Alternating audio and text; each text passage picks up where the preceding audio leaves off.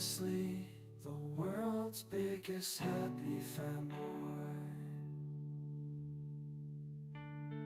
The way that he cheers for happy even before the heroes are out of the altar.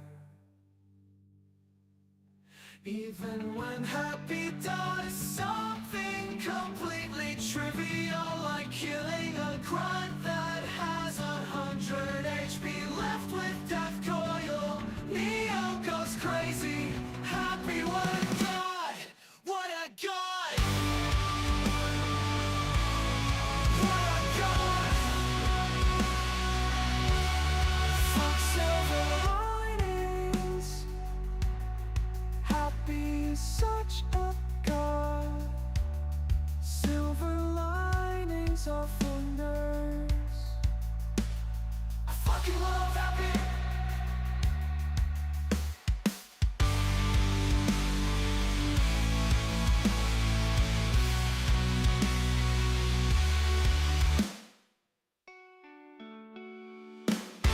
I fucking love happy. My name is Leo, and I love happy. My name is Leo, and I am a happy fanboy. Long live happy.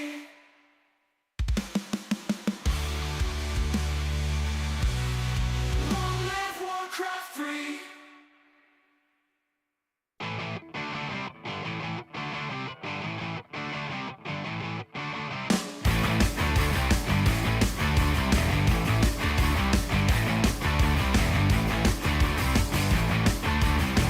Everybody out in the world, stop messing around. Calling all you freaks and nerds, you're just missing what you want. My brother's going down the drain, my sister's living the dream, but everybody's singing along. It's okay, we'll all soon be gone.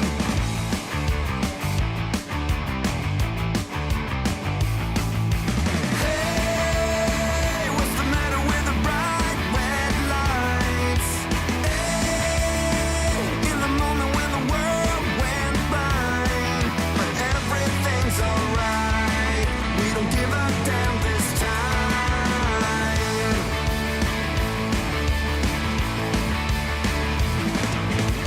My daddy was a gambling man with no strategy. Who gives a shit about him anymore? Guess we never really settled the score. Half the town screaming out in vain, the other half is fake, but everybody's singing along. It's okay, we'll all soon be gone. Hey, what's the matter with the bright red lights? Hey, in the moment when the world went blind, but everything's alright. We don't give a damn this time.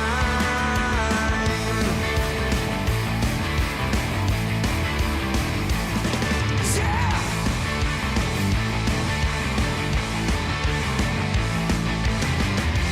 Everyone's a hypocrite. In this game we cannot win.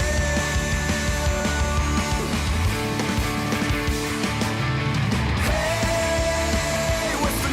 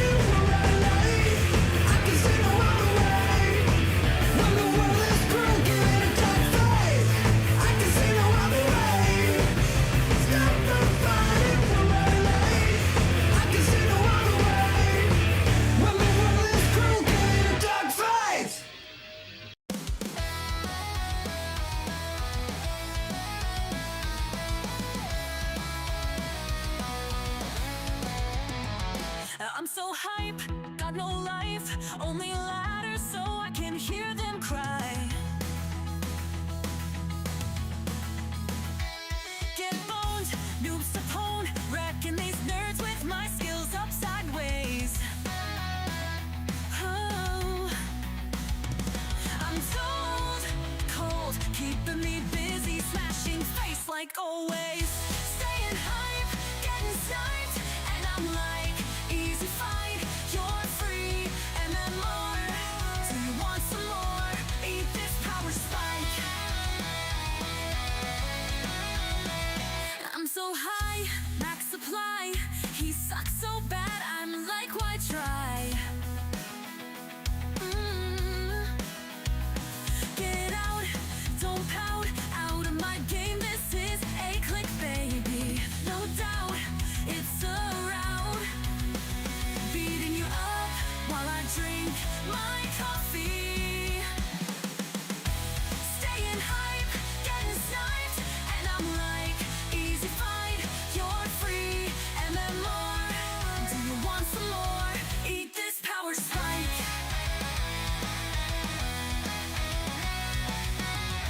I kinda feel bad for this guy.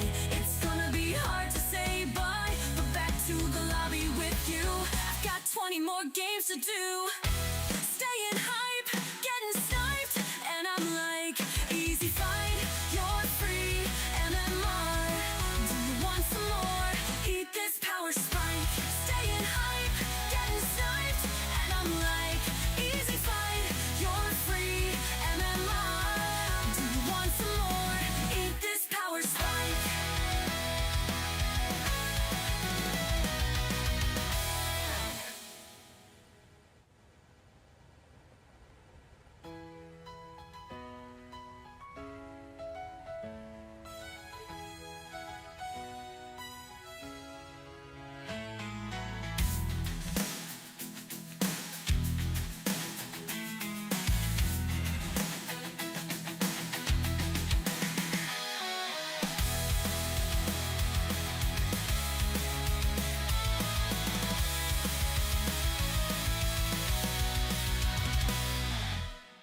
I kinda feel bad for this guy. It's gonna be hard to say bye, but back to the lobby with you. I've got 20 more games to do. Staying hype, getting sniped, and I'm like, easy fight, you're free, MMR. Do you want some more? Staying hype, getting sniped, and I'm like, easy fight, you're free, MMR. Do you want some more? Eat this power spike.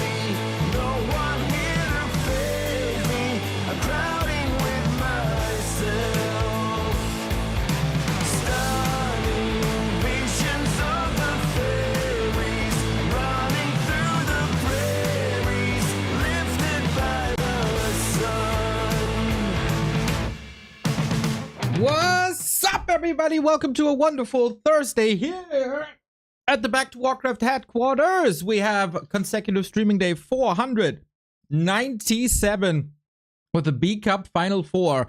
Sorry about that hasty interruption, but games are starting quick tonight. Drewcon, the #1 Back to Warcraft fan with the 5 gifted subs. Let's go, let's go, let's go. We got Starbuck versus Happy, the winner bracket final of B Cup. $8,000 on the line. Who makes it through the grand final via the winner bracket? Who has a chill final Friday is the question. Whoo boy, am I hyped about this match coming up right here. It is the rematch of last time's winner bracket final. It is the rematch of last time's grand final. These are the best players in B Cup right now. Starbuck has defeated Lawlight in the winner bracket. Happy has defeated Sock. It was incredibly close. And this is going to be super interesting when it comes to strategies. It's a best of 5. I think it's time. Let's get it on. Max it out with 5 gifted subs as well. Let's go. The winner of the DWCC Western qualifier against the winner of the DWCC CIS qualifier. No doubt that these guys are the best players in the tournament. On this patch, it's even advantageous for Starbuck right now. Happy seemingly cracked the code in the last grand final between them, while the last winner bracket final was pretty one-sided and Starbuck whooped his ass. Happy got the revenge when it was most important, and since then he's been terrorizing Pally Rifle players, and Pally Rifle was the big strength of Starbuck. But the good thing for Human is they can not only play Pally Rifle, they can also play Archmage, and for that Happy might need new solutions. Thank you Kerblech for the prime sub as well. Go, go, go. It is the expected move away from Pally Rifle. Maybe the stats were wrong. I don't really know about that. It is, of course, B Cup 17, not the Dach Inferno. Here it is. Archmage opener. This is what we've seen a lot from Sock. We talked about how Sock is not a Pally Rifle player, never really has been. Against Happy, you need the updated builds, you need the updated strats, which Starbuck obviously has. I think this is a tiny bit too loud. Here we go. So Archmage, what's the big strength of the Archmage? Water element.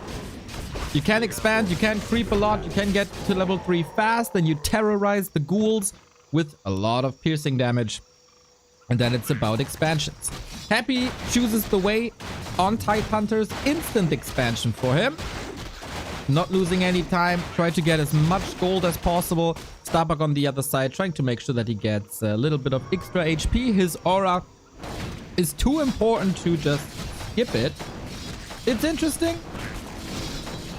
He could go for the lab as well. That is high level, high reward. But speaking of high rewards, double claws on Starbuck, single claw on Happy, lots and lots of damage. So Happy on the other side, he's gonna try to overwhelm with mass. Lots of beetles, lots of skellies, lots of ghouls, lots of everything. And then there's only 1 or 2 water elementals at the same time. Can you still deal with the bug infestation? It doesn't really matter if it's Pally Rifle or Archmage. When there's bugs and ghouls, there's trouble. And there is a lot of that.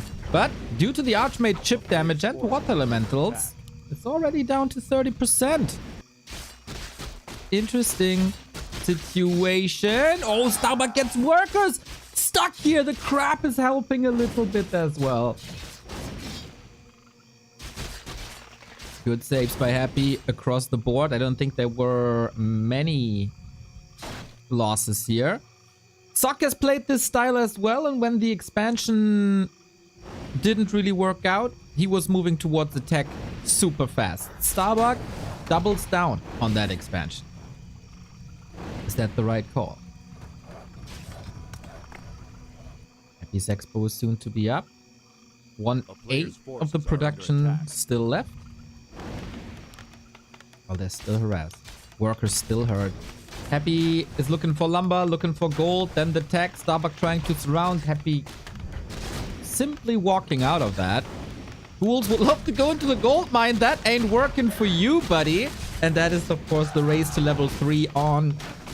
Every worker that falls here reduces or increases the build time and reduces the future gold income. That's another worker down. Happy gladly trades his ghouls. That's 3 workers down. That's 4 workers down. He wants the 5th. The Crypt Lord is surrounded though and will fall as he doesn't have a TP. And since he has no lumber, he can't even buy him back from the tavern. Making a huge effort to tear down this arcane tower to keep the floodgates open here. The last worker is also gonna die. But whoo, what an action-packed early game. 5 new militia or workers had to be called. Very important situation for Starbuck here to keep this arcane tower alive to get extra damage against summons. Now, Happy's regular move would be to get the Crypt Lord back, and Happy's regular move is to get the Crypt Lord back. Next wave of attack, but with only 2 ghouls and with no mana, he has to just right-click, while Starbuck, for the first time, is seeking his hail in offense. There's only 1 Nerubian tower. Happy's tech hasn't started yet. He immediately reproduces acolytes, and this economy has once again been disrupted with more and more and more ghouls. This is so much heavy tier 1 action, as both are decimating the economy of the other. Who gets the better end of the stick for now? I'd give it to Happy. But Archmage is level 3, and never underestimate an Archmage level 3.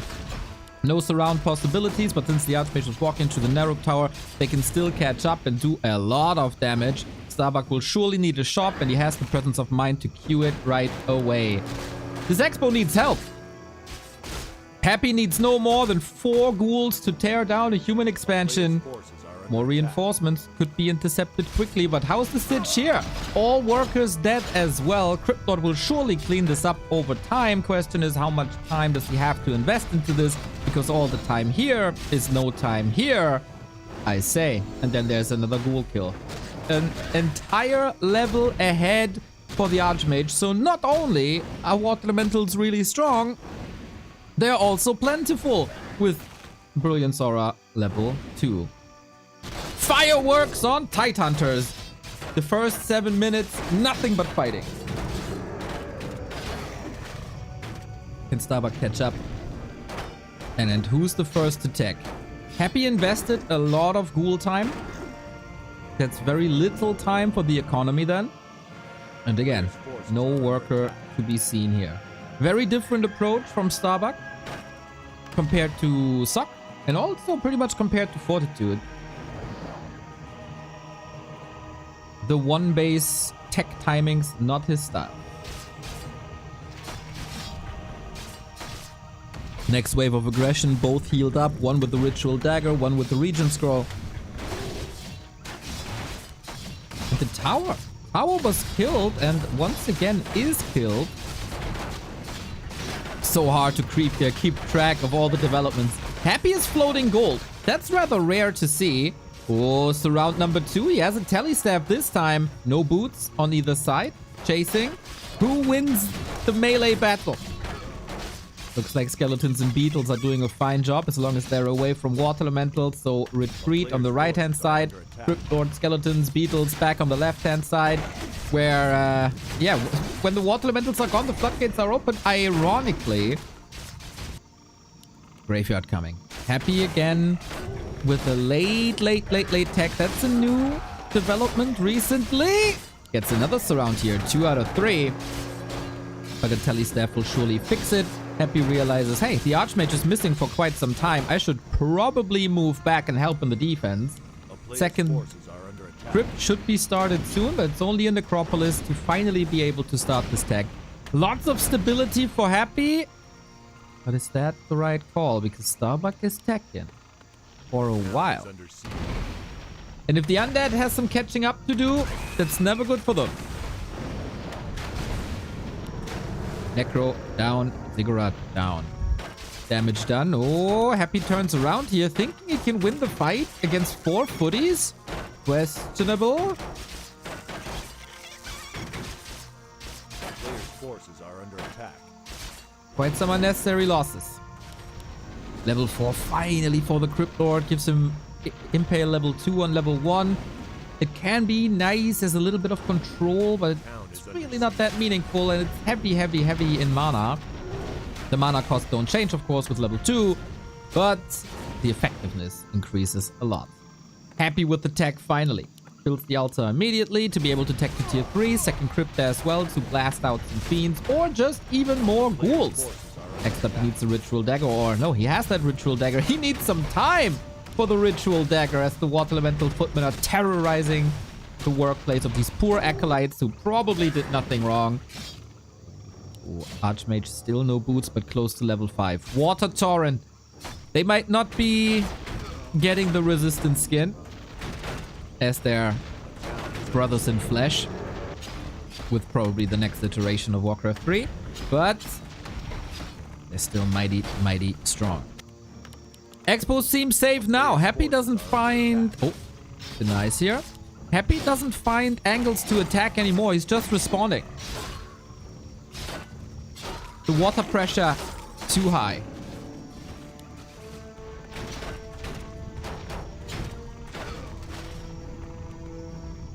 Lots of footies falling here. Cleaning up a bit of supply for second hero Mountain King tier 3 immediately. Happy is getting fiends. The big strength of human in the late game. Griffins have then to be... Yeah. Oh yeah. Oh yeah. The big boys have arrived. 48 damage average. And 825 HP. How are you supposed to deal with that? Look at the Crypt Lord melting. Starbucks levels out of this world. A lot of people in some comment sections were reducing him to simply a player carried by the pally rifle. I think he's making a great cause here for that to not be true, as he did multiple times before. Finally, the Necropolis is up. We have a Wand of Negation. Interesting. Don't see that too often. And very effective. Archmage has barely any mana anymore, but the Mountain King arrives as a new tool. Crypt Lord level 5 all of a sudden. My god, there is a lot of XP going the Crypt Lord's way. He has a potion, needs some time, gets it. Mountain King surrounded all of a sudden. Happy with an insane comeback. Archmage has a TP, needs to get it done. Never count Happy out, ever. What a sequence for the Emperor. Mountain King too far forward, getting punished immediately, loses track of the Archmage, but is punished immediately, and all of a sudden the levels are even.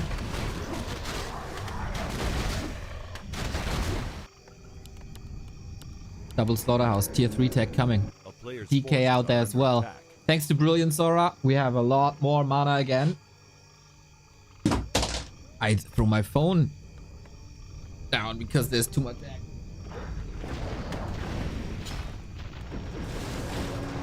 Big opportunity to still cancel the slaughterhouses. If there's enough mana, Archmage has another TP Invo Potion as well. Will he commit? Water Elemental ready in 5. I think he just walks it off. Doesn't want to risk an Impale. Oh, this is still working though. We have an Impale. But he can't hit it all. Nice unit spread by Starbuck to prevent that one Impale can kill everything. Mountain King surrounded once again. This time, Happy can't get it close, trying to work around with the body block. At least one Slaughterhouse makes it. This, of course, also big levels. Griffins are coming, though. Griffins are the hard counter, as long as there's no Banshees. And even with Banshees, that's a bit problematic. What do you do against the big birdies?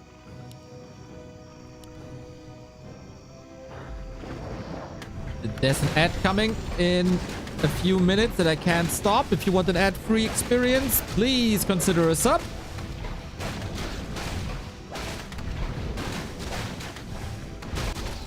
Happy finally creeping now. Starbuck also for the first time. Able to creep now. We go Gargoyles instantly. Okay. He wanted to play Fiends. Raven, thank you. He wanted to go Fiends initially. He realizes there's griffins already, so he needs an impromptu solution. Third crypt. The fluid production of undead makes it possible. Can he get enough gargoyles to counter griffins? And then, what's Starbuck's answer? Chaos Front, thank you for the 51-1. The big downside of the Crypt Lord. It takes 15 minutes to get there. But griffins can't be attacked by a Crypt Lord except if he has an orb. He can't impale them, obviously. Babus Ox, thank you for the raid. You're coming into the final of map 1 between Happy and Starbuck. There's rarely a better time for a raid. Hope you had a great streamer, man. We have gargoyles, we have griffins, we have mass water elementals. Coil, good, save. 1 griffin out.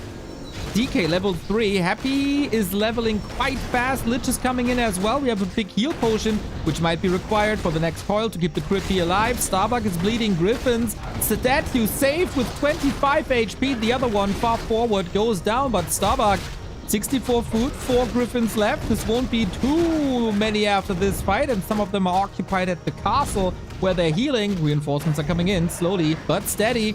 Water elementals still a no issue, as it seems. He didn't even go for destroyer upgrade. Didn't have time for that. Weekend, thank you for the sub as well. Impale, Archmage. Does he have a nuke? Little too late. On the other side, Stormbolt, nuke. He gets the ledge as the coil was used offensively. Oh boy, what a wild ride on level 1.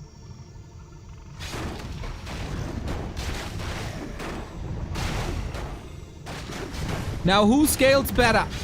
We got Griffin Hawks coming to trap the Griffins in the air. The Gargoyles. Happy as a TP. Needs it immediately. DK, maybe with the nuke. Oh my! TP during the Stormbolt. There was very, very low mana on the Mountain King. Maybe he wasn't able to afford it.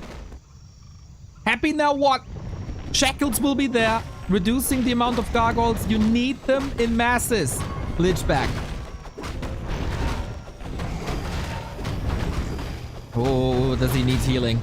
Starbuck 72, 15 food ahead. Item on the ground, Scourge Bone Chimes. Amazing for Gargs if they can reach. How fast can he get production out?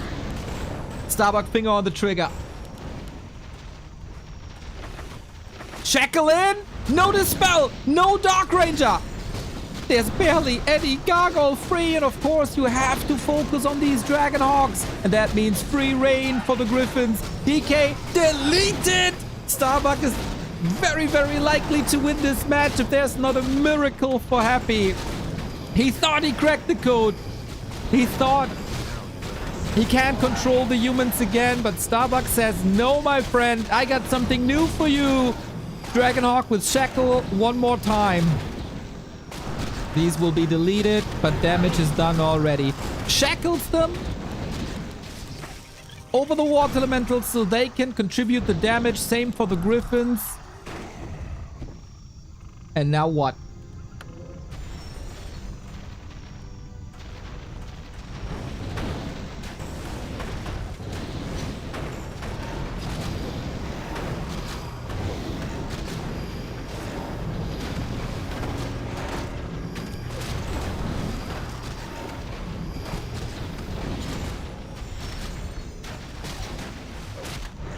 Never fight in an undead base, but if you're that far ahead, maybe you can. Starbuck with an exclamation mark to start the series. Tidehunter oftentimes a guarantee for amazing matches. Despite the Mountain King loss and lots of TPs, the Expo after a certain point was never threatened anymore. And that turned out to be quite an issue for Happy, who couldn't close it out.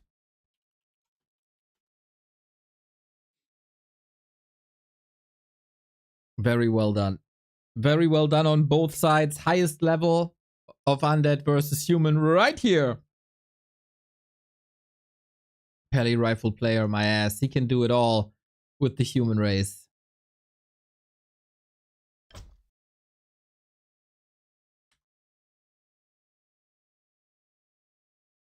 WNKR, thank you for the sub. Crazy level of play. Hell yeah! What do you expect? This is B-Cup winner bracket final. This is the highest level of play Warcraft gaming. that we got in the Hypercast. scene.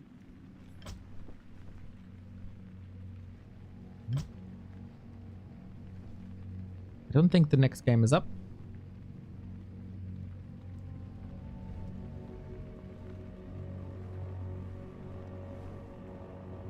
Oh man. This is hard.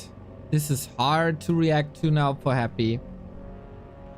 There's always an option to go for Lich first.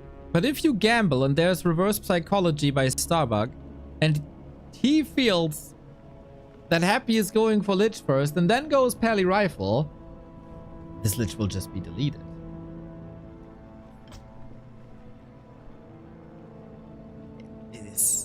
It's a lot of mind games going on.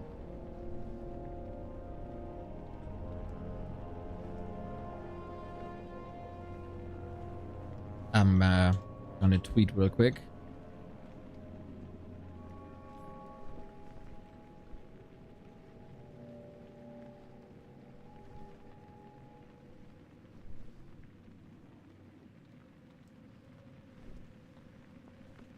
Grand final is 2 maps away, but of course we shall never underestimate Happy.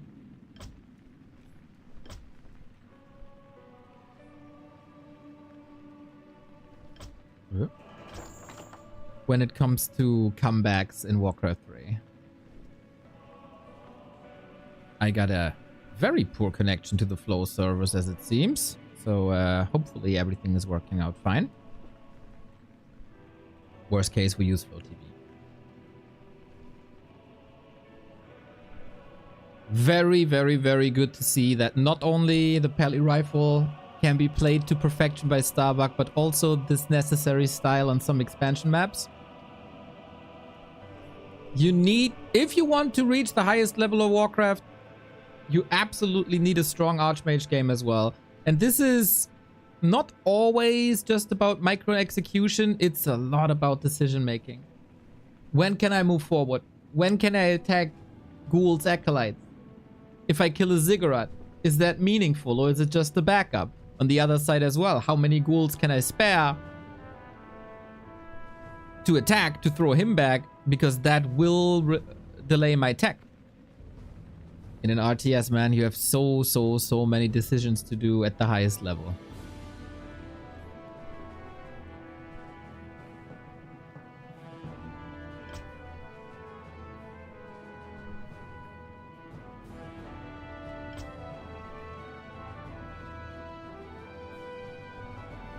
Great pressure, as you can with water elementals.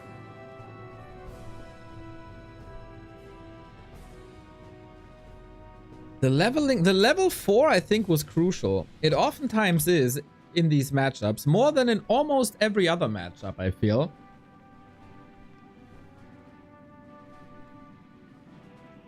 Because of how important Brilliant Aura is, because of how important Impale is, because of how important Dark Ritual is on this level.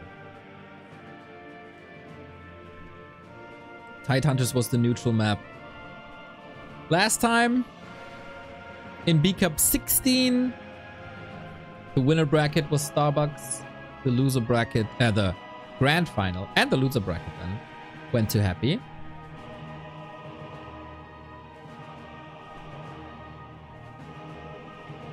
And those are the right stats that I wasn't able to bring you before.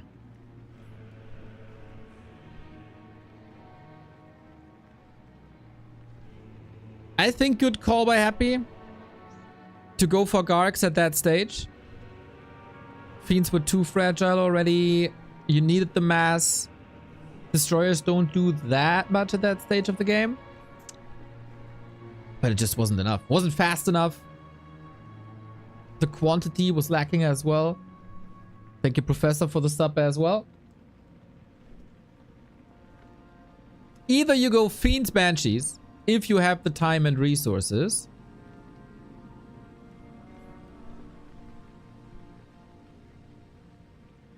Or you have to go to Gargs, but the counter was beautiful. Switching from Mass Griffins to the Dragonhawks, which have a niche role in Warcraft 3. Disabling low numbers of air units. And at that stage of the game, it was low number of Gargs. Rise, thank you for the 71 month.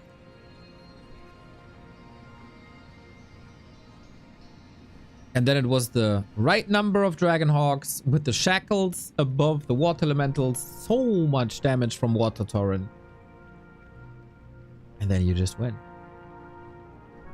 The Gargs were damage control. Yeah, he started with Fiends. And then he switched. Like, there's no real synergy between Fiends and Gargs. Because Gargs are strong anti-air, but Fiends take the units from the air to the ground. And then essentially he nerfed his own Gargs. But it was necessary because temples take forever. Anti-magic shell update takes forever. It was necessary. So much for game one. Happy. No flawless series in this winner bracket. He lost the map to FoCuS and then won 3 in a row. He lost 2 maps to SOC after a very dominating start, actually. It's not a foregone conclusion that Happy ends up in the grand final even after the developments of the past couple of days.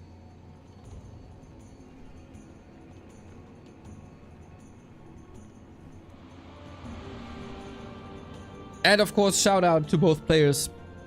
So much fighting. There's very little time to think. To actively think. It's a lot of intuition. It's a lot of experience going into the movement on the map. Starbuck defeated Soin 3-0. That was easy. Also versus Lawlight. Only losing Concealed Hill with Health Fountains and Mountain Giants. This was an amazing game, by the way. Continues his rampage through the winner bracket. I would say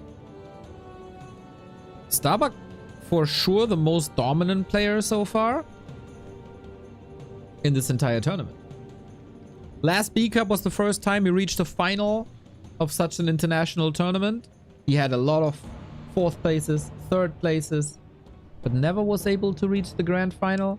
Then was defeated by Happy, who turned his human versus unadverse human matchup around within 24 hours.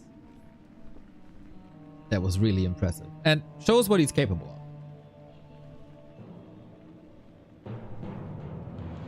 What's the answer, Happy? Next map is Autumn Leaves. Do you have to guess if it's Pally Rifle or not? Crypt Lord is the stable answer to every human hero with a huge lack of tier 3 power against air. Against ground, still awesome. But then, why would you go ground? Lich is an awesome answer to Archmage expansions. But it's getting hard countered by Pally Rifle. DK is in between, but doesn't give you the same power level as a Lich or a Crypt Lord would. And Dreadlord is very... You are the best Neo less than 3 ties so much for everything you are doing for this game. B2W Heart, B2W Heart, B2W Heart. Holy shit, Vesti, you don't know how good this feels after, like, the past 12 hours. That goes straight to the heart, man. That...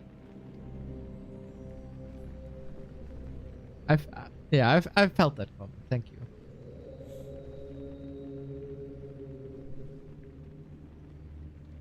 As always in this B Cup tournament, the Chinese broadcasters take excessive time to to advertise their products. And now we're ready.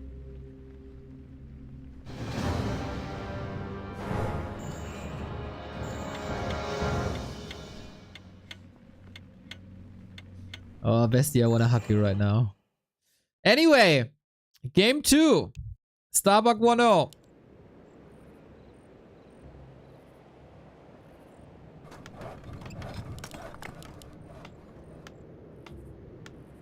And Autumn Leaves it is. A very brawly map. I could for sure see this map end on tier 1. Crime is not a crime. Heek. Much love, B2W Heart. Thank you, Shikayo. Much love as well. So, once again, Archmage, huh? Who wins the mind games?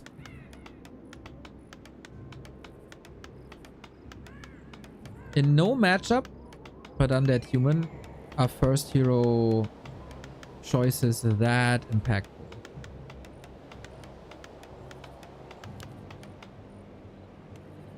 Starbuck will be the first to draw.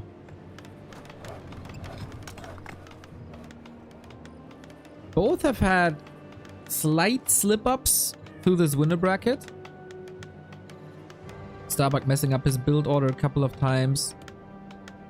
Losing peasants to creep, so it's not that he's that machine who can play 20 perfect games in a row. Similar to Happy, who also lost a couple of ghouls here and there.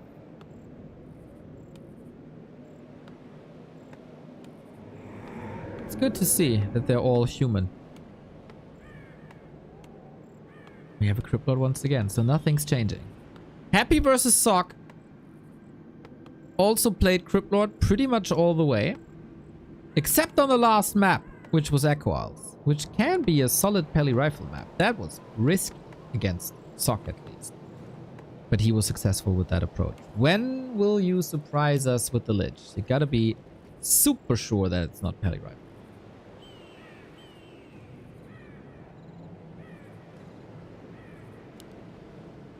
We start things off with a shop creep.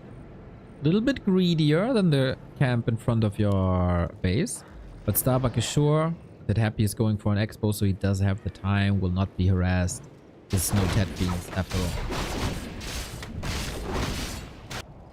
Cryptlord, expo, instantly.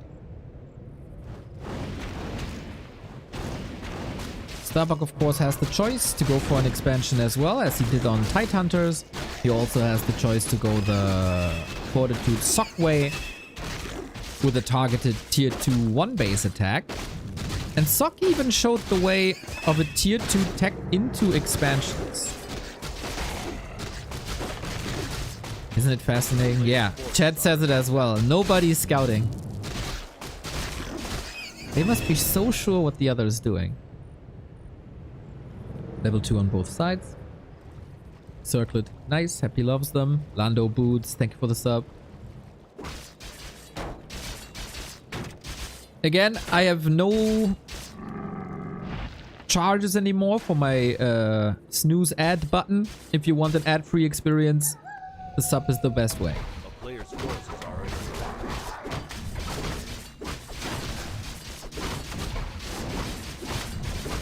Happy with the scout now. And in close proximity, Archmage was of course fueled by double claws in the early game. Maybe Happy's thinking is, yo, you were strong, but that damage was amplified. If that's not the case, I beat you.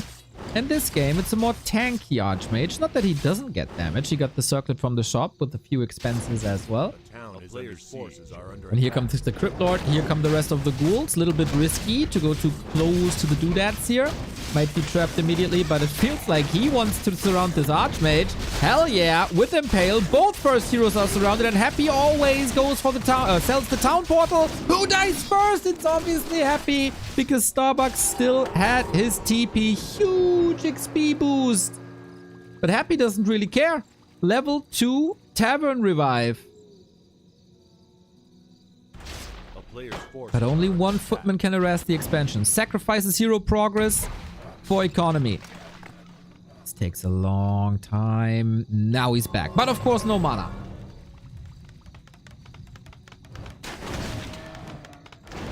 Starbuck has no shop just yet. He cannot heal. Happy knows this. But makes a sidestep to the shop where he knows, of course, that Starbuck prepped this, looking at the inventory. Taking a tele staff against these surrounds.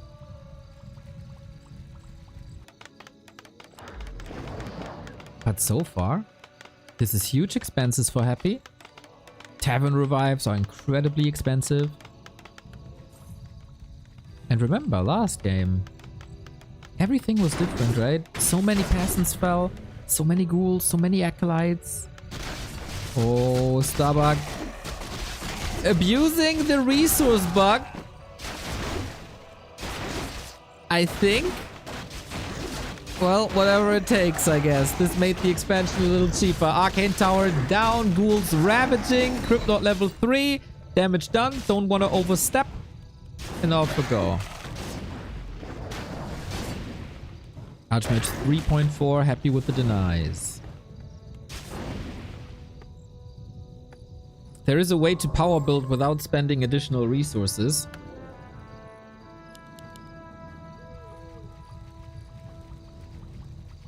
That kinda looked like it.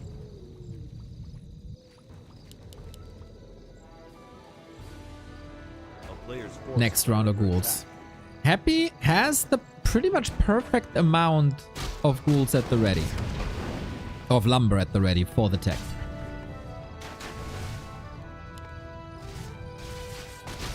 But Starbuck also defensive line of footmen is not attacking the Crypt Lord simply for the ghouls. Keep the echo intact. He's once again the first to tech, but that is because Happy is once again going for the safe route. Graveyard first. Tech now.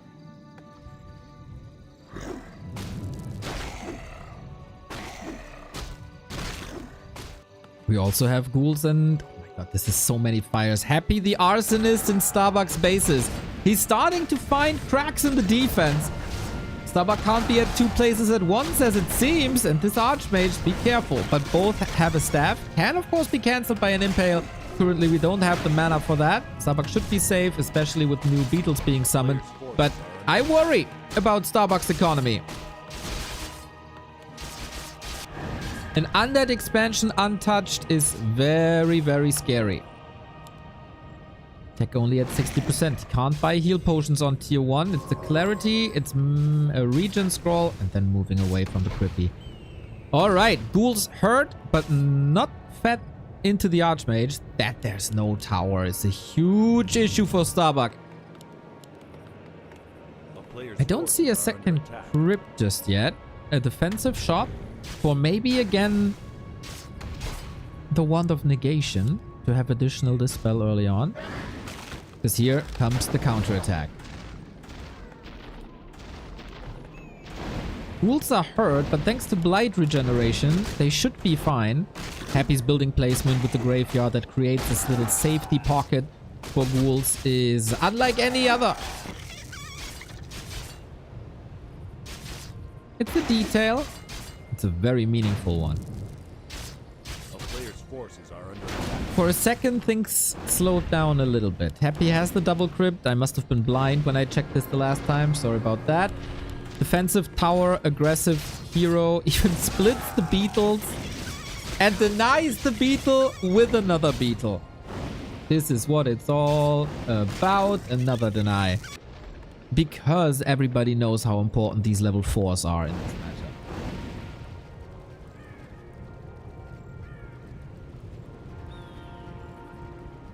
Insane counter pressure by Happy. Starbuck barely able to survive that. He surely took a couple more losses after the initial pressure. That doesn't mean he's not scaling well.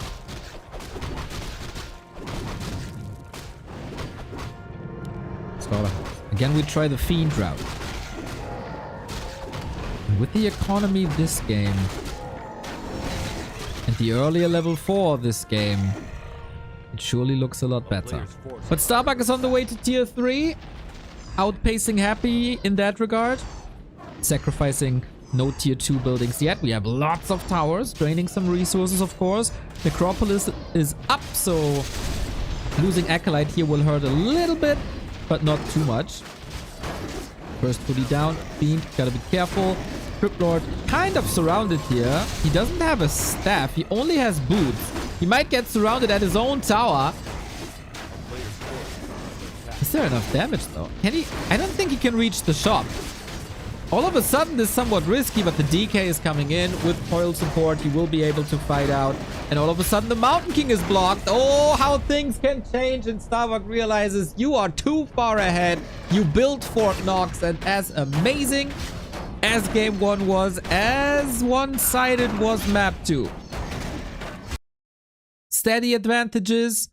More and more economy damage ramping up by Happy. Kills one peasant here, one peasant there. Footman left, footman right. And Happy stepped up his game, saved a lot of footmen. Made sure that Starbuck could never really reach his gold mines.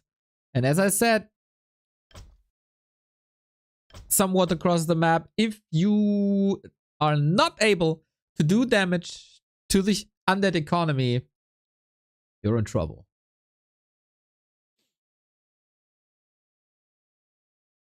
It was Happy's first loser's pick, though. Now pressure is on Starbuck. If Happy takes 2 maps back to back, if he takes a human loser's map, all of a sudden all cards are in the hands of the undead.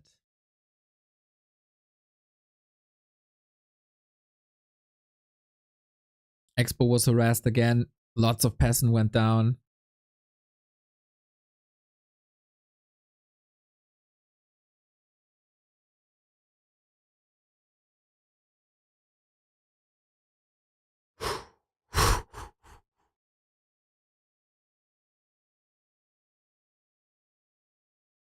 But yeah, in a best of 5, the map after the 1-0 is always the most advantageous for the loser of map 1. So a 1-1 is to be expected.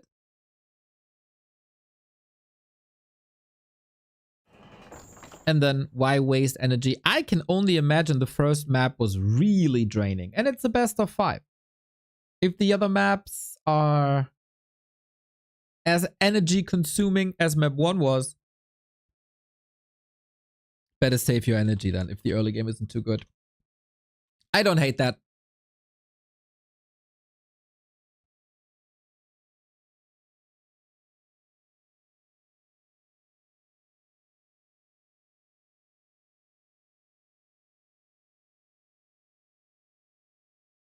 Wait, Liquipedia says once 4 players are left, the format changes to best of 7. It is best of 7. Okay. Okay. Well, that was the case last time as well. Oh my god, thank you, chat. Thank you, chat. Saved me.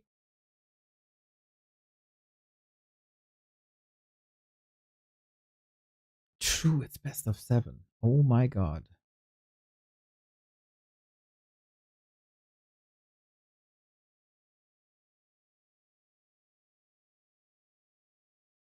Okay. Yo, good job. Who was it? Needs a shout out. Razhow.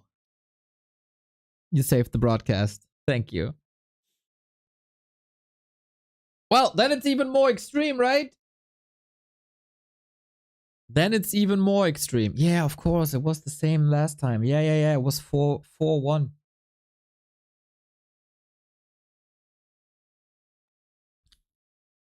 Well, now we're back to a best of 5. JCelerex gifting a sub to Razhow. Awesome. Dude, 799 gift subs. That's crazy.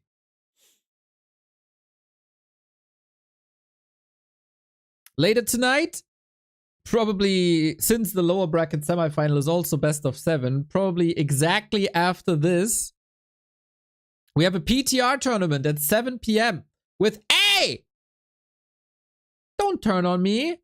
With Leon, Neutron, Tiesiok, and Kraft, the new PTR has to be tested. And we will do that at 7 p.m. JCelerex with his 800 gifted sub to Rev Reborn 97. Holy moly, dude. What a nice number. What a nice number.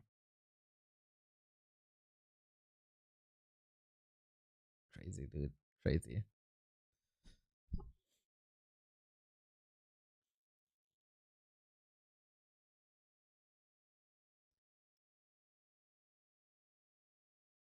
Thanks for organizing PTR tournament. Very important work. Well,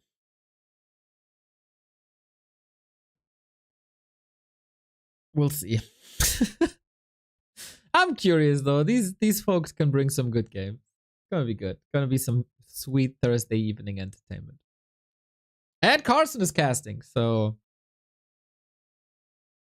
I hope he got the patch notes ready. It's not easy to cast these PTR games.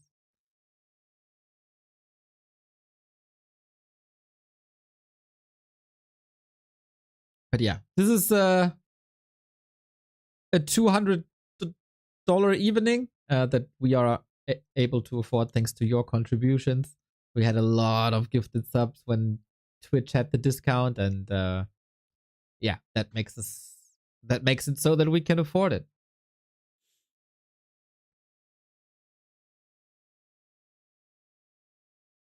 Alongside cost for War 3 Champion servers, the weekly cups, etc., etc., etc. Pressure now on Starbuck? You don't want Happy to take momentum at all.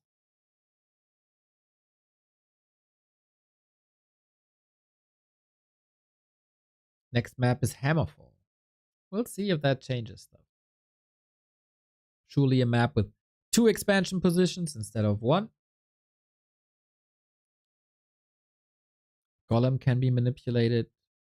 Golem can't be stolen.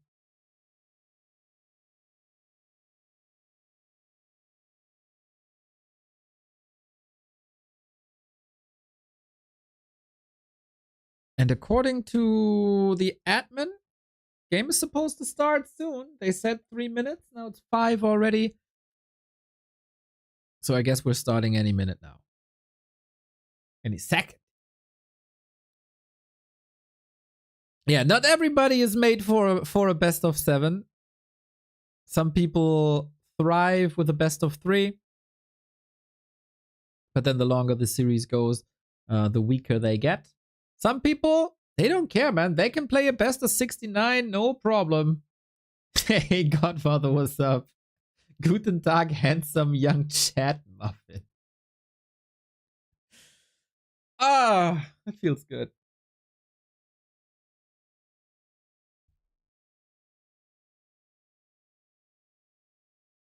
Yeah, extraordinary display of human vs. undead so far.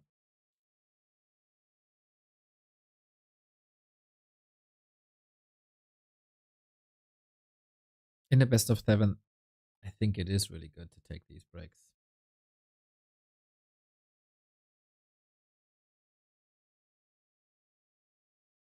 Players are ready. Feels freaking great, by the way, to see TH in the lobby as a caster. He had some health issues, was absent and not streaming for months. TH is back. He will be playing the M Cup that is starting soon with the Tavern Heroes only. So welcome back, legend. How fitting that the 3 eggs are coming back for Easter. Anyway, Starbuck happy. Game 3 in this best of 7. Now it's the first time Starbuck has map choice. His most advantageous. Map for him.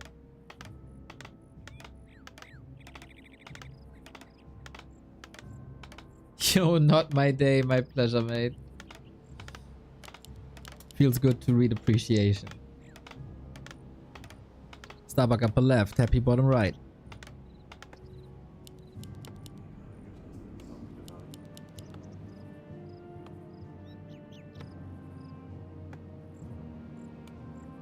Now what? Any different openings? We always have to pay close attention, of course, to the human bases if there's a blacksmith, and then also to the altar. A Mountain King opening is not... Oh, look, I have a prime sub. Impossible. Oh, you had a prime sub. Thank you, thank you, thank you, thank you. Glad for reminding the other people that there might be a prime sub lying around. Love to see it. Happy sticks with the Crypt Lord as well. Nem! Thank you for the 54.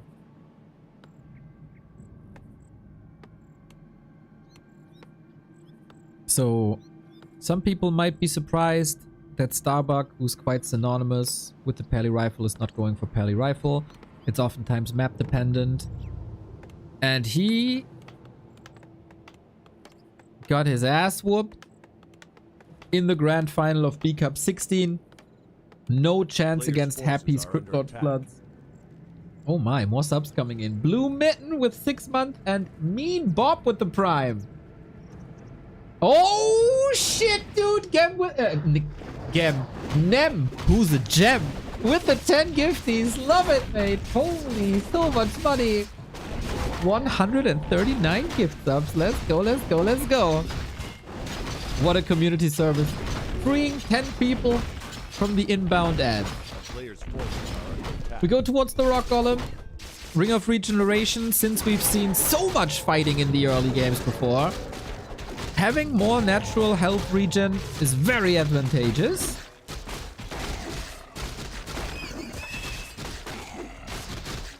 And harass instantly.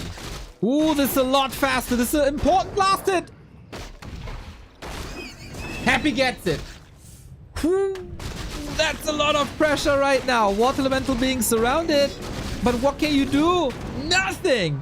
No ziggurat here. No wall of acolytes, ghouls, skeletons whatsoever. Town is under If you siege. can't keep the distance between Haunted Gold Mine and Water Elemental, this is the expected result. We need counter aggression on Happy's side. He's cleaning this up, but you can't do anything against the Water Elemental. Gotta wait till it expires. And in the meantime, only a Beetle was preparing this. Ooh, this is looking great for Starbuck so far. But never underestimate a Crypt Lord push. Another Ziggurat cancel. Tower down. And this is still mass murder. Oh, yeah. I was looking for a surround. Max Reinfall, thank you for the 10. Surface area for Ghoul and Beetle is amazing. We got a little bit of a sandwich. I wouldn't eat that bread anymore. And once again, we wipe out every single worker there is. Can he finish the town hall? That would be amazing to start peasant production from this very building. Archmage got to run. Good distraction. 2 brave workers. 3 brave workers, actually, trying to finish this. I think it will work out.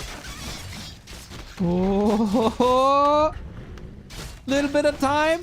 Not enough, though. Peasant production can start. That is incredible for Starbuck. So far, both players play their very, very best game on their losers picks. As it should be. This Archmage pressure is still a bit worrying despite the Ring of Regeneration. Just need some time, but if the first 2 maps told us anything, then time is rare in the early games between the 2. Forces are under attack.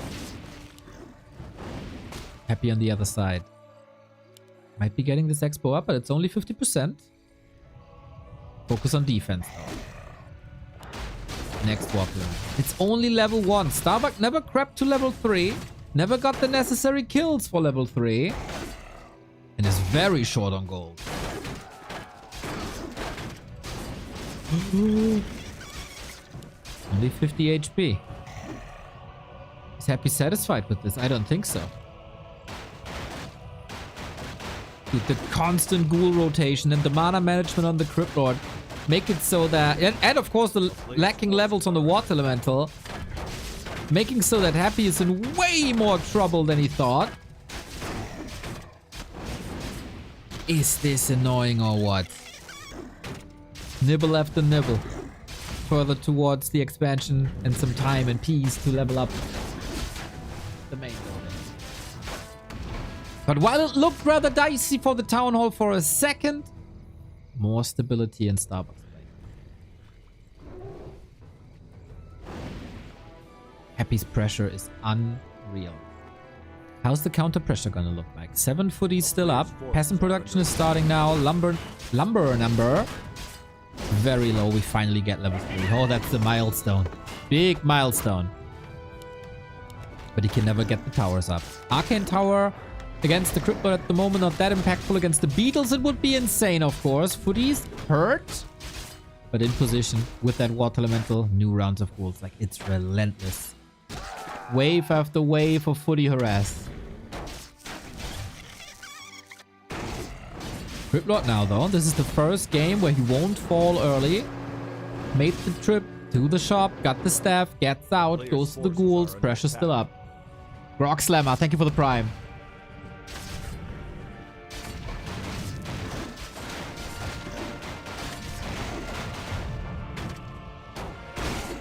Oh, this time, Cryptid is surrounded. Cryptid can't get out. The staff is on cooldown. Happy walks into this surround. Uh-oh, and I eat my words. It's another early game with the dead Cryptlord. Plus another ghoul kill. All of a sudden, while we struggled to get to level 3 for literal minutes, level 4 is nigh if you don't die. A player's forces are under attack. Cryptid back. As if the barkeep... It's like you walk into a bar and the barkeeper already has the beer ready for you. This is Happy, the Tavern, and the Cryptlord. Not a good sign, by the way.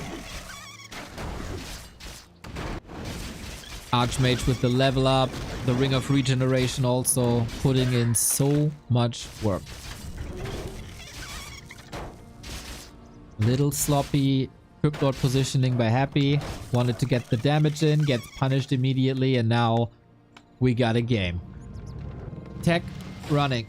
2/3 roundabout for Happy. Similar-ish for Starbuck.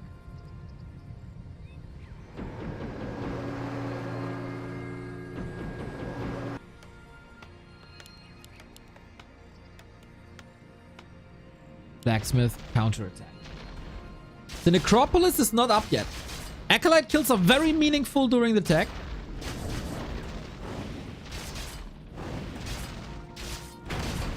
Let's see how much damage we can do here.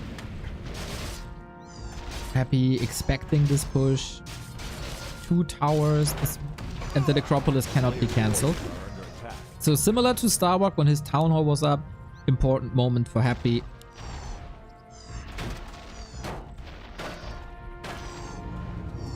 Quite some insignificant losses right here, I'd say. While keeping up the pressure on the Archmage. Forcing another region spread.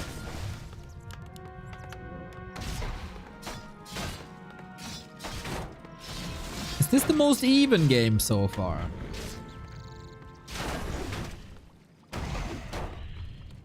Happy going into Fiends again.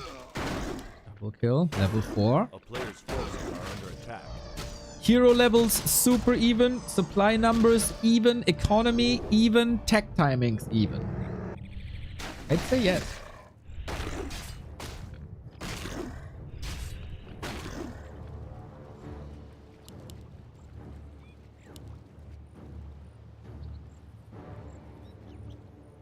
Who finds the next hole in the defense? Oh, Starbuck, quite a surprising tech, I would say. Second Crypt and Workshop. No Griffins.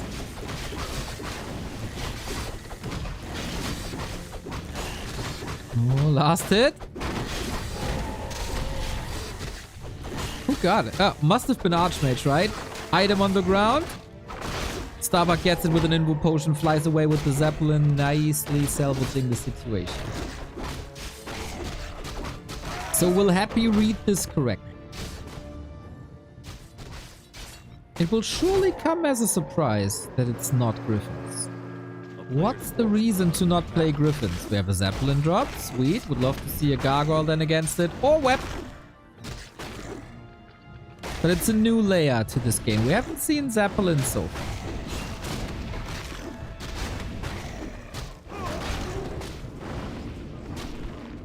Here's the web with that. This attack should be over soon. Starbuck has a TP, has an Invo Potion. Has to make a decision how long he wants to stay there because there is a mana potion. He can go Impale. Oh, he's using that here right now. This will almost be over at the same time. Mountain King! He didn't have a potion. He didn't have a ring of regen. Nice. Dude, the vision of Happy to see, okay, if I use an impale here and attack him a little bit, I got the money, I got the damage threshold for the coil to knock him out and slow him down. Mountain King, an absolute force of a hero in the late game if he can level, but if you're benched in the altar, you can't level.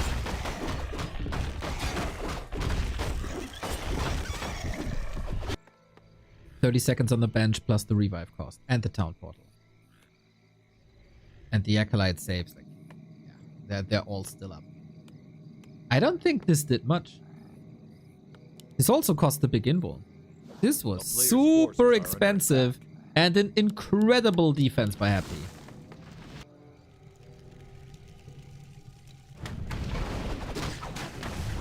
Paladin, Knights, Gyros. This was the go-to strats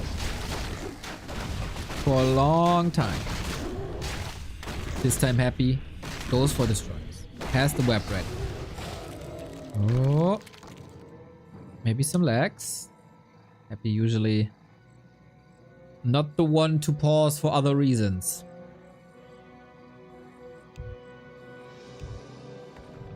Oh, okay. A player's forces are under attack.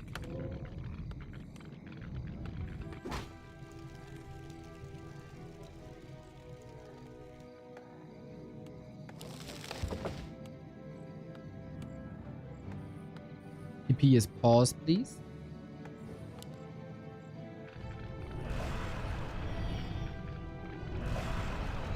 Big attack. Oh my. There's one tower. A player's forces are Not a single gyro? Okay. This expo, all of a sudden, in big jeopardy. How do you defend this? 2 gyros up. Needs more. Needs to stall time. Happy decides to go for the units. Crypt Lord controlled. And it's only Stormbolt 1. I don't know how you hold this town hall.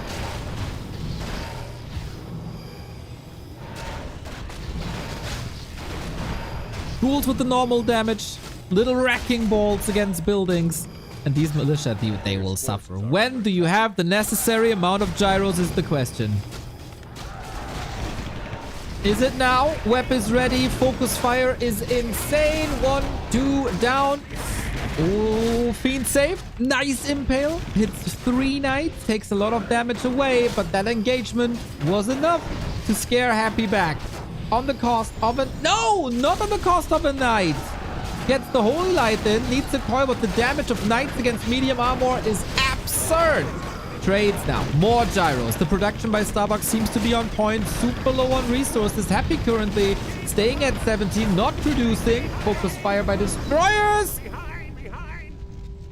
And Starbuck calls the game. Lost a lot. Destroyers too much. Okay. It was 4 knights remaining. Destroyers. I can't see the mana anymore. But focus fire was absurd. 70 food ahead. Comes a bit abrupt. But that is probably due to me missing stuff. Happy with a great fight, with a great map. This is 2 maps down in a row.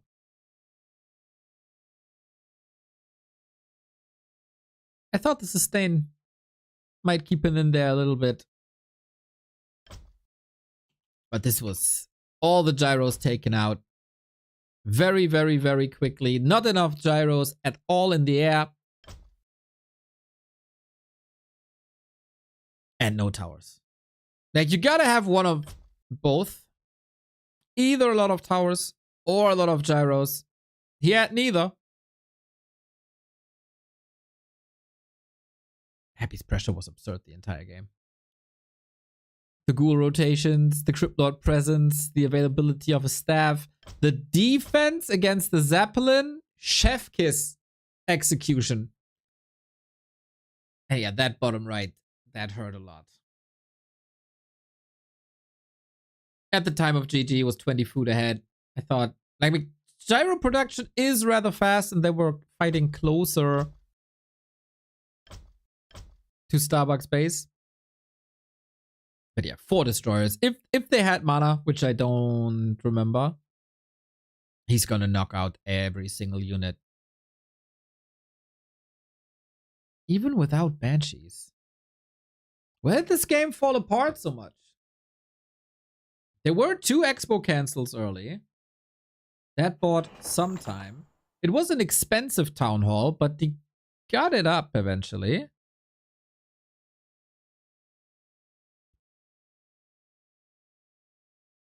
But I think that Zeppelin drop, that cost too much. Plus the Mountain King delay was too much. And there were always beetles at the expo, always forcing new peasants, more towers, everything. And then I don't really understand why Knight's Gyros in the first place. He made that decision before the Zeppelin drop. Second Rex and Workshop were coming up.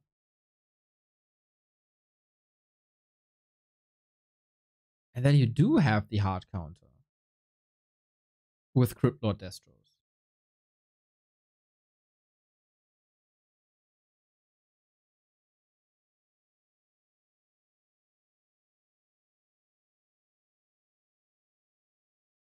The game opened up with the Crypt Lord pressure. Starbuck decided to not creep level 3. Water Elementals took forever to be level 2. And then, of course, if you don't have the necessary damage against the ghouls say thank you, alongside beetle skeletons, everything.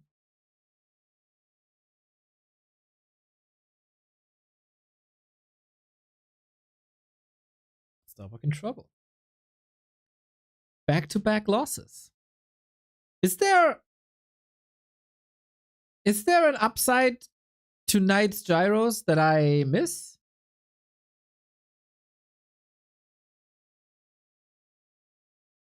In general, I feel like it's a good thing to not always play the same against Happy. Don't let him get too comfortable. Don't let him go into like robo mode. That's where he's the strongest. Maybe that's the reason.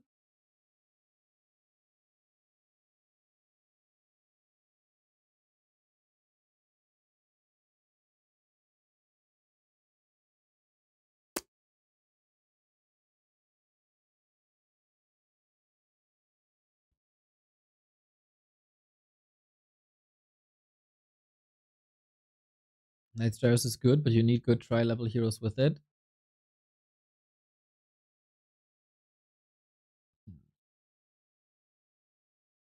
Against the high-level Crypt Lord.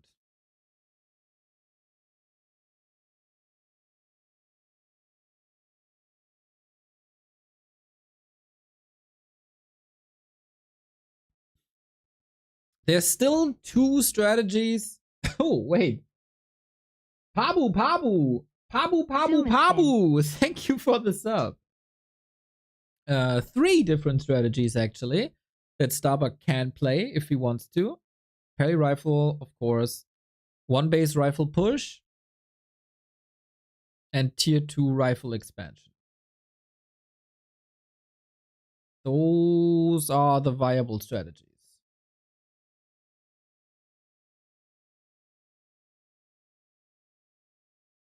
Happy is just responding to what he sees on the other side. Whether it's mass air. Well, I think the goal always is to get fiends out in time. If he sees mass air, Gargs are an option. In this game, where he saw, okay, Knight's Gyros, let's go Destros. That works. Did work. Ooh. Next map is Amazonia. Amazonia is incredibly hard to get an expansion up. Probably nowadays the hardest expansion map. Even over Turtle Rock. This screams Paladin Rifle. But maybe that's the trick. Maybe wants to lure Happy into thinking it's Paladin Rifle and then go with a decisive push. Happy by now, seeing that Amazonia is staying in the tournament pool, must think of solutions on this map. In a best of 7, you have 1 veto in total.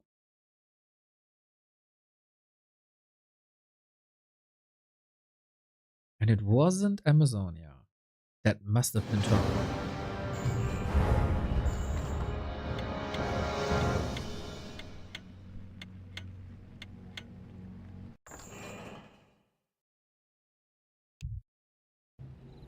Game time. Happy up. 2 and 1.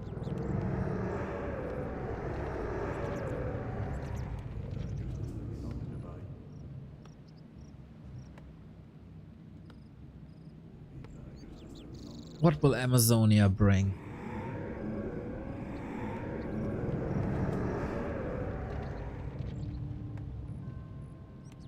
If Happy wins this,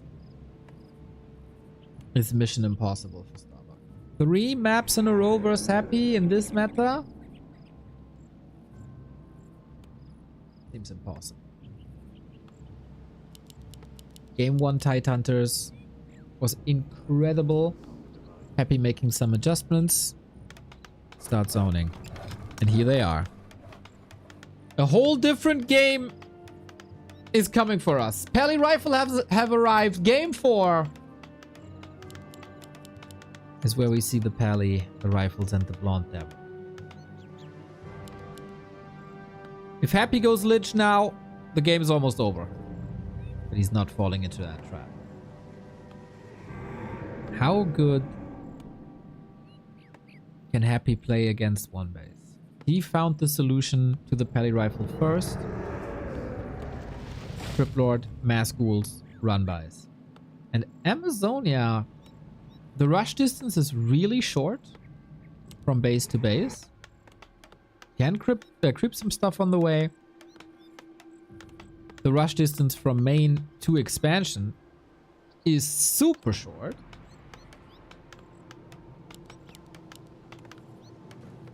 This is the first time we see Starbucks improved, or the Pally Rifle University's improved Paladin build order. Happy must be aware of this. Paladin is out faster. Rifles a bit later, but you make up for that with Militia Creep. A player's forces are under attack. So Happy knows. Sells the Alta. Still an Expo. On Amazonia. No Lightning Shield. Only the Purge. With normal damage, another Purge. You creep this with ease, so the Lightning Shield can't damage you. It is a lot of HP that he's losing on the Crypt Lord on purpose. Now using the Skeletons. As the Purge is gone. On the other side, creep speed is looking good. Level 2 Pally right away. That is one of the big strengths of Amazonia. Instant level 2. So much comes down to the second base. There's double Mud Golem. Yeah, Happy runs over right away. Double Mud Golem, Rock Golem. You want to pull it out so they don't use their spells. This seems impossible. On their matches on Springtime, where Pally Rifle is like meta still, Happy's expansion oftentimes went through unpunished. Because he kept Starbuck busy. How do you do it on Amazonia? That is so much smaller.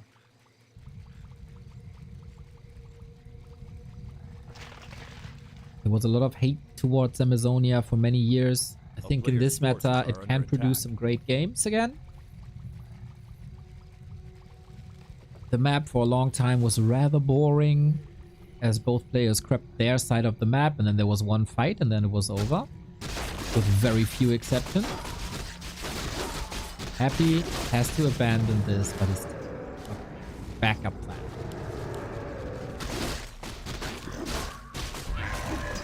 Starbuck playing nicely around. Does he read the game correctly? Love how he's moving between Expo and Cobalt camp. This is risky. It has bash. But since we're very conservative with Holy Light, there should always be a solution. Whether you use that offensively or defensively is the question. So much. Gotta be careful. You can't afford rifle losses at this stage of the game, really. Aiming for a surround. Can he do damage to more than one unit? Absolutely. Not even wasting a Holy Light. And another one! Oh boy, Starbuck in trouble. Denied with the Ritual Dagger. He has to trade. Trying to block him free, but it doesn't matter. Level 3. Impale again. Oh my god. The Pally rifle is getting hard countered so far. This is unacceptable. Usually 3 rifle losses in the early game. Fireworks by Happy. This was supposed to be a counter. This was supposed to bring hope back. But all it brings is more misery. What do you do now?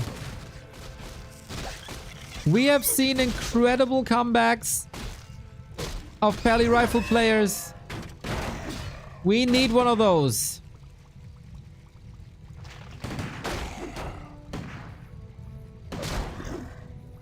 But it is a phenomenal start for Happy, aiming for that 3 and 1. Having Beetles level 2 this early in the game brings a lot of stability. But here, the bane of existence of every Night Elf, every Orc, every Undead in the world. Blood Mage is coming. Pala levels low. Very low.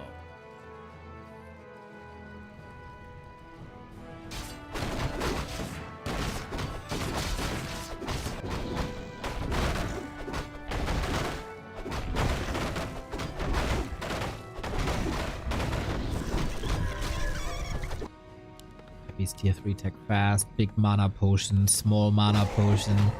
Well, this will all be fodder for the Blood Mage. Starbuck needs to accelerate this game somehow.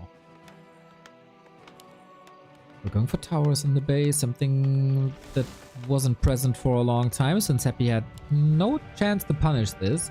With the expansion opened up, there's now constantly a threat of Happy building a haunted camp. He reads this game so freaking well. People like Lynn and Happy got better and better and better of keeping their distance. Running out of the mana leash. Good day, Neo in chat. WTIIHI insane 389 high B2 WHI. How are y'all doing this fine Thursday? Hey Flynn, thank you for the 27. More creep. Utsa Keltalas, relatively meaningless.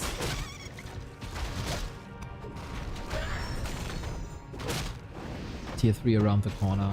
Well, oh, creeps woken up. How did that happen exactly? Not sure. Oh, the creepy block is crazy. Yeah, Lich coming. No chance for a Fire Lord, Dark Ranger, whatever. Classic Pally rifle push with level 3 too. All of a sudden, the strategy is online.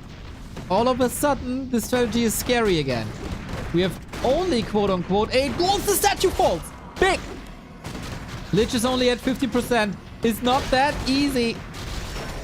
But this what is this rifle doing here? Completely out of position. Wand of Negation used against the incoming Banish. Interesting approach. And the... oh, sick Banish there is. And the Holy Light as well. Trying to kill it with an Impale. So this is kind of wasted. Now what is this? Oh my god, the surround is absurd. Perfectly set up the trap for the Paladin to fall into.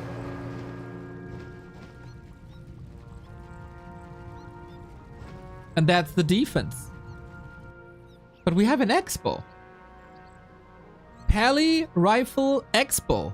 Use the time that we contested the right-hand side, the entire right-hand side, for a second base. What are we doing with that now? Happy flirting with the idea. This is hard to read. This is a new chapter in the Pally Rifle story. Who plays second base? Up until now,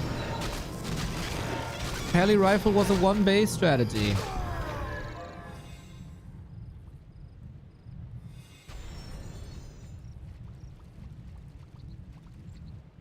It's too late, isn't it?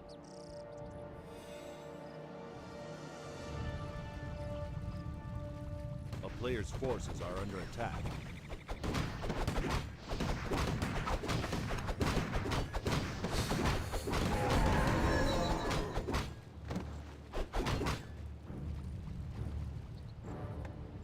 Did he scout this? Or does he just read the game very well? Invo potion gone. He has another. The big one. Field scroller as well against Impale Nova. No TP on Happy. Forces are under attack. Blasting through the mana. He has a small heal potion again. Blood Mage at 50%, but that's no issue because there's constantly Holy Light. That means, though, there's no Holy Light for the rifles. For that, we had the heal scrolls, as you want to spread the damage always. Banish on the Lich to reduce damage a little bit. In the meantime, ghouls ravaging the workers, not part of that fight. Impale, he wants the pally. The surrounds are so crisp. Can't get out of there. Needs the Invo Potion, still on cooldown. Destroyer damage tickles. Buck is chasing. The 20 HP escape. Invo Potion now as the rifles are suffering. How do you get this Paladin out, though? Once the Invo Potion is over, Lich level 2, Rifle about to die. Starbuck facing 1 and 3. The supply numbers even, but for how much longer? Invo Potion is ticking. Down, down, down, down, down. Do we have a coil long range? No, we don't. 15 mana are missing. Lich also. No mana anymore whatsoever. Super important siphon mana to prevent the level 1 coil to kill the pally. Sick escape by Starbuck. But does that help him? I don't think so. This expo backfired. Exposed timing. And now it's wrecked, and Happy is mining. Not only is he starting to counter every Archmage play, but also the Pally Rifle play.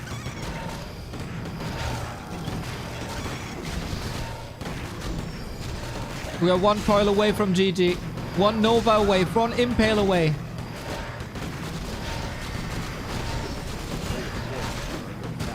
Happy is a monster in the winner bracket final. The economy gap is growing. More rifles are falling. Level-wise, we're getting to scary, scary territory with close to level 3 DK. And level 5 Crippy. And how is Starbuck supposed to break out of this? With 4 rifles remaining. With no lumber. With no additional income. And Happy with the next stage. More crypts, more ghouls, more mass, more upgrades. Abominations coming in as well. As he has the 3 statues on the ground. That's more than enough regeneration.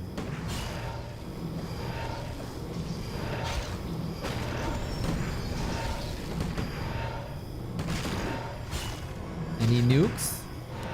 Coil, ready?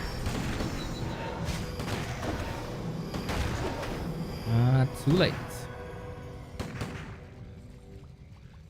That costs so much. 18,000 gold here. 19,000 gold here.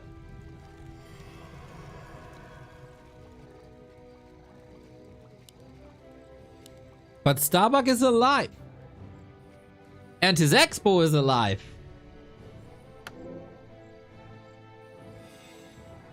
Both players show incredible resilience. In moments where it looks like you're facing elimination, they show their true strength and somehow find a way to chase their opponents back. Invo Potion Heal Scroll purchased on the right hand side.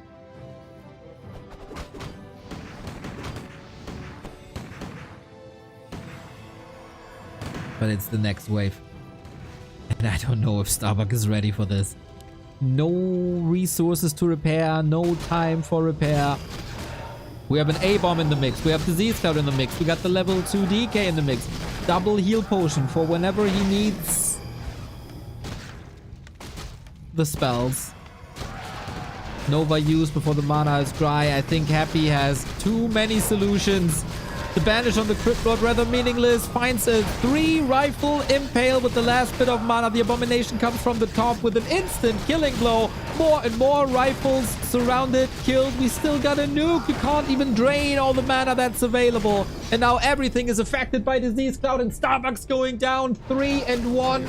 3 games for Happy in a row. It doesn't matter against what style. It doesn't matter what map it is. Happy has the solutions ready. And it all started in the early game once again. 3 rifles down. Way too fast. And all the momentum was gone. No element of surprise there up until the second base. But even that was read in no time. And punished in no time. And Starbuck can't follow it up.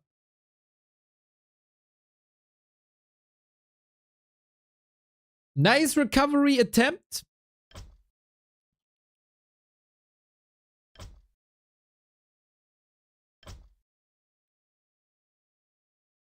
This expo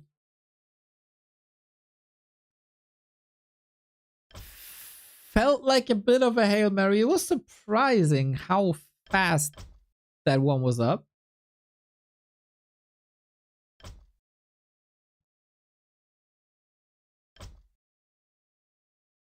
Would love to replay this game again without the 3 rifle losses to see how that works and that plays out.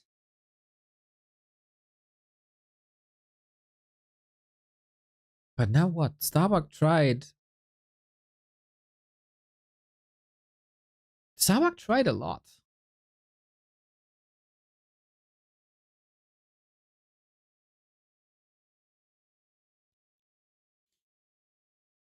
Autumn Leaves, he was out harassed. Hammerfall, he was out timed. Timed outed? I don't know. Happy hit way too hard and he did more damage to the economy and Starbuck couldn't do anything. And here, again, a crazy counter to Pally Rifle.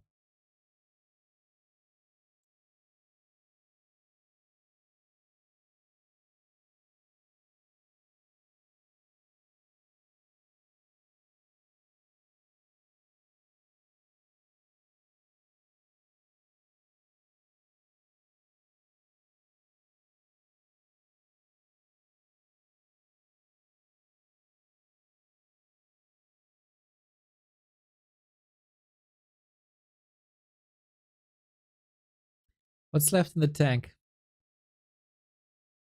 At the beginning of the broadcast, I said Starbuck is the most dominant player in this tournament. That's not the case anymore. After these 3 wins, it's very clear that it's Happy.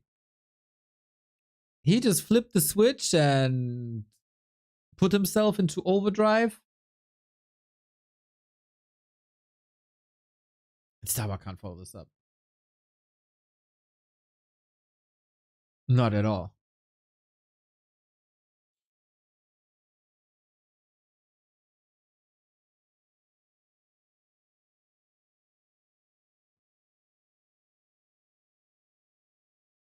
This is one of the strongest Happies that I've seen in a while.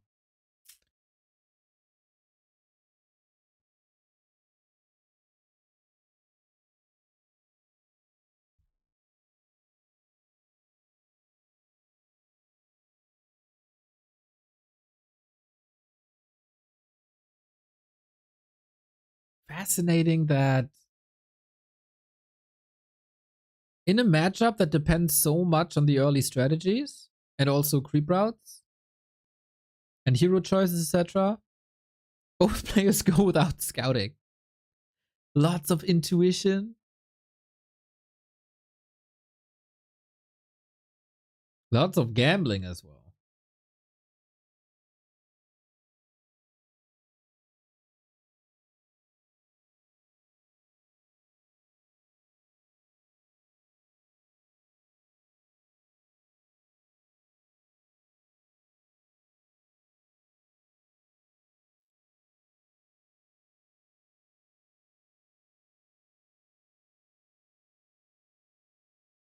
Hey Neo, what do you think about this idea to balance Huntress? I'm not commenting on balance anymore.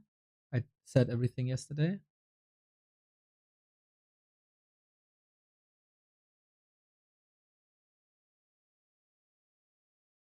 Using Wand of Negation against Banish is Chef Kiss again. I love it. Man, I have not seen that before.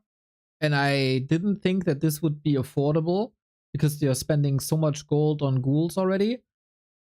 But man, he puts the Wand of Negation to good use this series. Mr. Ape Man, thank you, thank you, thank you. Hope you had a wonderful stream. Are you going offline because Pele Rifle lost? Ay, ay, ay, ay, ay. Your stream title was Let's Enjoy Pele Rifle as long as we can, right? This was not a game to enjoy. So sad for you.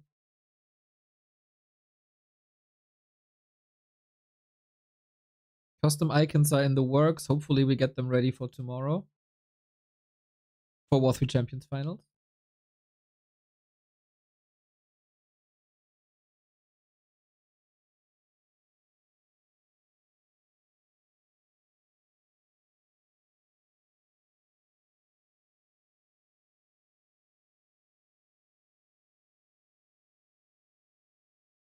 Yeah, Wand of Negation is not cheap. He really has to cut some corners. He didn't have like 20 ghouls this time, right? It was 8 to 9 mostly. Crazy.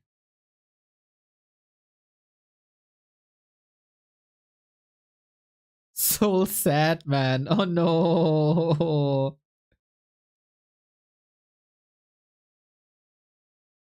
Sushine, thank you.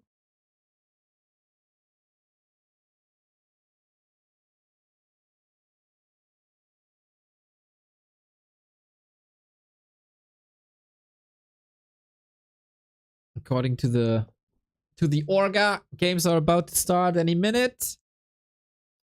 They said 3 minutes, 4 minutes have passed, so that's what you can expect.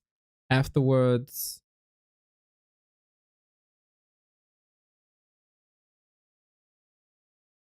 FoCuS vs. Stock, also best of 7.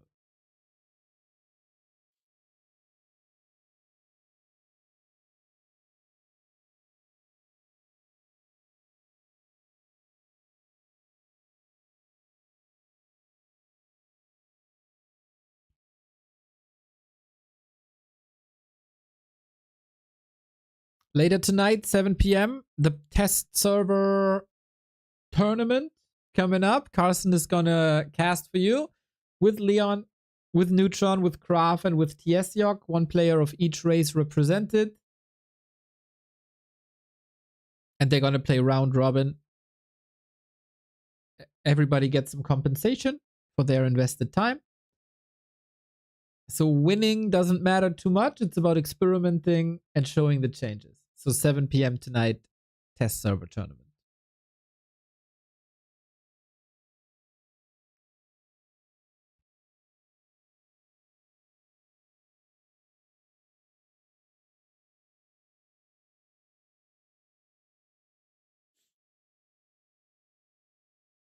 Who in the lobby? Starbuck getting impatient. 5 minutes have passed since the admin said 3 minutes. Starbuck is the first to say go, go.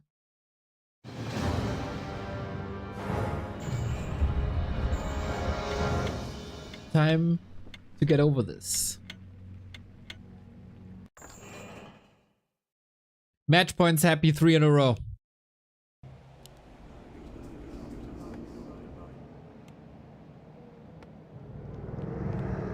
It is likely that these two will meet each other in the grand final again.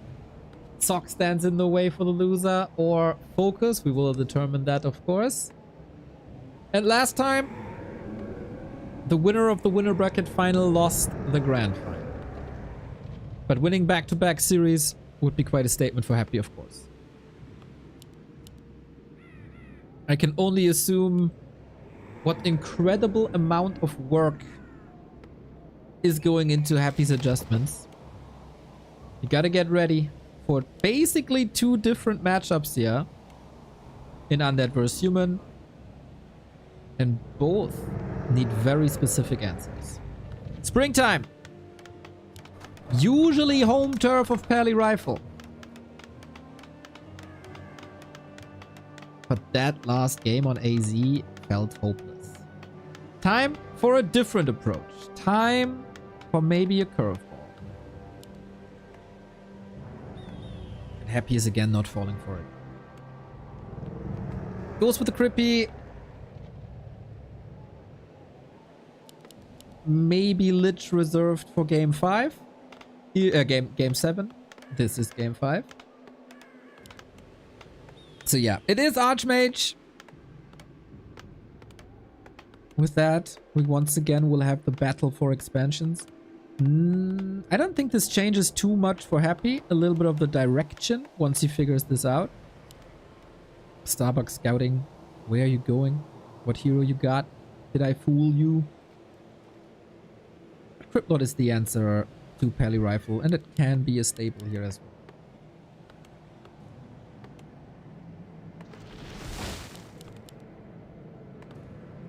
You will see the ghouls, you will see the acolytes, you will see the Cryptlord. Happy on the other side playing it blind. But he of course sees the footman, and with that he knows it's not Pally Rifle. A town is under siege. So Starbuck's scout is Happy's scout.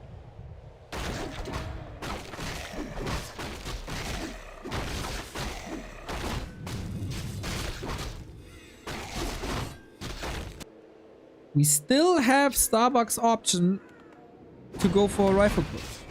The Fortitude way, the Sock way. Sock had an incredible game on this map against Happy in the winner bracket semifinal. Just play like Sock.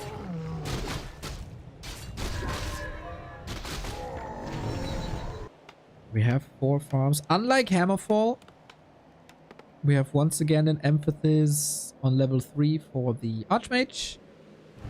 This camp, and then the green, and then you got the water elementals. But you will be under pressure. Happy is marching across. Rush distance from gold mine to gold mine is not that crazy.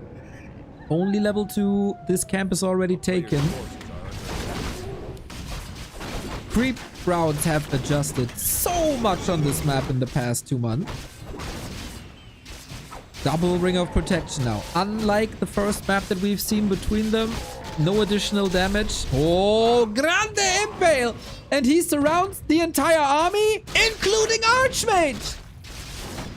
Oh, when it rains, it pours for Starbuck. As competitive as this game was on the first match, second map, third match, it feels like Happy is countering him every step of the way. It is a lot of kills here as well with water elementals, but he keeps him busy, keeps him hurt. He's still stuck there. And of course you want an expansion. This is the best defensive play that Happy can muscle up. Shop not started. New round of ghouls run into water elementals, but only for so long. He wants his Archmage so bad. He wants the knockout punch so bad. Call to arms! Disaster! 0 economy for Starbuck. This has to be mass murder now. He's got to arrest all the ghouls, level up, and play the game from there. Expensive save, but a save. Maybe the Cryptlord can just right click. Might fall into a trap being surrounded here. But Happy, as shown earlier, a Cryptlord loss in the early doesn't phase him. He just goes to the tavern, orders the same drink every single time, and owns from there. Expo up. Unpressured, unpunished. Boots and staff. So he got the solutions ready. Can staff to his expo whenever he needs it. This is reaching scary levels of dominance.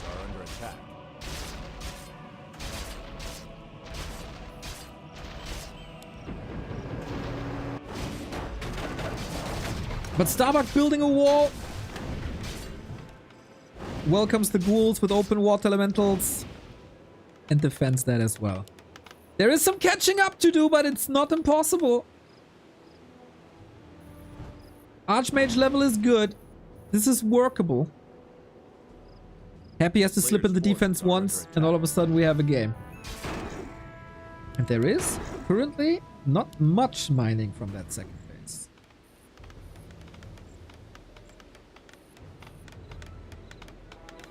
Love that the water elementals stay at home. Town is under siege. New militia called as well.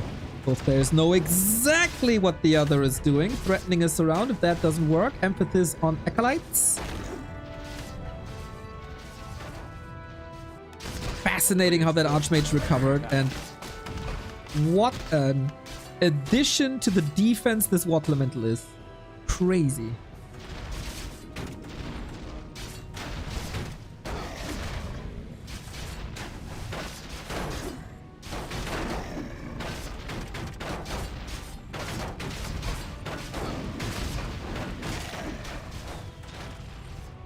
Was that enough distraction? Can we play the game from there? Happy is still tier 1. Did he build a graveyard yet? No, right? So it's only Narrow Towers. I feel like this game is evening out. The last ghoul attack didn't do much. Starbuck didn't lose much either. And was draining quite some mining time here. Okay, altar, graveyard, stability. Time for Fort Knox. And the pendulum swings back with happy counterattacks. 1, 2, 3, 4, 5, 6, 7, 8 ghouls. Always keeping the lumber economy in mind as well. Happy has 2 backup acolytes, rare to see. Starbuck can't tech yet. And the tower isn't up yet. He was able to elevate some pressure for some time after this brutal early game. Similar to AZ, similar to Hammerfall, Happy built an incredible foundation. Now, under the shadow of an arcane tower, is losing quite some mana. But does it matter? Arcane tower down. Brute force ghoul attacks. One after the next. In the meantime, of course, you gotta multitask a lot. Militia are falling. Acolytes of the Grid. Another Crypt Lord. Ooh, 30 HP. Perfectly calculated. A player's forces are under attack. But the attack isn't over. Starbuck has to spend every single mana drop. Heal scroll was super nice, by the way. We see this more and more, especially here on springtime.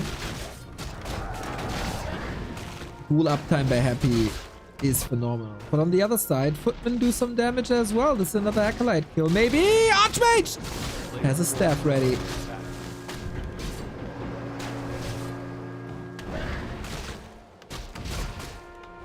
Yeah, absolute necessity. These items, Boots of Speed, as well as Staff of Teleportation. Starbuck's ahead in supply. But Happy, of course, constantly rebuilding goals. Getting some healing in. Reevaluates his Crypt Lord movement to a more defensive stance. T2 by Happy is done. Starbuck's still working on player's that. forces are under attack. Starbuck continues to survive.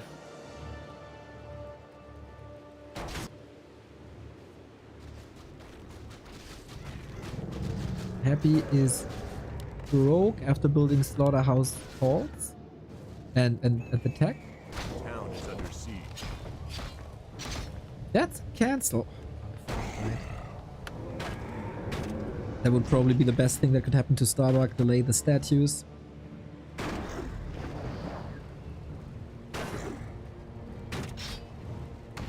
Staff is off cooldown. Archmage still gotta wait a little bit. I wanna engage into this. Wait, what? What's that?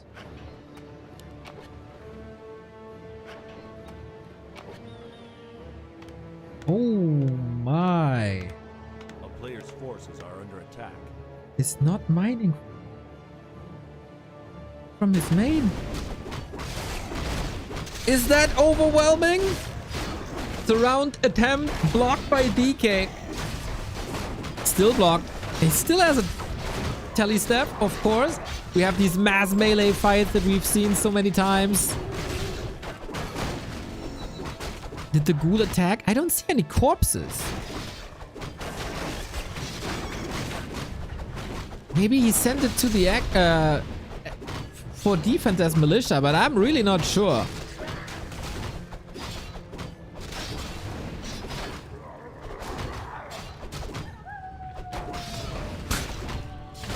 Fight for the shop, fight for the consumable. Happy's tech is crazy fast. In comparison, that is.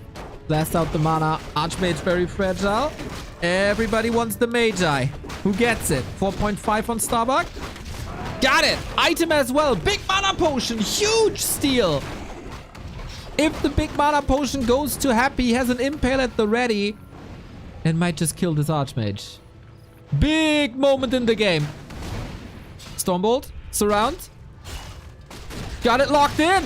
Archmage versus DK trying to staff out Invo Potion on that DK. But now the Crypt Lord is up for grabs. We need a coil. We don't have the mana. Man, the big mana potion could be so sick. But we have an impale. Surround. Is it close? No way. Stormbolt trying to fight the way out. Archmage has no staff. Sick how he keeps it closed. Mountain King bites the dust and so is Starbuck. 4 maps in a row. Win after win after win for Happy. And unlike B Cup 16, the winner bracket goes to the Emperor. Just like the grand final. After the initial game, not much of a chance for Starbuck. The early games were pure dominance. And against Happy, it is so hard to come back then. Doesn't matter if Peli Rifle, doesn't matter what the map was. Pretty brutal outcome. This was one of the strongest Happies I have seen this year. Almost flawless, I would say. Crazy, crazy, crazy pressure. Very good defenses. Great rhythm as well. This was a very impressive performance. Since Happy cracked the Peli Rifle code,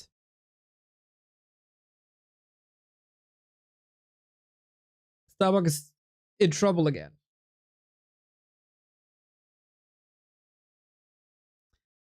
Cryptmod doing a phenomenal job. The Griffins were the answer, as they so often are on Tide Hunters on the neutral map. But then Happy just didn't allow that anymore.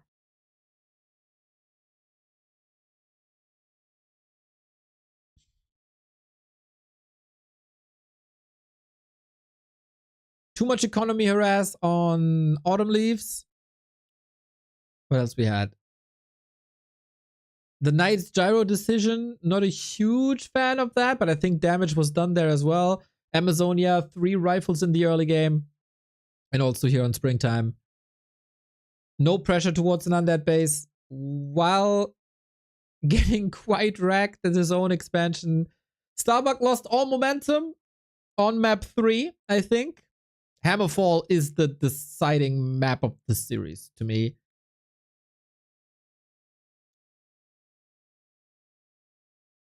That's when it all turned around and Happy showed his brilliance. He's an incredible gamer. And one of the hardest working ones. So, Happy in the grand final. Starbuck in the lower bracket final. That means he will face a Korean tomorrow.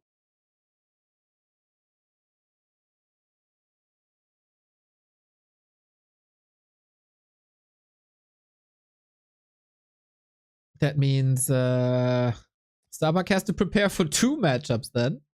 Even though he should be against Sock, it's hard.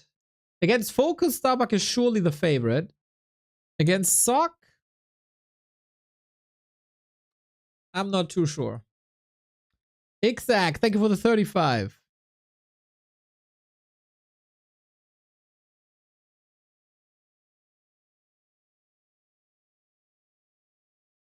It says lower bracket finalist today.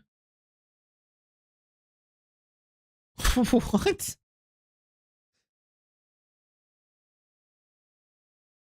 That would surprise me.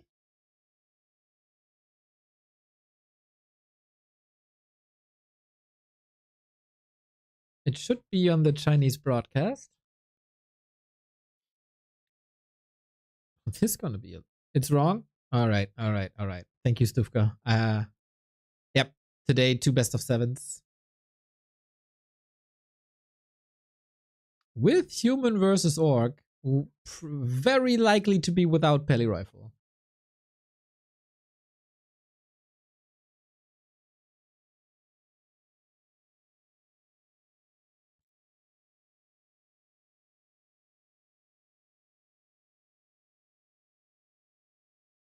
That surround flip was insane. Bent the knee. Ava Emperor. Happy Terminator. This happy guy is really good. Neil.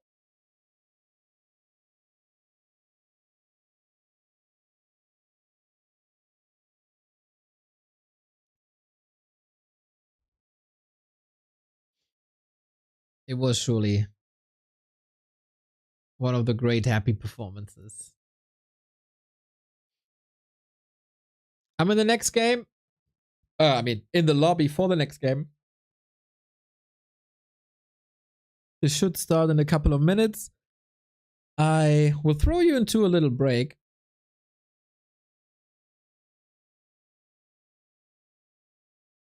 And then we get the lower bracket final to determine Starbuck's opponent for tomorrow, who makes it to the top 3.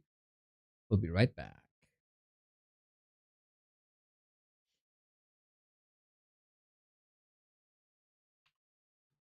Neo is honestly the world's biggest happy fanboy. The way that he cheers for happy even before the heroes are out of the altar. Even when happy does something completely trivial, like killing a grunt that has 100 HP left with death coil, Neo goes crazy.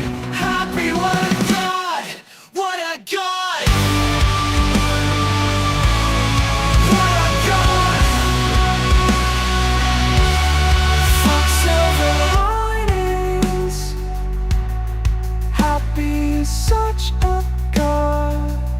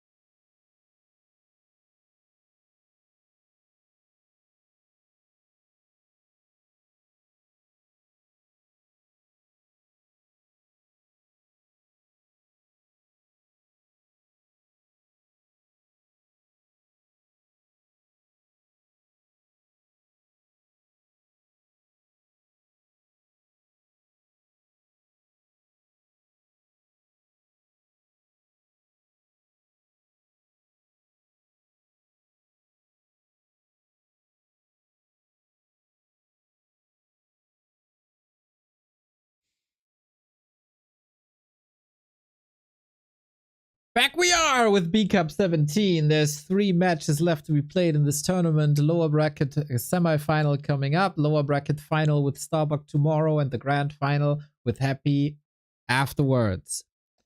Now,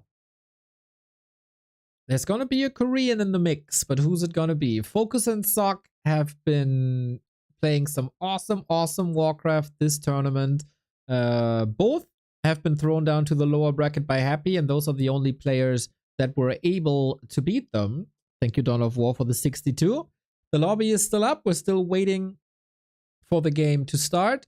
So here it is. FoCuS took a map off of Happy and then was plowing through the lower bracket against Sini, Moon, and also Lawliot. Sock on the other side defeated Kaho earlier, has been real close to beating Happy 3-2. Was then up against Blade and showed who's boss with a 3-0. So it's very hard to read for me who the favorite is here, as both players haven't played this matchup before. Sock was up against PCG and DICE. FoCuS, I mean, one against Inspired, but that is surely a level below. They'll show us here how much practice went into this matchup. The admin says 1 minute, and then we're good.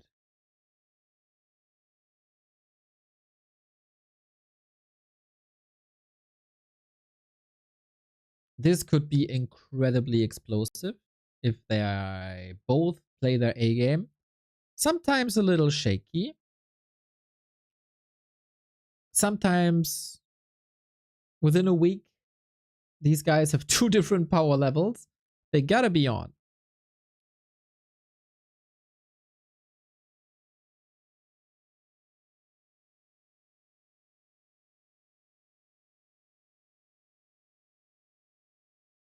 And game has started.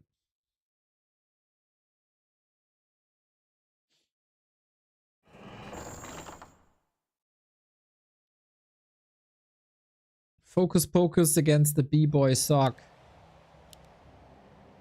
One more.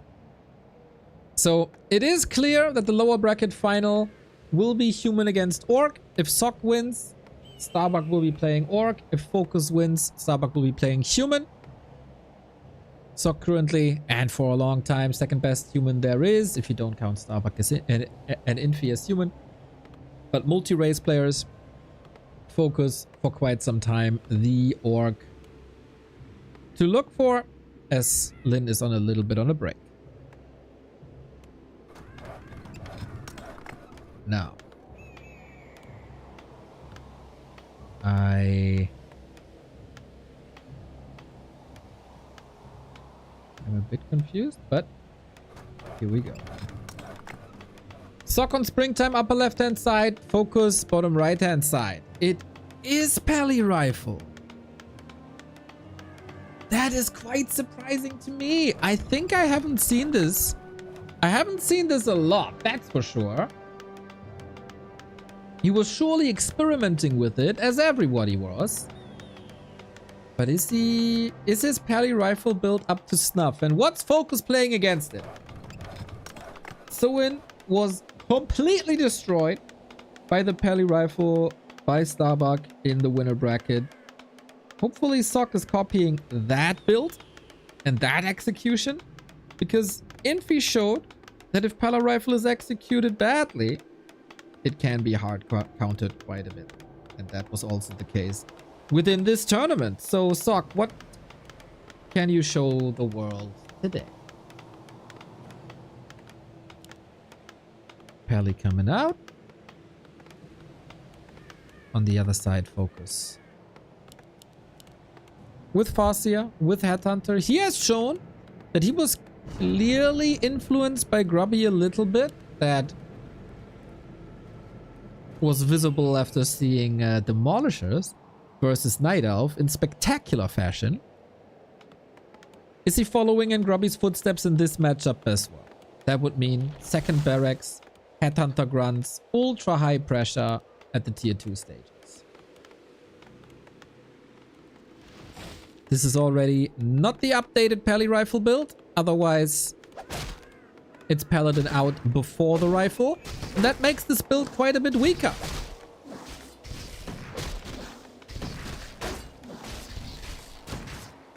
And gives FoCuS a lot more wiggle room.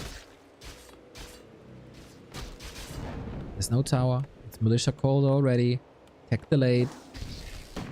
FoCuS with a solid opener, but we all know that in this matchup of Fastia versus Peli Rifle, the tier 2 stages decide when the Blood Mage is out, when the Banish is out. And then what route are you going for as the Orc? A lot of Asian Orcs are still trusting in the TC, which is surely a bit delayed compared to a Tavern Hero. And that oftentimes gives the Peli Rifle player room to breathe in a time where the Blood Mage is coming out and then the creeping wars start and the momentum is shifting big time.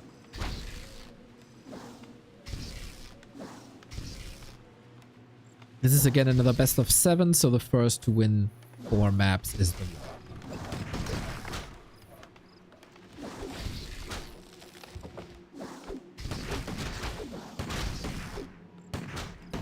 Starbuck would surely prefer FoCuS to win this. I'd be surprised if not. Tech coming, second burrow, shop. No second drags yet. Forces are under attack.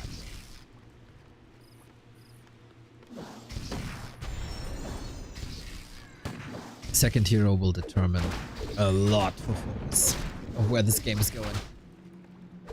At some point,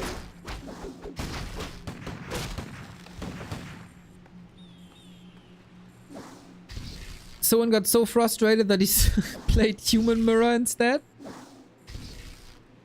But Soin is also a special case in this regard. Good contain. No progress on the Pally. No leveling on the Pally. 6 Headhunters, the magic number. During the last Ancient of Wonders Cup, a team tournament. Nice last hit by FoCuS. FoCuS was destroying every single human there is. Since then, a lot has changed in this matchup.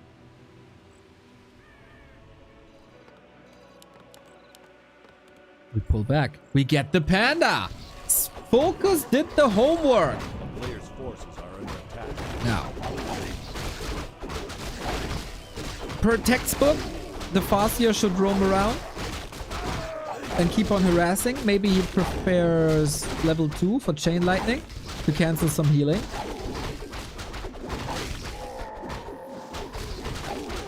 The European Peli Rifle University wrote a guide for orcs how to play against Peli Rifle, and so far FoCuS A player's forces is playing according to plan.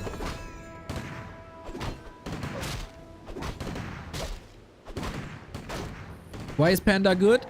AoE damage is always good against Paladin Rifle. Oh, that's some cancelled healing. He's a good fighter, even without mana. That is also important versus Paladin Rifle. He can be a blocker that's missing in the Constellation.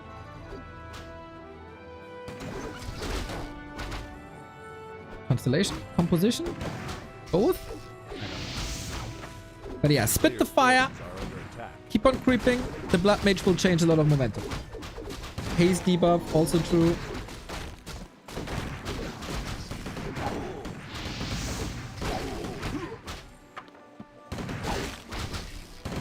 But yeah, no second barracks. Instead, we see more Headhunters paired with Raiders. And very, very, very important to not go Casters. Casters are a trap in this matchup. They don't offer much. They cost a lot. They take away lumber that we would love to have for upgrades. So, while not playing at the pulse of time every step of the way, I like this a million times more than Soin's approach.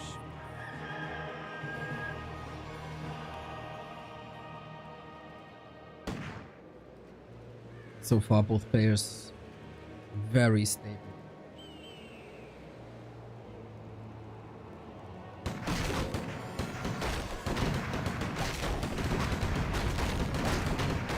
Panda at the ready. It's not going for Drunken Haze, but rather Drunken Brawler. Oh, Blood Mage. Might need a Holy Light very soon.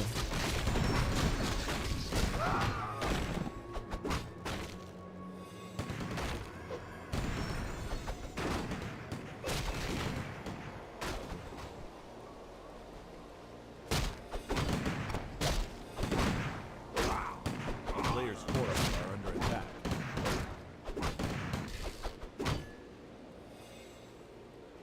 Nice steal.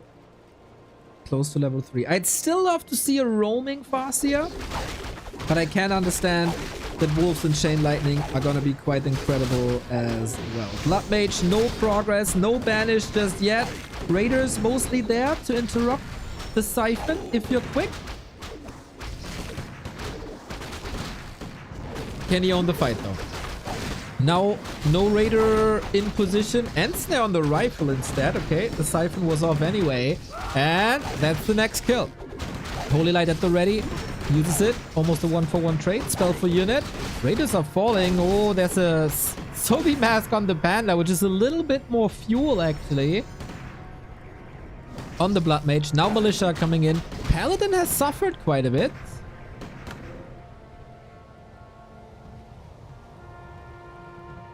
FoCuS, by the way, stays on tier 2. Which can be a solution. Usually with double barracks. If you don't go double barracks, oftentimes tier 3 is advised. For the Shadow Hunter, for the Fire Lord, for a possible Tinker.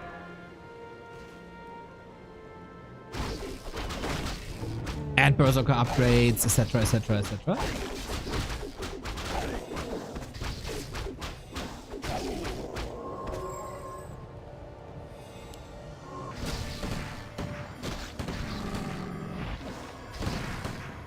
Sock with very few losses. FoCuS not level 3. He has to get level 3.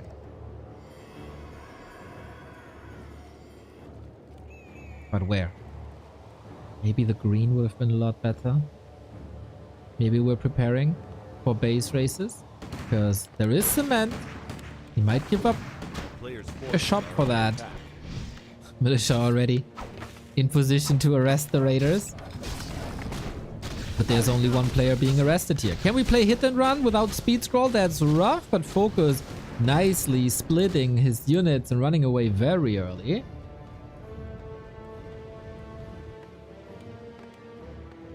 Shop rebuilt defensively. More reinforcements. It's looking like this is gonna be a Raider game. Player's forces are under attack.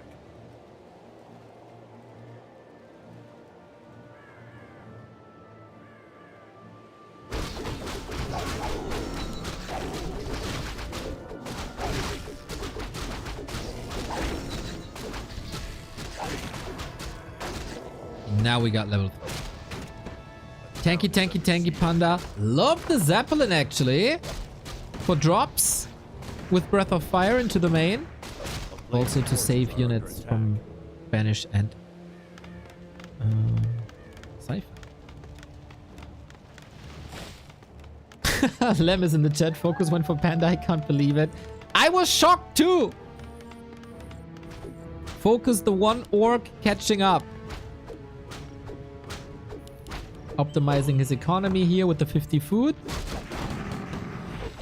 And, oh, nice defense by Sock though. 4 rifles, 2 towers. We get a gyrocopter in as well. So more creeping in.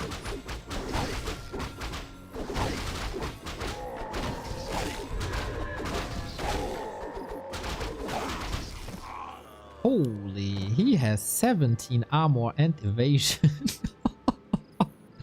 Dealing with this Panda is not gonna be too easy.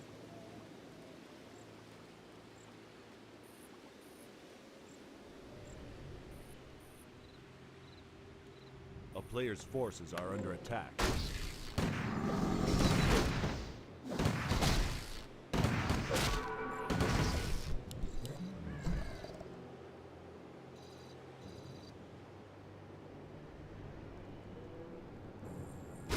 Interesting situation.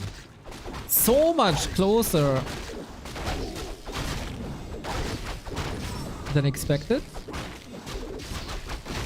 But 2 heal scrolls on Sock side is brutal. Heal scrolls, absolute necessity. He was busy creeping or made a decision to creep instead of contesting shots. There are heal scrolls available, very close, but Sock is in position to grab them. He also has the gold for 1 at least. Ancient Django, phenomenal to have movement speed and attack speed. It's one of the best items you could have found there. But he's not contesting shops at all.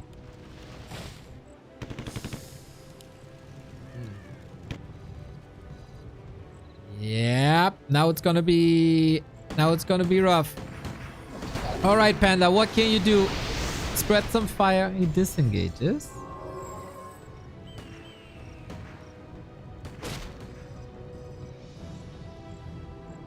$1,000 gold. Very conservative, economical game by FoCuS.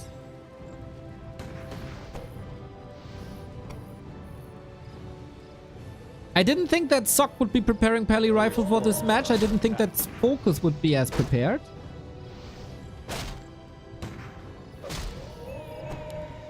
That's the Kodo down. That's the Berserker upgrade up. That's the second red spot. Levels for Pally Rifle still good. Oh, he get Cloak of Flames. Area of effect damage for this tanky Panda. He has to pass a potion and give him the cloak. Level 4, level 2 of the passive. More crit, more evasion. This Panda will be hard to deal with once he optimizes his army, especially. Overshooting on damage a little bit. He can afford that TP. And Sock is constantly in upkeep.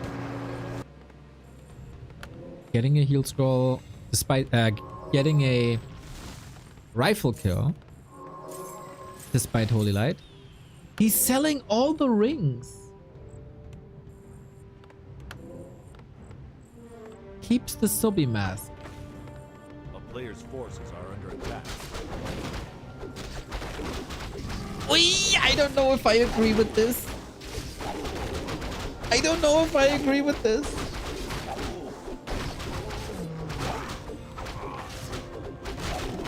If you need money, sell the Sobi. Sobi is usually amazing. But it is more fuel for the Blood Mage that is constantly taken away. I think a mana potion would be more important.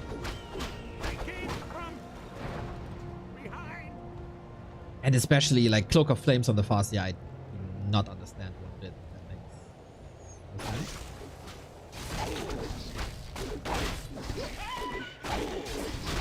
Yeah, I'm not totally opposed to selling items at that position. He was at 50 food. He wants to get max value. Especially the ring plus 5, I think, can easily be sold as it gives so much gold. Ring plus 4, when you have a big bank already, I don't know if it's worth it. Ring plus 5, totally. And if you really want the money, I think Sobi Mask sell is the way to go. 3 heal scrolls for Sock. The heal scrolls might win the game. We've also seen a development with Starbuck to constantly contest the shops for the scrolls. FoCuS doesn't have a single one.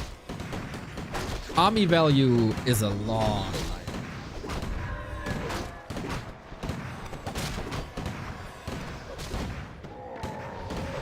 Heroes on the left, army on the right. Knock, knock.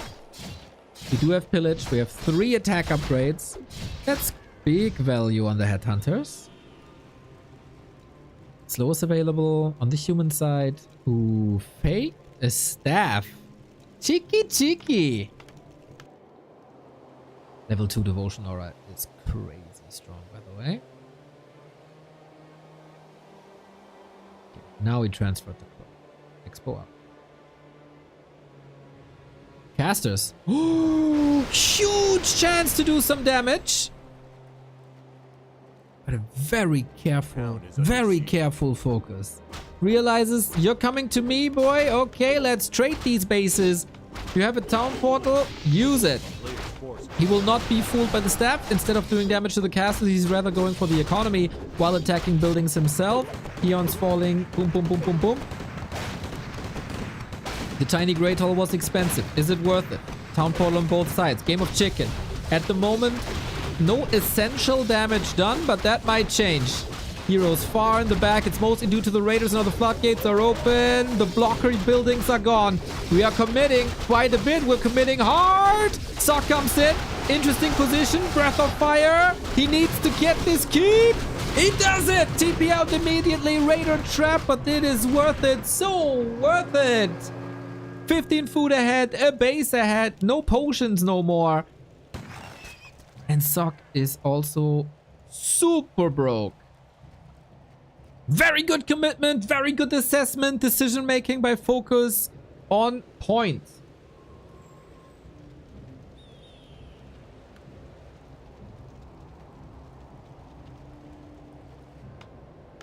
Oh, he queued a town hall on the right. That is an interesting development. A player's forces are under attack.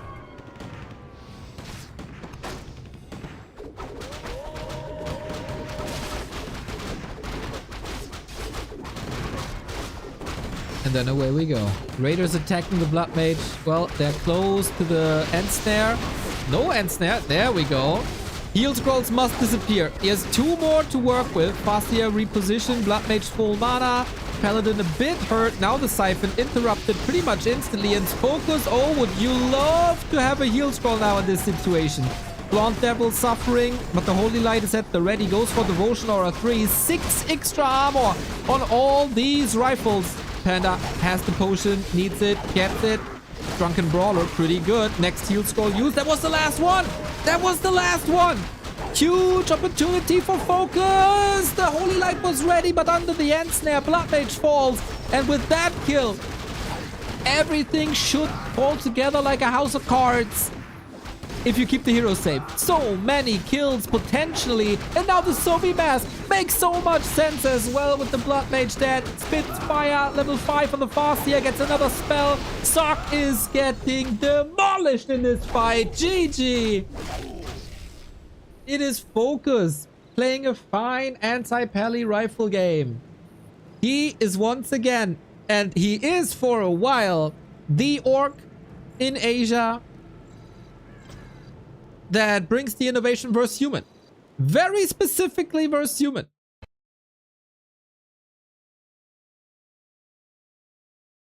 The Panda second. Soin, are you watching? This is how you play against Pally Rifle. Even though, of course, Sock's Pally Rifle level is surely below Starbuck's Pally Rifle level. The Panda was a very good choice. Skipping casters was a very good choice. The fights were good. With 1 heal scrum, and this could have been even more one-sided. And springtime goes to FoCuS. If I'm Sock now,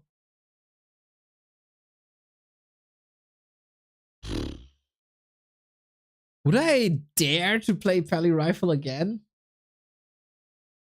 I'm not sure.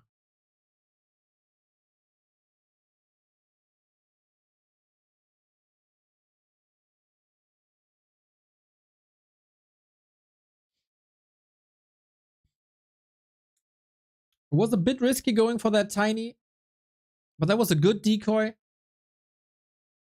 And I think it worked exactly as intended. Like, either you let this expo come up and you're mining, or you can use it as bait so you can trade the main.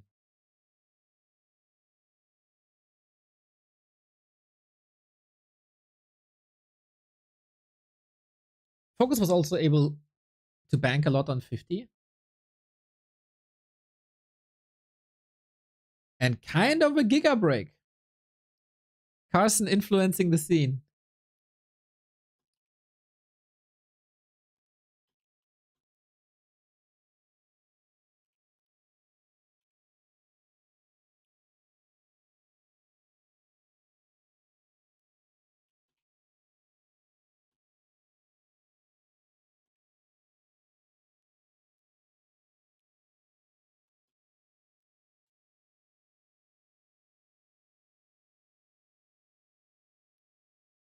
Very refreshing to also see innovation in the Asian scene against Pally Rifle.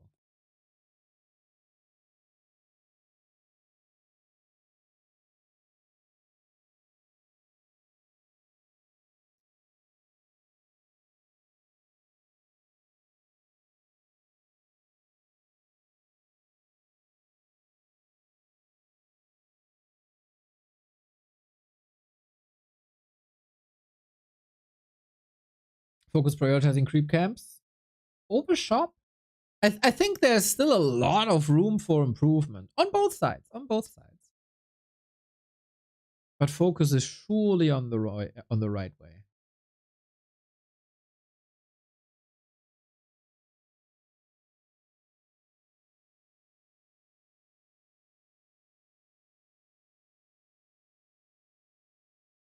FoCuS was to calculate this game. When to break upkeep, what items to sell, keep heroes in the back. Yes, I like that a lot.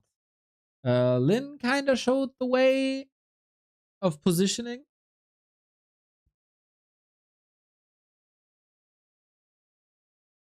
With the heroes in the fight to have lower surface area for the Blood Mage to work. I was ready.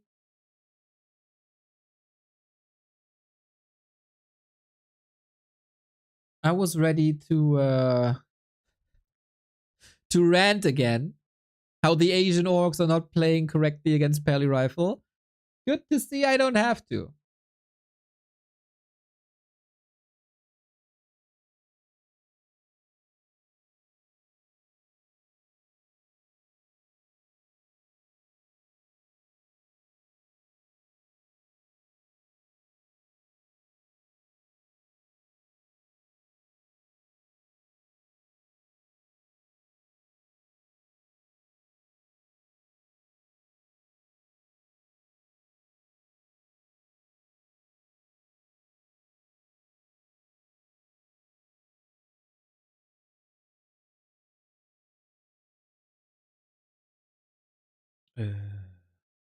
Okay, the lobby chat disappeared for a bit and was hidden behind the platform UI thingy. I got worried. As a StarCraft 2 player, I find it confusing that base trading and worker harass is called laming here.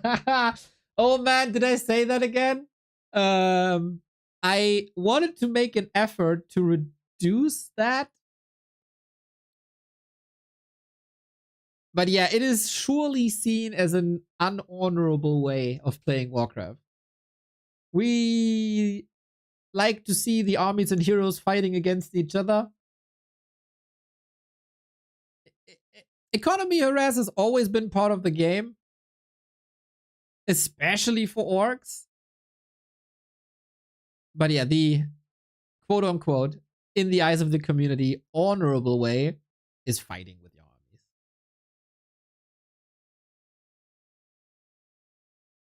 But I see what you mean, and someone pointed this out before. I think it was Map Creator Box. That we shouldn't call this laming. And I tried to make an effort, but I called it laming as an automatism for 16 years, 17 years. So it's hard to get rid of it.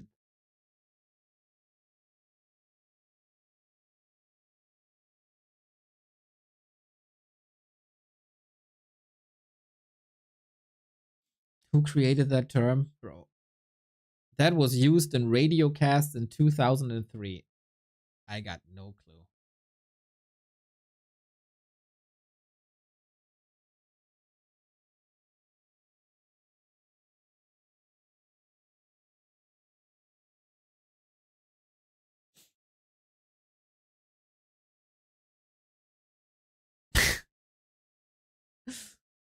Sock joins the lobby, picks the dark green color, immediately notified that this is not acceptable.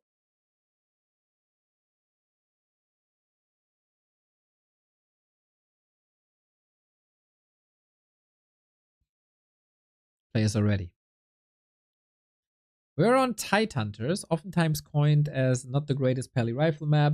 I would love to see a mix, because we've seen both players with Archmage, Farsia, these big brawls with TC and Mountain King.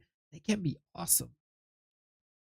So as always, and this is also why, as always, having strategic variety in these series is what we aim for. Now, FoCuS is aiming for the 2-0. Sock is aiming for the equalizer. As Starbuck is waiting in the load. Final two.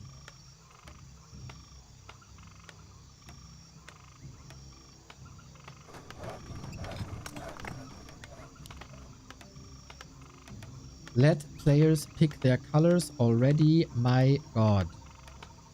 Dark green is basically impossible on the minimap.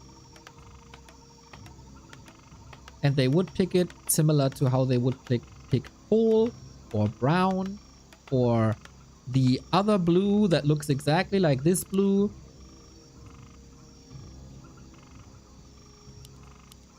So no, don't let players pick the color.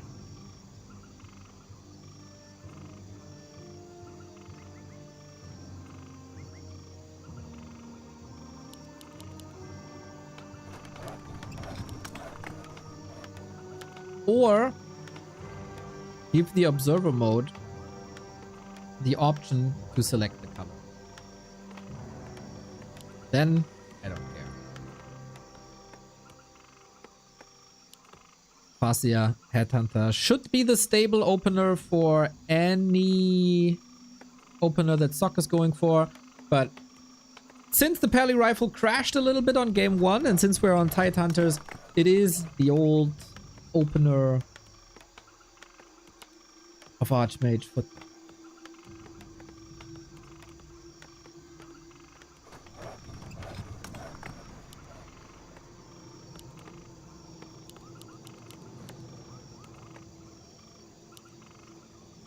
Ooh, Sock going for the laboratory creep. Tommy K, are you watching? He was doing this yesterday, got punished for that. One of the participants in Grubby's Invitational. And I said, if you're unsure, don't do it versus Orc. You can and probably will be harassed. There is a 50-50 chance if FoCuS is rushing immediately to the lab spot or not. He could also work on the turtles to get his own level 2. He is... Oh, last hit!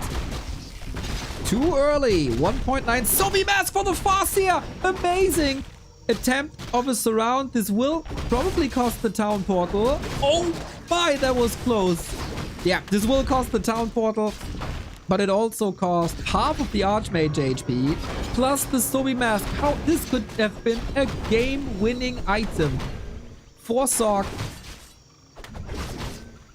Huge steal for FoCuS. All the experience of being a Blade Master player in the 2000s is shining. Now you gotta be careful though. One more surround and you're dead. He didn't get the XP, but to be honest, item is more worth than the XP for FoCuS. Almost able to prevent level 2. Arguably useless for Archmage because of mana. Aura. So, if you have a bit of money, you don't want more money. If you have one t-shirt, do you not want like 2 or 3? Similar principle here. If you have mana regeneration and use that mana for one of the strongest assets in the early game, more mana is more better.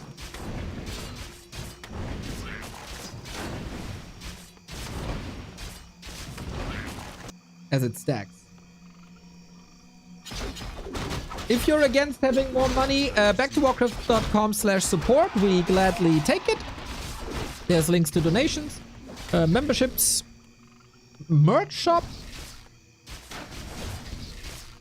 A player's forces are under attack. Just a hint, you know? Clause of attack for the Archmage. Noise. There's a rule in Warcraft 3, there's never enough mana, with the exception of playing against the Blood Mage.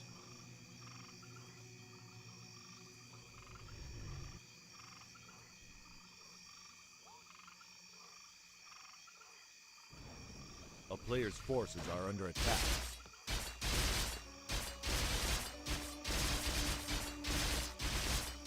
Sweet of Sock of getting that Archmage to level 3, despite the little struggle in the mid game.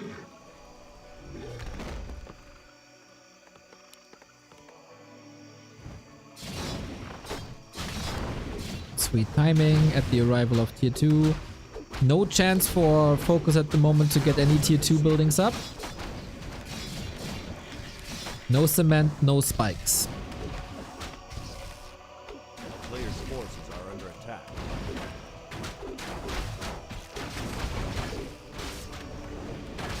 It is again a solid hold, but it's also a distraction. Defend is up. Fighting these footmen is incredibly hard.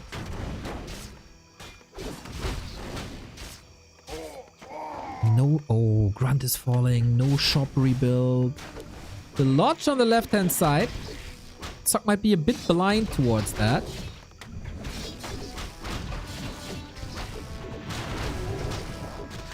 This game might just be over.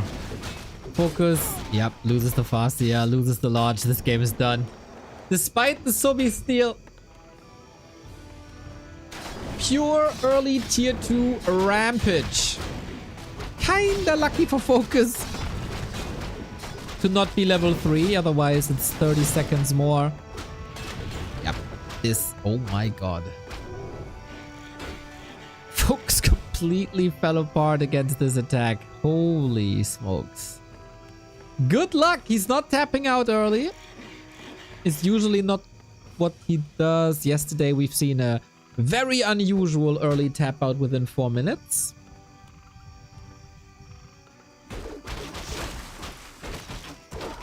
And the shop was, I thought, almost like a bait, but nah, it was just presented on a silver platter. Good movement by Sock on the map. Getting level 3, parallel creeping, movement on the map, ready to strike.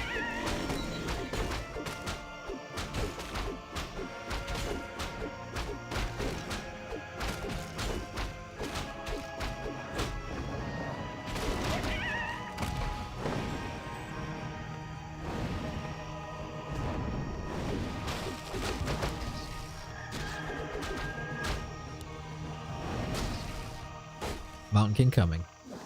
Big pink hammer and axe. At least the Fastia is back. At least he has access to potions now. But my lord, the headhunters and the grunts are being bullied.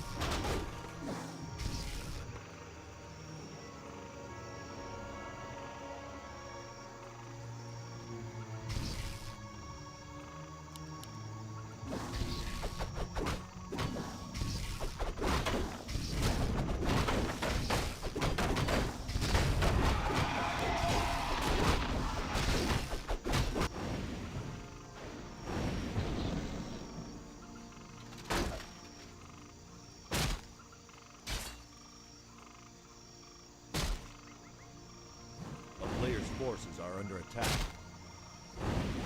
It seems like it's just a matter of time, but FoCuS is fighting. In other matches, that was at Rara, Sock versus Soin. The series went long, and at some point Soin ran out of steam. Sock, of course, being a gym bro. I won that game because of like endurance and stamina, so it's start hitting the gym as well for exactly these series. Might be an advantage down the road for Sock.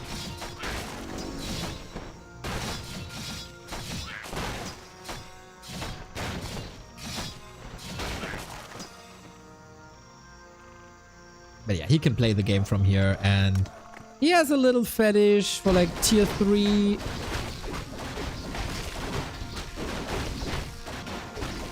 love to play polymorph just to flex on your opponent a little bit. Whenever you see a wyvern on an orc in this matchup, you realize, oh man, this guy has some catching up to do. Stomp! Oh, dodges the stomp beautifully. That could have been the end of the Archmage, to be honest. And in the meantime, of course, FoCuS is pinned down bottom left. Expanding upper right. A player's forces are under attack.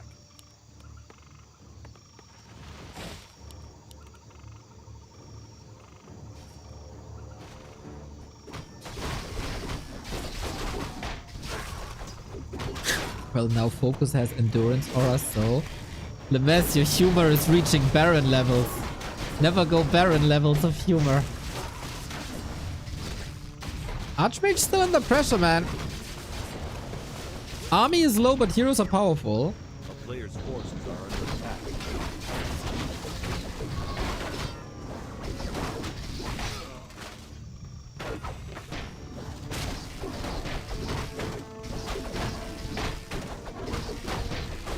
And in some fascinating way, FoCuS is biting back into this game.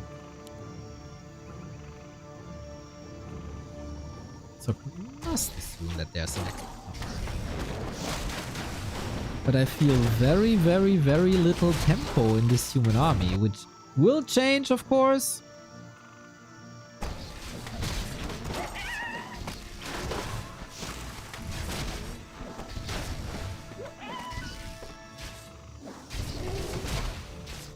Mountain King reaches level 3. Okay. Getting more and more competitive here. But FoCuS smells an opportunity.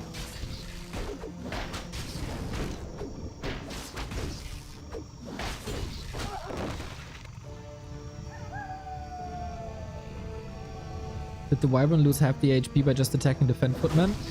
Yeah, Wyvern lose to Defend Footman. Because they have insane damage. And Defend Reflect is percentage based. It is not a sign that they have too little HP, it's a sign that they have crazy damage. Anyway! TC 50%, and that defend is crazy good. Lightning Shield trying to reach the casters and the militia. Important dispel on that. Raiders falling, Chain Lightning hitting the back. Ooh, FoCuS, you're making a good case for yourself.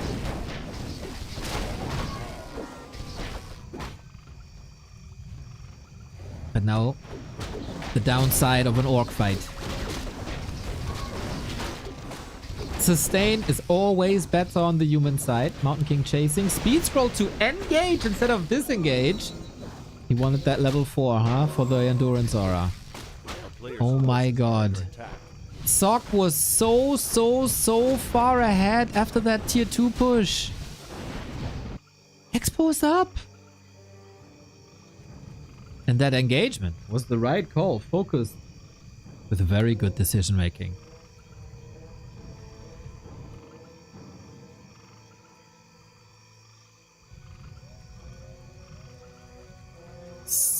In the series versus Happy, Sock took some time to come online. Shouldn't be allowed here in the lower bracket, to be honest. Another priest caught. Oh, Purge, so good. Love that. Another priest falling. Sock drowning. It's only 48 food. The militia coming once again. Archmage almost surrounded if that Kodo makes a sidestep. But here comes the Raider for another surround. There's no TP. Disaster for Sock. Close to level 5. Insane fighting spirit by FoCuS, who lost his Fastia, his Lodge, his shop, his entire tier 2. And in the end, it is Sock losing the map. 2-0. Big throw, Sock. But again, FoCuS showing there is reasons why you would like to stay in a match like this. Why in Warcraft 3 everything is possible all the time. Big oof! Big oof! And the door to the lower bracket final is wide open for FoCuS. Halfway done. And he took the first losers map off of his opponent. Gigantic momentum on the Orc. And yeah, the Subi Mask steal, everybody. The Subi Mask steal. That was a big one.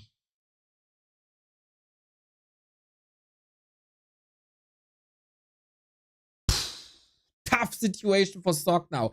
Imagine, you're coming from being 1 map away to eliminate Happy to 3-0ing your first opponent in the lower bracket to going down 0-2 in the lower bracket semifinal. Not the momentum you'd like to see. At all. Starbuck rubbing his hands. Hell yeah, Pelly rifle tomorrow. Easy.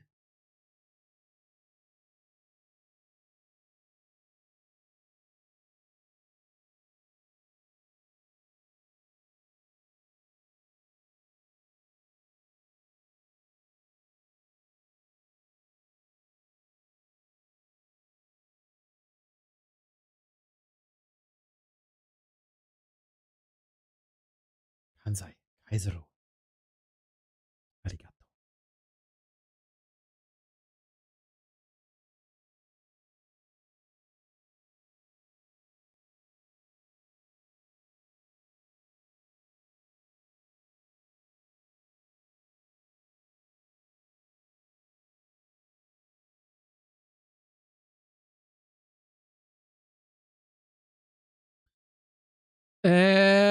Bit problematic, of course. We haven't seen rifle pushes yet. There was a greedy creep. You can play this a lot more stable. Slower. But the mid-game damage was done already.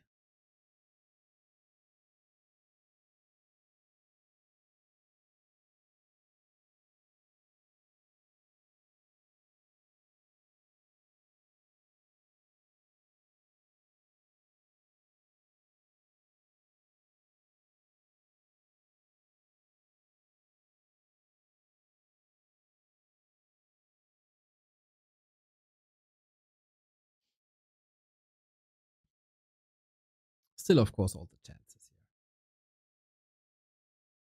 here. Invite is ready. Love it. Autumn leaves. Autumn leaves smells like lots of pressure.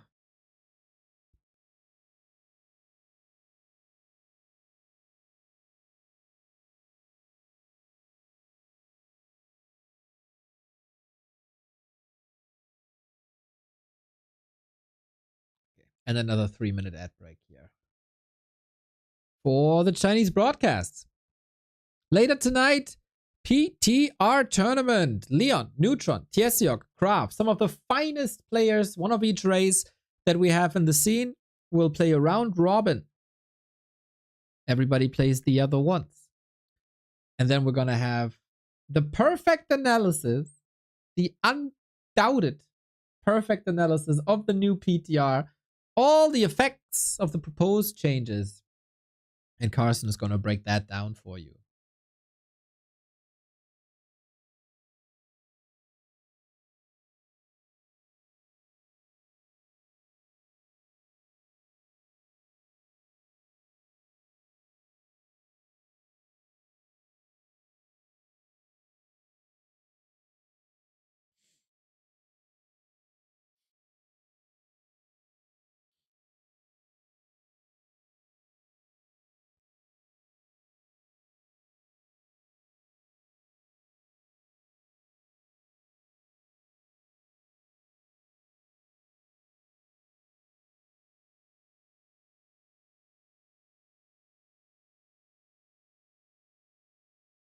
For the German fans, by the way, there's unfortunately no creep check today.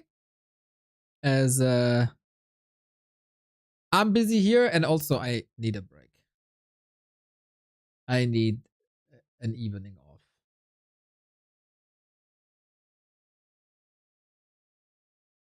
Of course, I'm going to watch the tournament.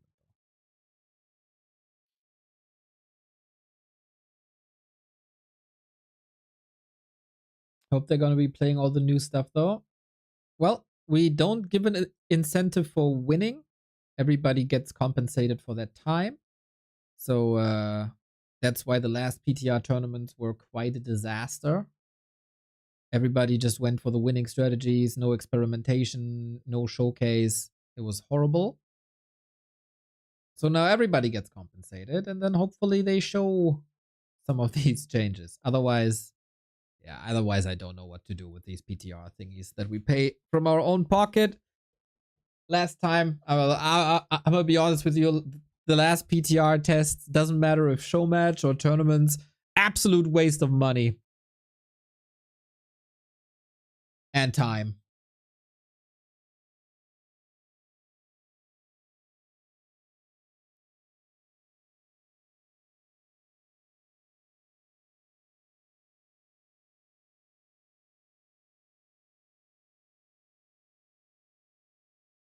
But today everything's gonna be different.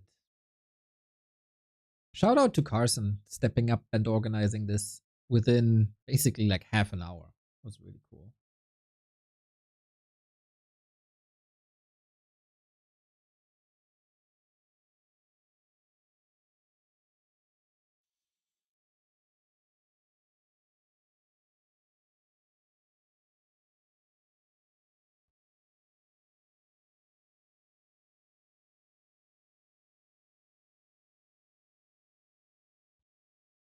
Waiting for game 3. Time for SOC to reevaluate.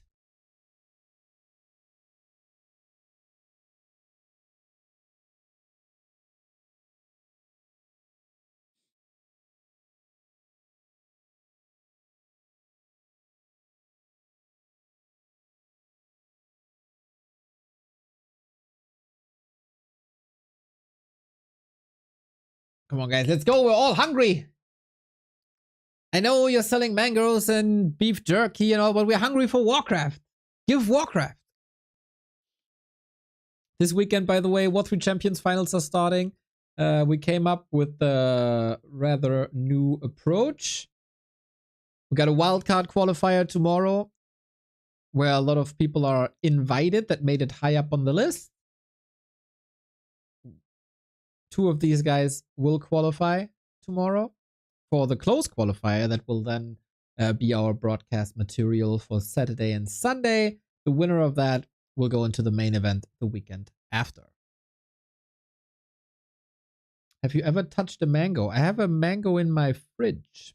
So, yes, I didn't do telekinesis.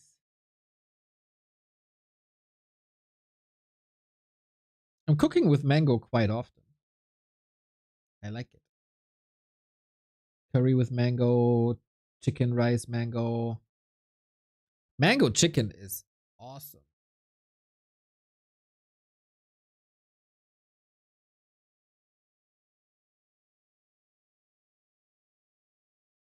Game up.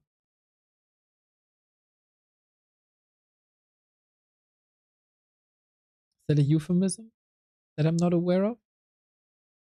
I know that watermelon is used for other stuff. And of course, eggplants and peach. For mango, I'm not sure.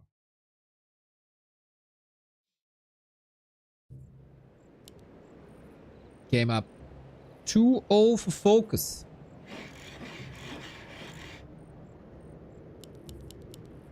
Prime position for him now, but we have seen quite some comebacks, turnarounds, reverse sweeps in this tournament.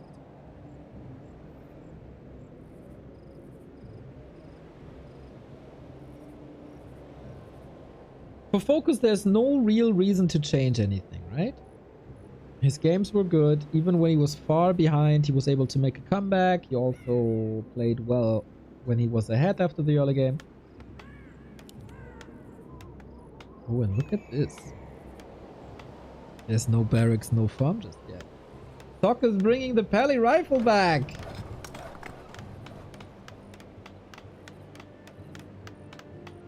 It's still the outdated build, right? I'm not a super mega expert, but I think it is.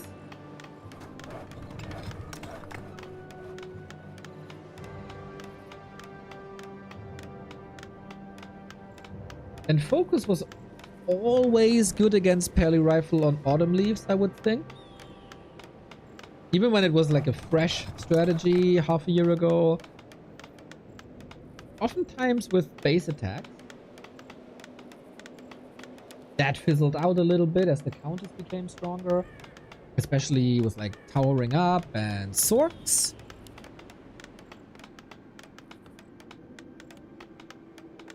Paladin starting now, rifle right behind. Here, you can't creep easy with militia. This camp. Let's see if he's using that.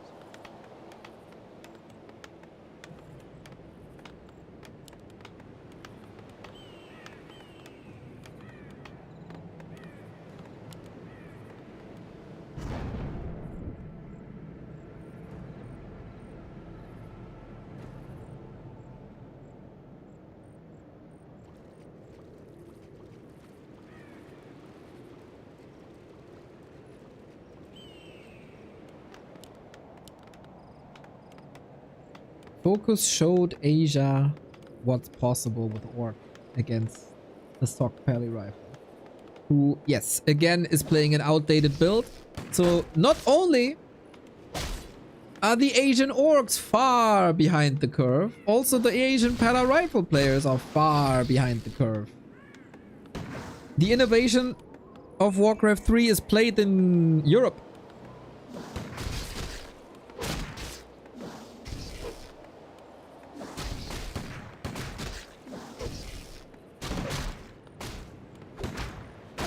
And with that, I would give FoCuS quite some chances here.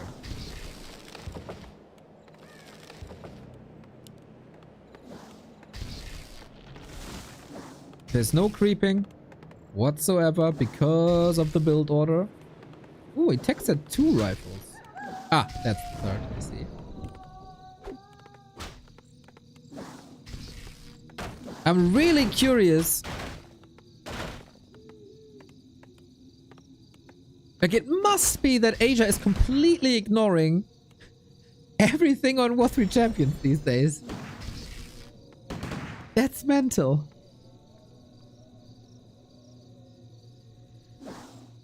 Also, the homepages and basically everything. The guides. Even if Starbuck... Oh, even if Starbuck is playing these updated builds in Asian tournaments, they oftentimes don't adjust. Is crazy.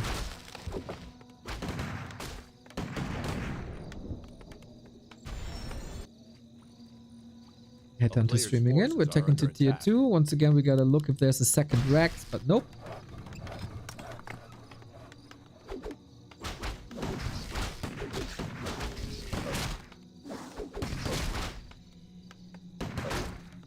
And a good contain. If you see a Pally has 0 XP, that's a good early game for you. No Headhunter lost.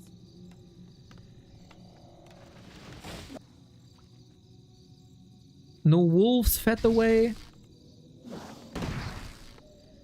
What's the difference of FoCuS outdated build? Sox build is outdated. In Europe, you get the Paladin way earlier. Then you creep with a couple of militia. Then the riflemen join. In Sox build, the Paladin arrives a lot later. You don't creep. And then you end up in a situation like this.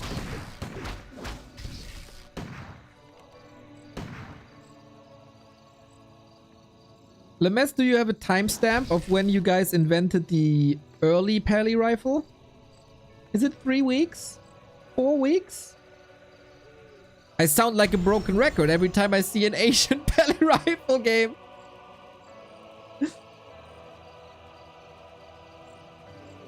And it's the panda once again, man. Good. Give me a sec. Hell yeah, we need a timestamp on the revolution of Pally rifle.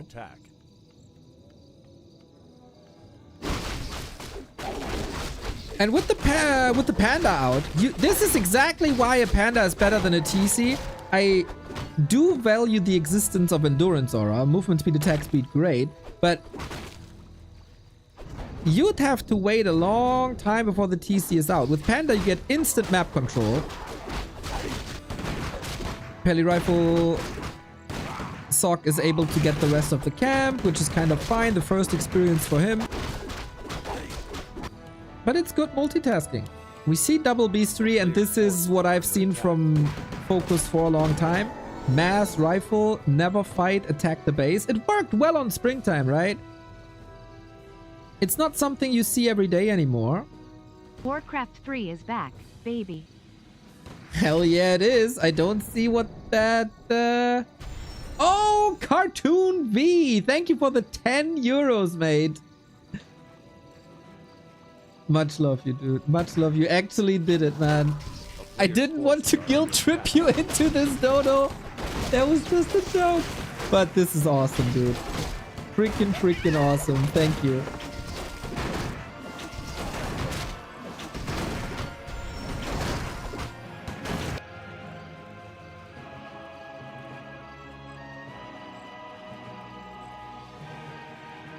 Still, I'd love to see, since there's no crowd control in this army, I'd love to see a harassing Fascia.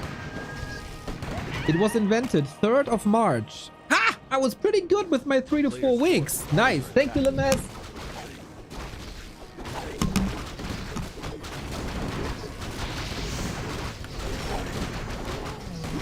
Ooh, was that a lasted steal? It looked like it somehow. Oh, that prevents Panda 3. That's big.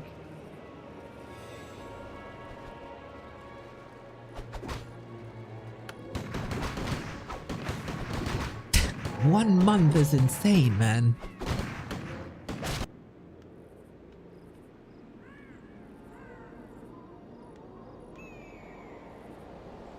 A player's forces are under attack.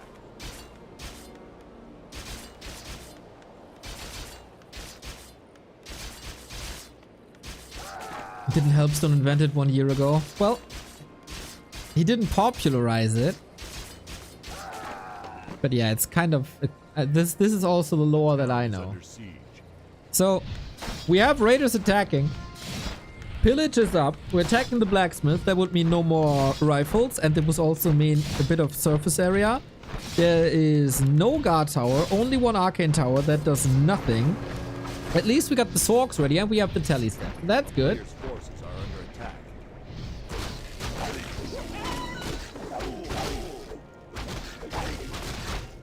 And let's see how FoCuS handles it, because this is the right way to address the the raiders. 2nd of March, not 3rd. The Ides of March. Yeah, I know that Helpstone had this build a lot earlier, but I guess never told anybody.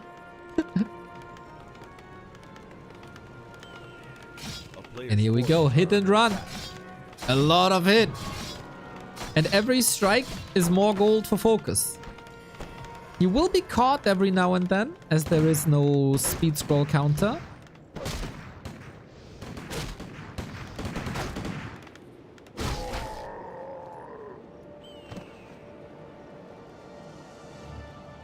But then the rest of the army can farm. And you're constantly under attack. You're obviously not under threat of losing your entire base, but you don't want to give an economy advantage to FoCuS. He was very conservative with his money in game 1 already, which had a similar build-up. Sorceress killed. Was that the only one? Oh yeah! The Sork followed the raider, was easily picked apart with a level 3 panda outside of Arcane Tower range and also out of Siphon range. Let's see how this fight goes. The fighting positions are quite a mess, not gonna lie. Both players with some pickups. FoCuS is purely addressing economy here with a lot of militia kills. Instant end snare. Good body blocks by Sock. FoCuS rich.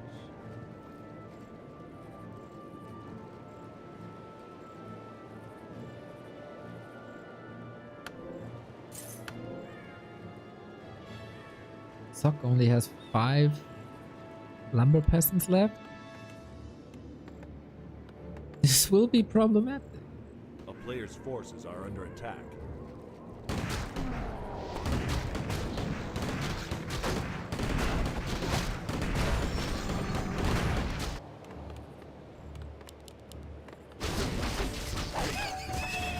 Okay, this was a big one. Double claw, double invuln. And we hit the base again. Go, go, go, go, go, go, go. With every attack, you get richer. Is it a tele staff? Yep, Blood Mage tele staff. A player's forces are under For some banish, but does it really do much?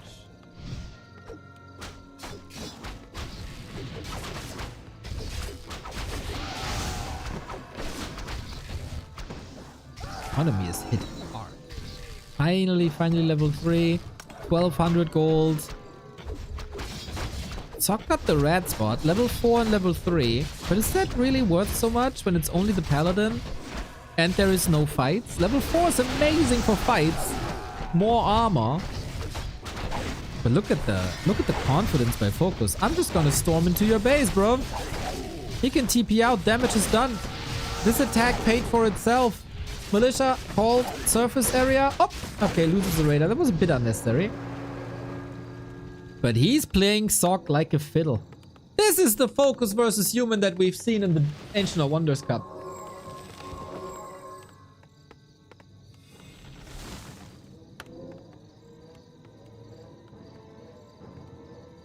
More towers would help. More Sorks would help. Flame Strike would help. Sock barely has any lumber, man. I don't see a reason to rebuild the altar, to be honest.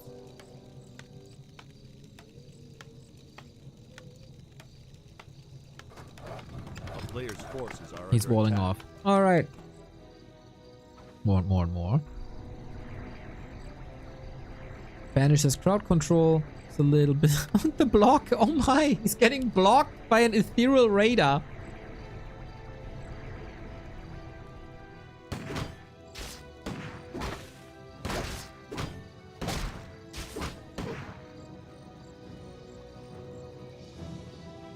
You have to block the entrance to the keep. Yeah, but do you have to use an altar for that? Is that the most efficient? Doesn't matter. We get more towers, but every tower and every building means that Sock can't muscle up an army. His base race potential is truly limited, but is expanding now as we do get Flame Strike, and that comes as a surprise. Altar down. And how much damage can you do here? It's always the shop first. Anti-capitalist human. And Flame Strike is paying off already. I really like the adjustment by Sock. So it's still looking pretty grim for him, to be honest. But Flame Strike is a nice addition. FoCuS just doubles down. More Raider, more siege damage. FoCuS might need heal scrolls down the road.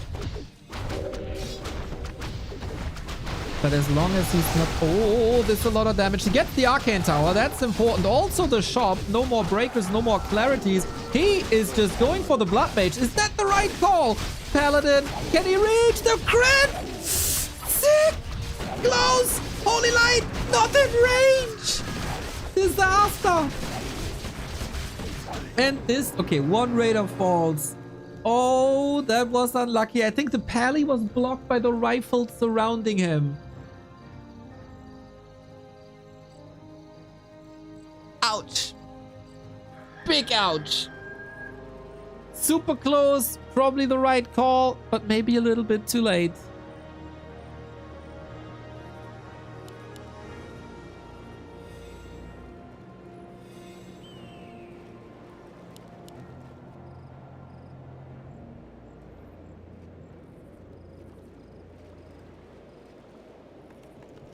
This feels like checkmate. A player's forces are under attack. Base in shambles. Tavern revive. 50 food only.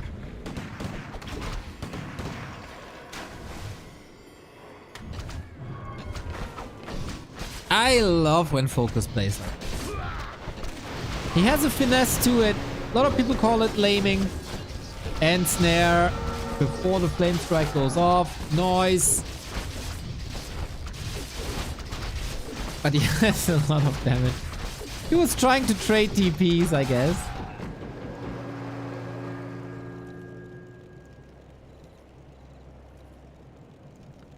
And yeah, he can't host this anymore. There's no resources for it. A player's forces are under attack.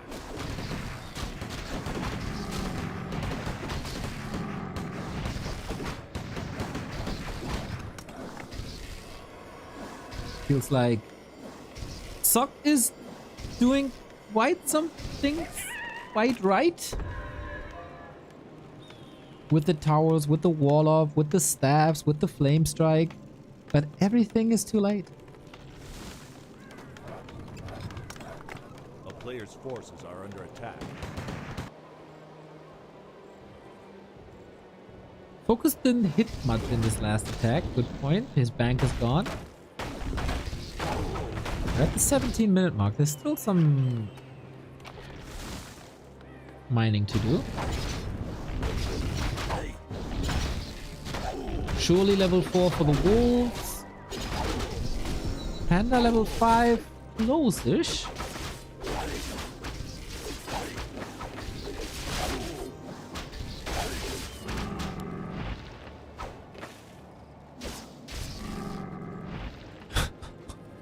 Plus 25. Yay!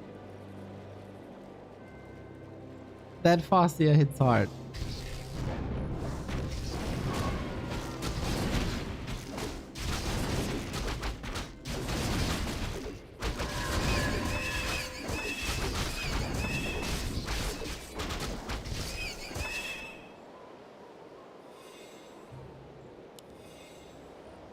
How does Sock get out of this? Because there's always an answer. FoCuS is in control of this map. He gives up defensive positioning, so I think FoCuS realized this immediately.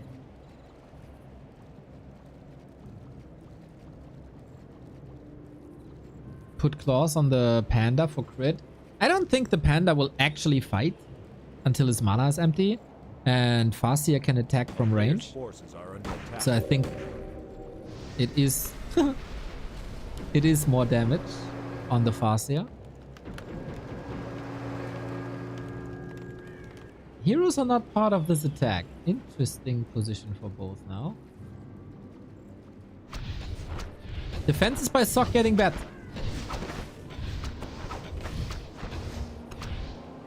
Sandwich. Are we fighting this?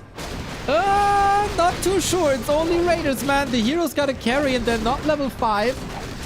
Sweet little flame strike, level 4 as well. That is finally an even more effective Siphon mana. FoCuS though did the calculations in his head. As long as he has mana and spells, this looks good. He's burning his own rifles, but calculated. AoE damage everywhere. FoCuS pulls back. Maybe he wanted just to trade for level 5. Because then the Panda gets absurd. Cornered 07. Wow. Thank you for the tier 1 sub. Läuft indeed. As long as you're a FoCuS fan. Players' forces are under attack. Expo coming. Double Expo coming. Heck! Yeah, good luck, Sock. Plus he sold the claw for all the heal scrolls. I think this is good. Yeah, this is good.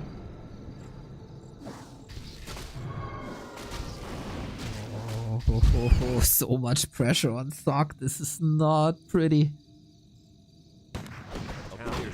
Kills this one.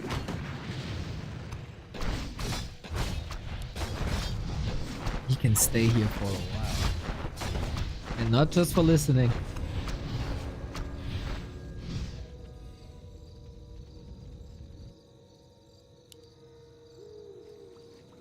Sock has a very good idea though.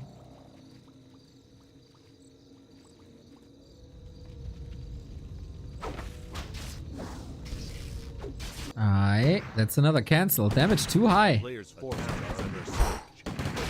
Sock dodging 2 huge cannonballs here. Town portal home. We only have 2 heal scrolls left. We might need 1. The Blood Mage is getting work done.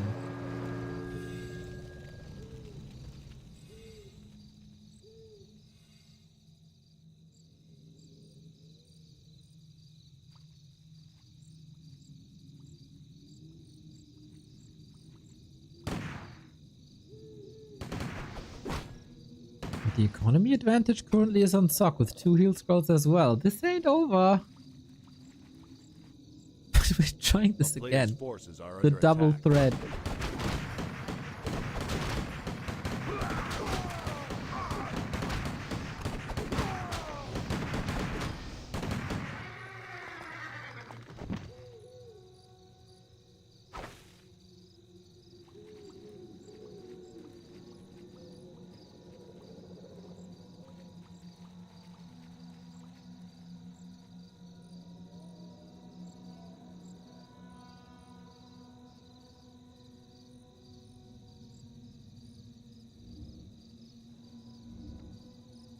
FoCuS is in position. So it's a double win for FoCuS, right?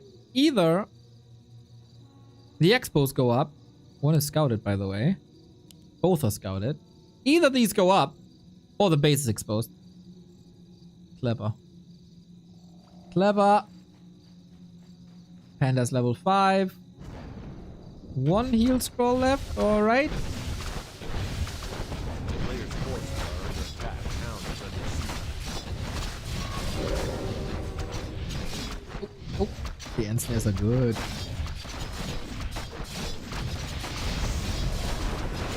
One expo by FoCuS down, also the second one.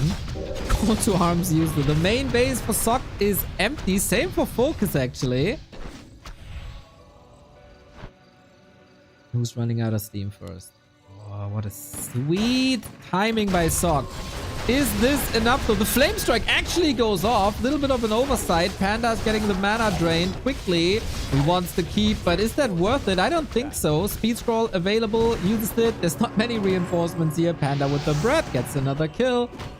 Level 5 wolves with invisibility. Oh, I was about to say we'll probably win the game, but there is a magic sentry up. He just expands again. He gets all the money in the world from hitting these bases. And with that, he can afford new great holes.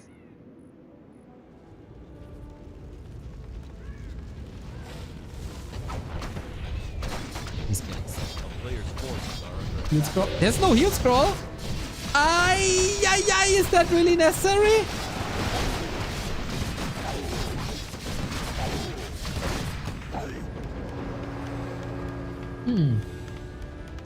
Surely a distraction push. But there were 2 rifles. Little squad. Dude, is SOC winning this? No mine, so why bother? You get absurd value when you hit with pillage towards the keep. You get a percentage of the building cost, and the keep is a town hall plus the upgrade. So it's basically 2 buildings in one. So you get pretty much double value from hitting a town hall.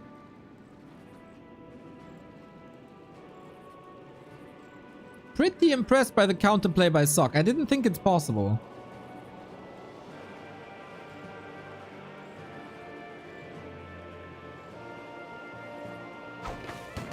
We have a speed scroll, double mana potion. It feels like FoCuS is attempting an all-in.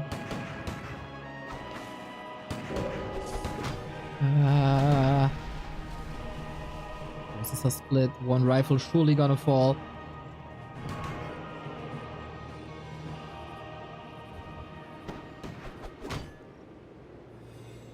Very good defenses. Very good defenses by SOC. Once he got the flame strike, it took some time to get used to the rhythm of that game. But FoCuS taps out. Wow! He was quite ahead for a while. Was banking 12k, but unlike Springtime, the knockout punch was missing. And while he played a good game for a long time, it was just a Raider army. On Springtime, we have seen some of these attacks to get further and further ahead. And then he had an army with headhunters, also Kodos, that was able to fight. We couldn't get that here. SOC putting his name on the board on his second losers map. He had to stay alive. FoCuS tried many times to get out of the situation and to get an expansion up and to conveniently win the game from here. Could have maybe switched and transitioned into Grunt's Headhunter? Because having this pressure on isn't bad. Maybe when he had the 1200 gold, use the 1200, stop the base attacks, build an army so that you can win. Would be my advice. My amateur advice.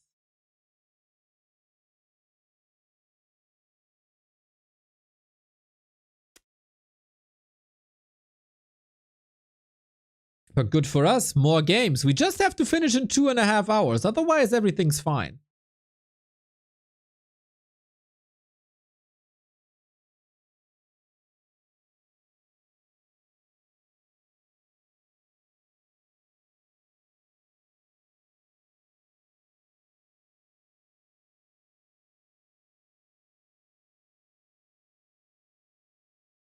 What's happening in 2.5 hours? Good that you ask. PTR tournament. Leon, Neutron, Tiestiok, Graf will play the new balance that is proposed to us. It disappears again. There we go. One against the other. 6 matches, all best of 3. Brought to you by Carson. $200 in, not really in the pool, as a compensation for the time. So they don't have to play for win. They have to play to show us the impact of all the proposed changes. So that is in 2.5 hours.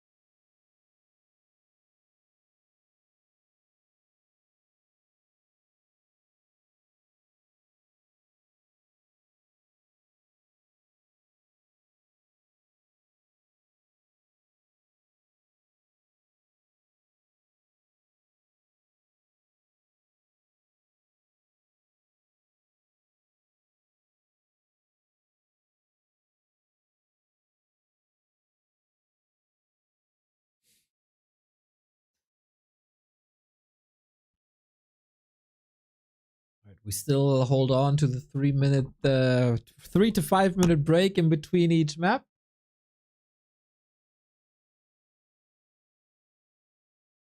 Good for us. We can cue some ads as well. Boom. Tomorrow, War3 Champions finals start. Let me see who's playing, who signed up for the wildcard tournament. 13 players. Lajuk, Seiso, Agent, Sheikcraft, Soima Toxi, Rivendell, Neutron, Atheist P, Hinagiku, Inspired, and Cloud. Thought there would be more, to be honest. Maybe send a reminder again later. And then close qualifier the 2 days after with player camps, interviews, all that stuff. And then next weekend, the finals.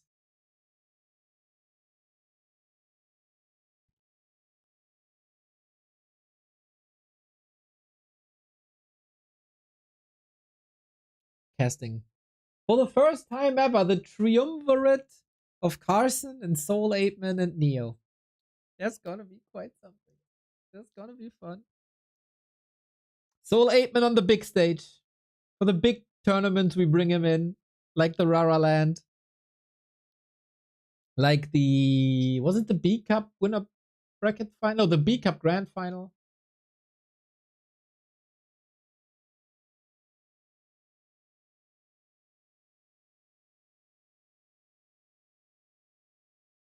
Turtle Rock next. FoCuS first pick is Turtle Rock when he knows that Paddy Rifle is that good? Interesting. Curious to see his solutions then.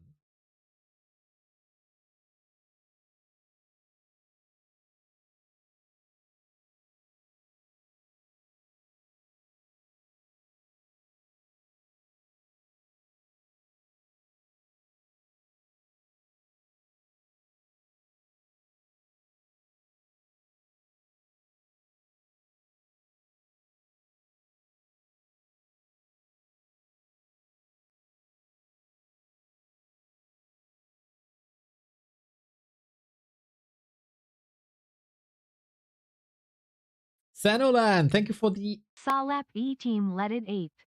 let it ape for the insane 87 month, guys. Fascinating. Incredibly long time. The team of Warcraft, by the way, I love these guys. They are responsible for the Warcraft 3 custom campaign Chronicles of the Second War. That's basically a remake of Warcraft 2 in Warcraft 3. They're also working on a Warcraft 1 remake, and they have released their water elemental models today. Water and fire elemental. Does this look insane or what? Holy shit, guys. This is a Warcraft 3 model. Can you believe this?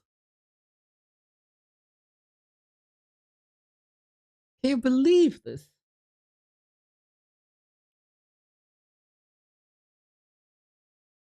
From the original here to this.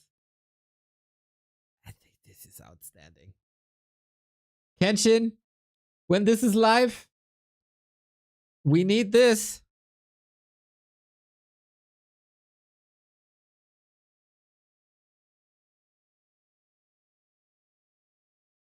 Shiva and Ifrit. Final Fantasy person. Ah, I see ya, I see ya. Makes me want to play Final Fantasy VIII again. The best Final Fantasy there ever was, obviously.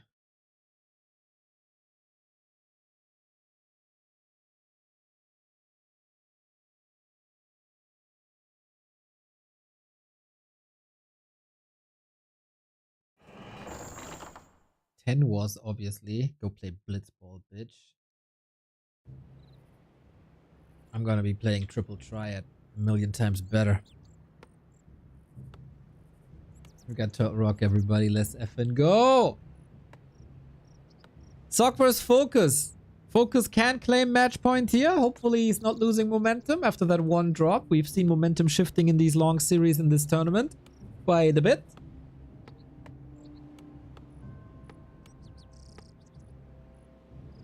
Yep, Matt, FF8 is the best. I say it, you say it, everybody says it. So, Turtle Rock and Human Orc. Haven't seen that in a while.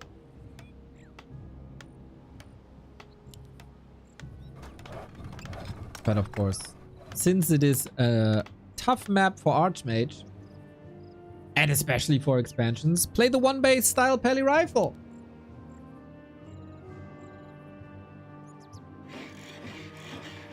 Final Fantasy VII Rebirth and 16 waiting my Steam lib. Oh, I think I had 16, no, 15 as well.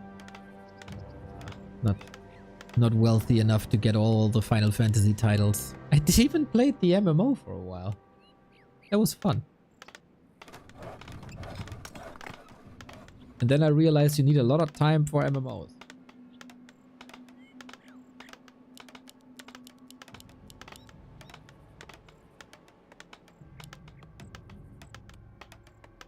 Oh, I was about to say there's no farm. Lol. He was hiding them from us.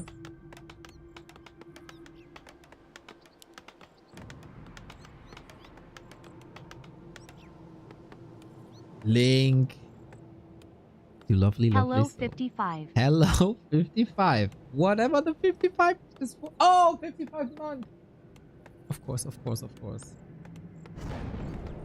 Link, thank you for supporting us the way you do. Still time for a cast in Inferno, my dude. I won't let that slip away. Farseer this time, for the first time, creeping a little bit before the instant harass, huh? Maybe I misremember.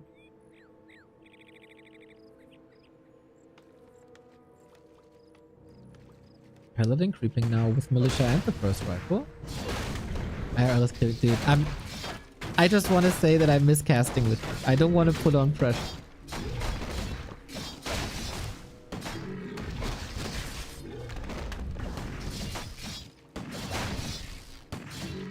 It's just meant in a nice way.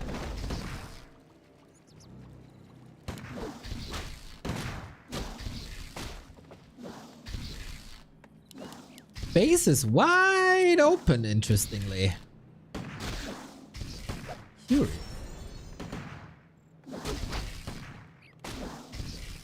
We have the headhunters trickling in once again. Leads me to believe A player's that this forces are might under not attack. be a raider attack. The town is under siege.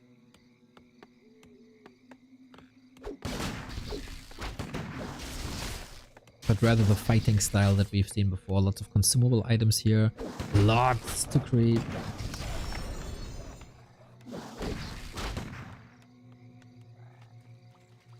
Neo OnlyFans would be quite fun. I had shower thoughts if there's a third version. If I join.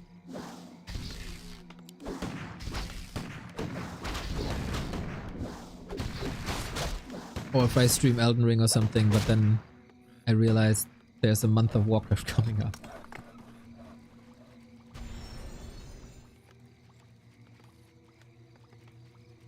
And I should not worry about stuff like that when there's Warcraft to cast.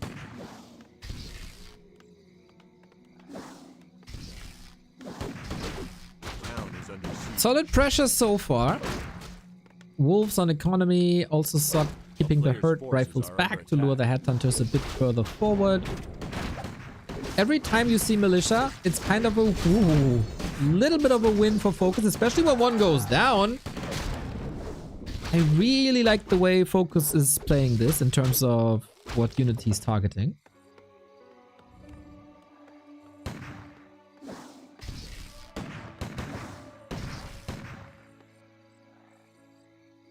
Headhunters alive. Exactly as it should be. A player's forces Tier 2 are done. under Shop attack. comes up.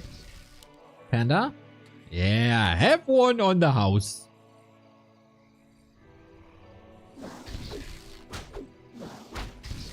Did a wonderful job on map 1. Very good job as well on map 2. Just couldn't close it out. Once again, we go beastery. This is now always the same strat. But with the headhunters. No double racks, no rifles. Back to the springtime success. A player's forces are under attack. Sock, close to have weathered the storm.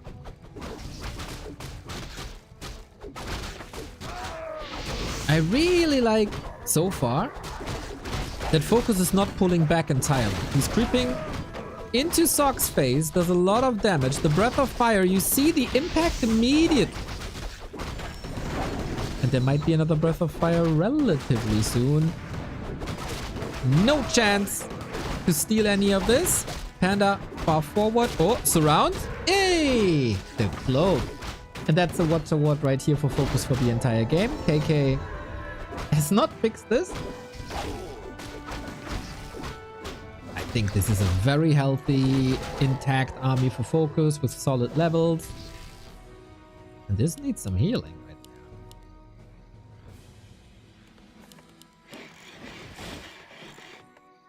A Oh, player's the next forces are burrow under is attack. laid. Okay. Okay. Can queue some upgrade? Should queue some upgrade?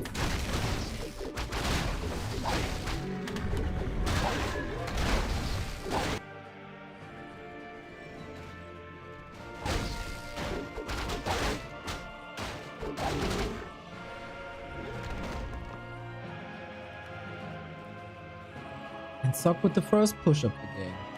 No cement this time. This attack towards the base will hit harder. The Panda is not in shape. No level 3. No cement. Oh, all of a sudden this entire game could turn around. End Snare isn't finished. While the fights look really good, the macro was slipping a bit. Needs repair. Great Panda positioning against the Siphon. Superb. And now End Snare is up. And we can buy a potion of mana. Love to see it. Aiming for the pally. Trying to force the town portal, but there was a bit of healing. Great, great, great. That's lots of damage here. Can't afford to lose a hero though. Town portal. Will he use the... Oh, the last spear before the TP brings the kill. Huge moment for FoCuS. Yes, TP lost, but Paladin down. That was precision, boys.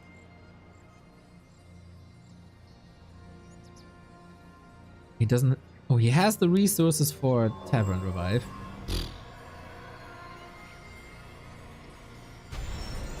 Dude, this headhunter should go to the Olympics for the range on that spear.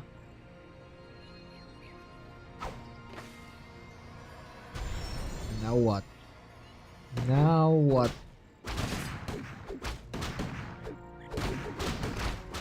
Some healing needs to be done, but oh, is already. Headhunter's a bit exposed, but the panda has more mana. Has to stay away from the blonde devil. Trying to with the speed scroll actually. First we see Wand of Negation used against Banish. Now that speed scroll, not bad. Wow, sick AoE by FoCuS. He's playing Sock like a fiddle. For now, but the comeback potential for Pella Rifle is always existing.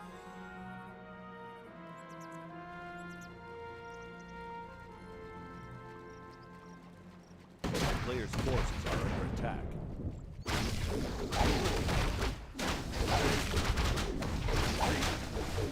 FoCuS plays. I don't want to think back to the Starbuck Zone series, but this is night and day.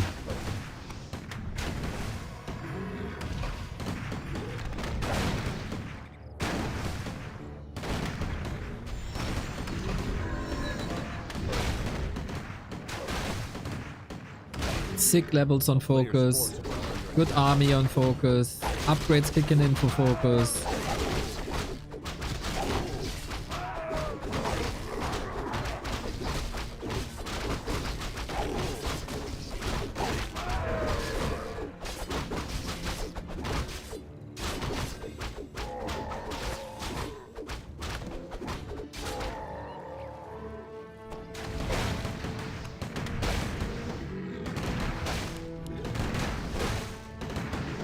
Players' forces are under attack.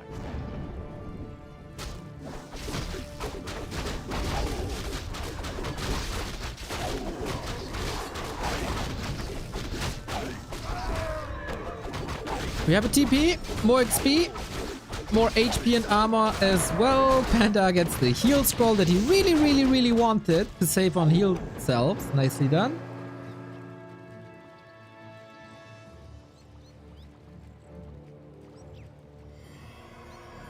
The games of Soen and Starbuck were competitive? No. Not for a minute.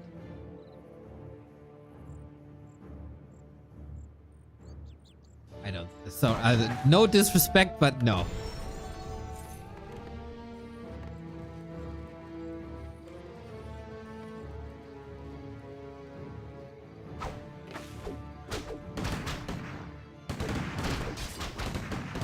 .50-50 fight with another Paladin pretty hurt. The Breath of Fire, man. The impact of a panda. And for once, he's running out of siphon range to hit the backline. The next Breath of Fire is coming in. So much damage. No heal scroll for Sock. FoCuS let that slip on Springtime. Now you see the effect when you control the shops. What a difference this makes. Level 4, sick.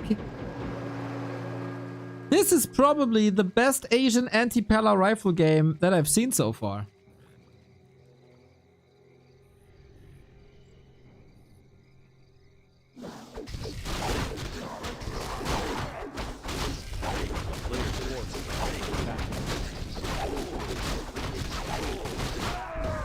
Battle bongos. Oh, 2 attack upgrades and the Kodo aura.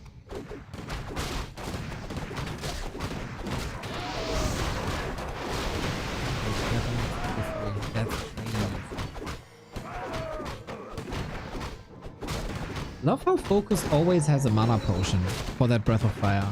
It's really cool. A player's forces are Expo under far attack. away on a very unusual spot as well. I don't know why I pronounced the word well so unwell, but hey.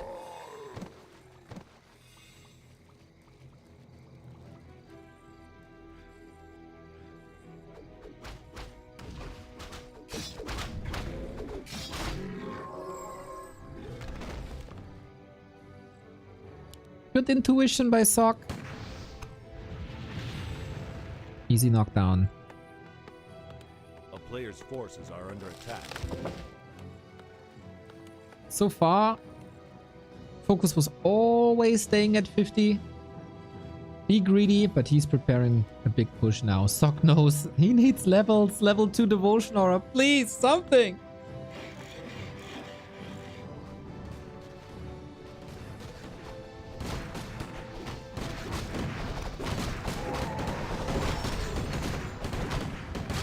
Robe of the Magi. I will one day will start a petition. Petition? Player's Petition? forces are under attack. To remove all mana items from a paladin rifle player. That it's cheating. Doesn't need that. Town is under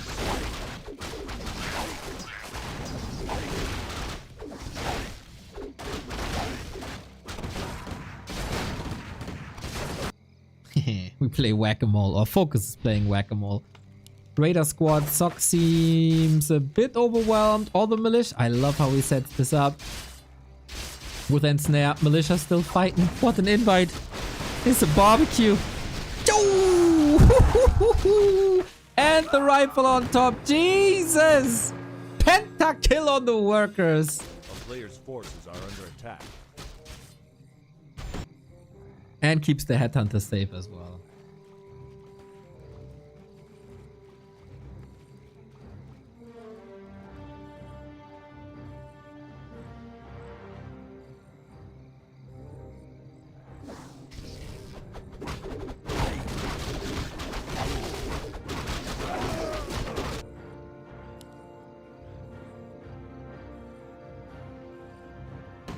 A town is under siege.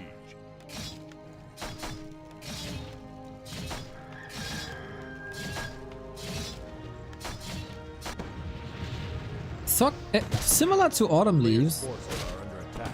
is doing a fine job in knocking expansions down. But then, of course, as you have to be active on the map, your base is open, so you constantly lose a TP. If you keep all your units alive, that's kind of fine. Ooh, Panda needs to spit. There we go. We have mana potions, we have heal scrolls. This might just be the moment once again where FoCuS has the army. He has 1500 gold. Wonder if he just blasts his mana and then town portals, because this is risky right now.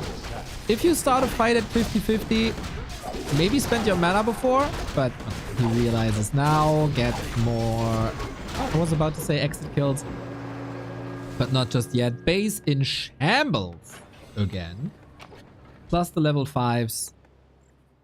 I like that farm. Fix farms!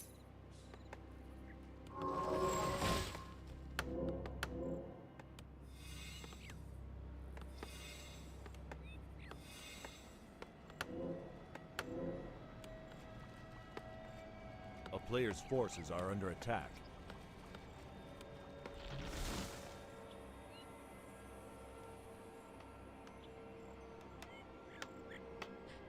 Second farm. Okay, cool. Town is under siege.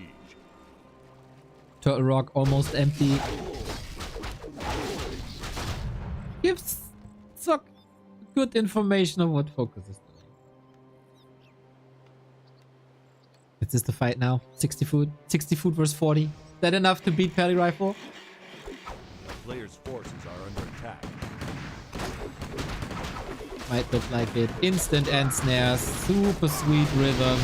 Gets level 4. No heal scroll on Sock is a huge problem. Again, FoCuS. Preparing this fight. Preparing this fight. Preparing this fight.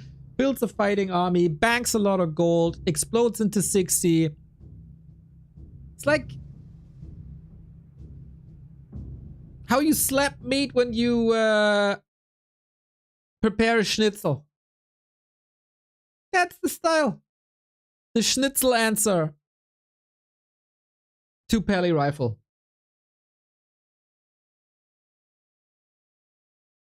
And that is game 3 for FoCuS in the books. He wins his losers map.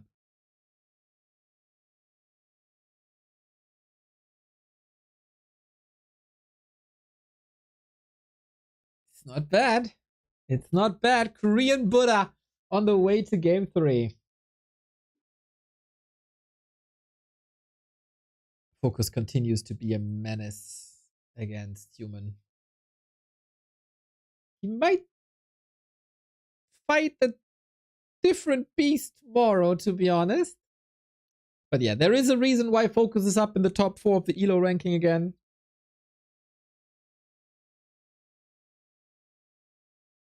Super consistent.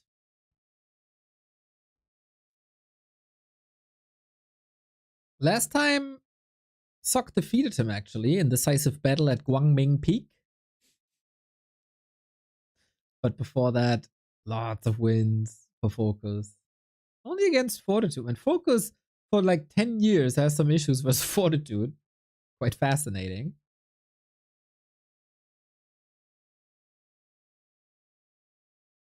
FoCuS is showing the way of the orcs. So, while he's playing a lot better than the other Asian orcs, I think there's still a lot of room for improvement.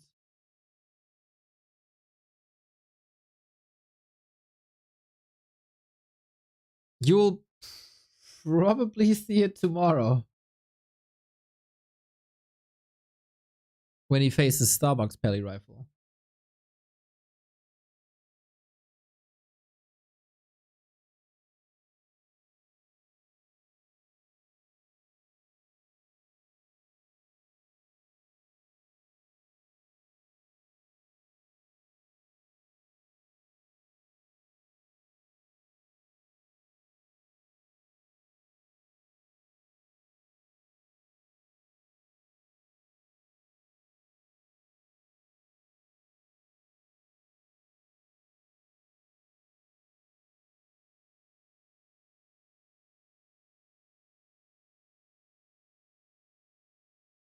A.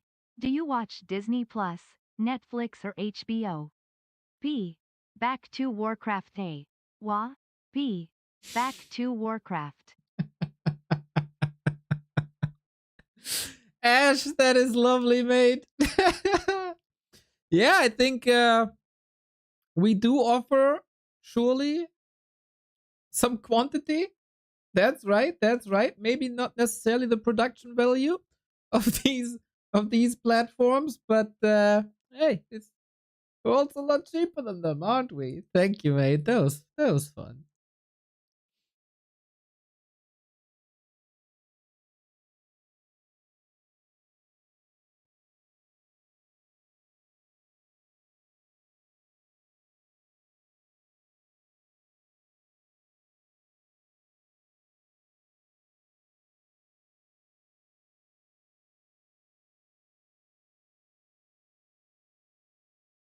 Disney invites you, and I politely decline Tilda.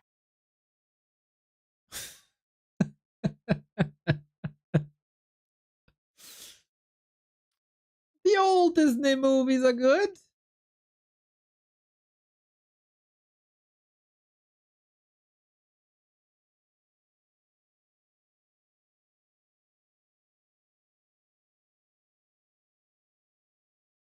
But I see where you're coming from, Mr. LeCrest Fallen. Thank you, thank you.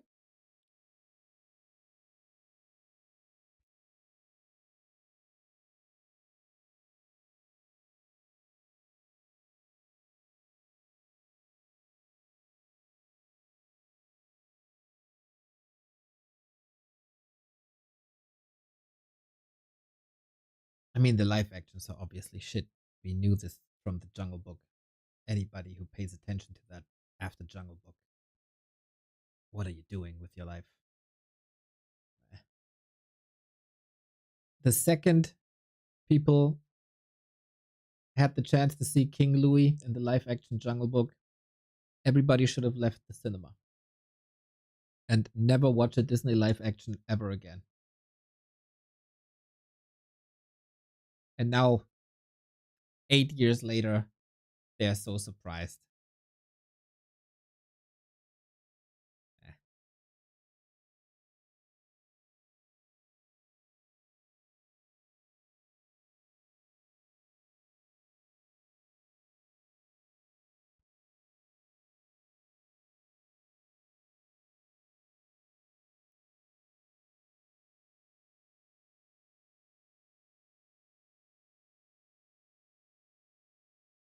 Twisted Meadows. Not a pally rifleman at all.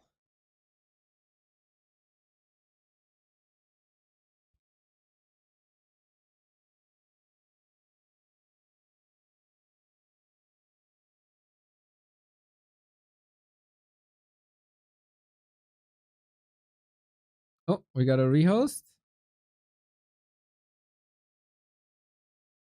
As the red color wasn't available. Unacceptable. The red color has to be available. And so we have to wait a little longer.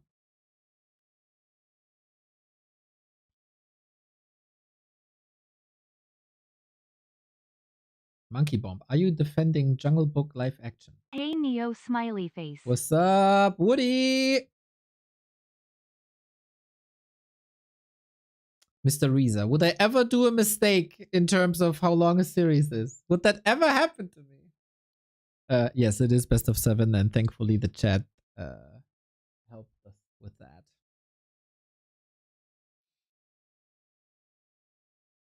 Ha ha ha ha. Oh, you're sarcastic, Monkey Bomb. Okay, you're not getting banned.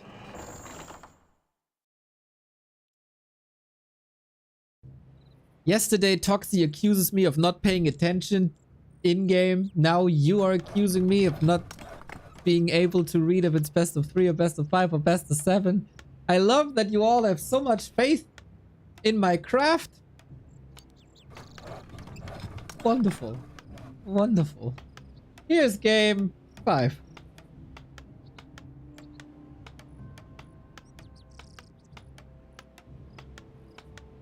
Yeah, I thought everybody has this parasocial relationship and worships their favorite streamer, but here it's like somehow it's not working here.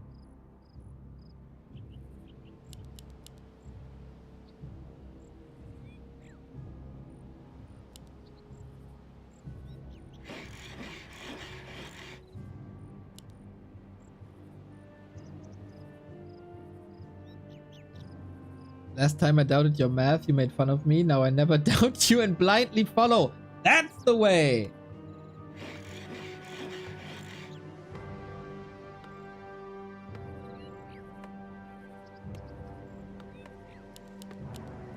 People should take an example at Monkey Bomb.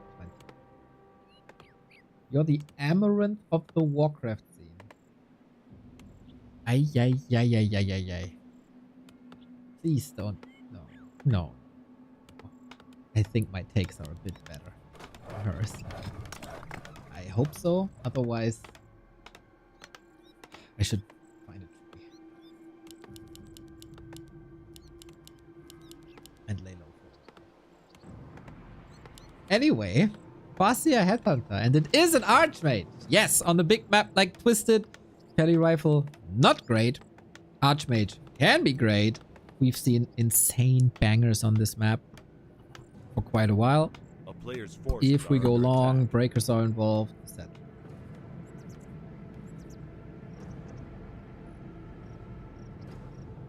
So we're starting next to the mercenaries, which can be very impactful for both players.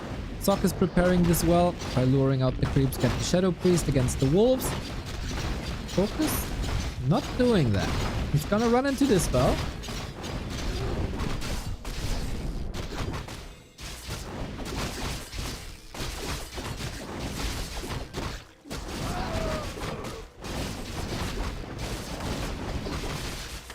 Oh, Anilba, I might have misunderstood you. I thought the Starbuck versus Soin series was competitive. That wasn't competitive.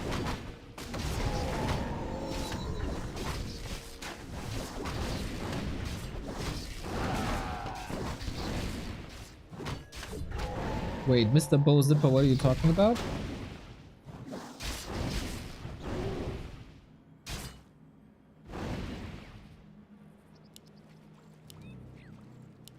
We got quite some steals here. That is not preventing level 2. But it is surely a hurdle on the way to level 3.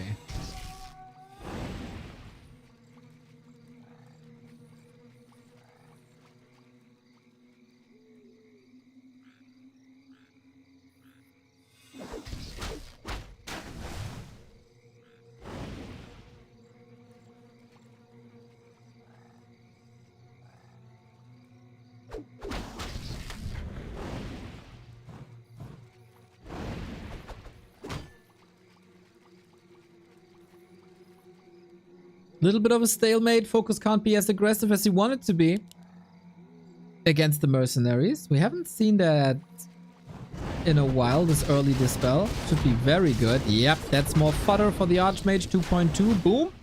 Plus the healing Shadow Priest. Such a good addition to this army.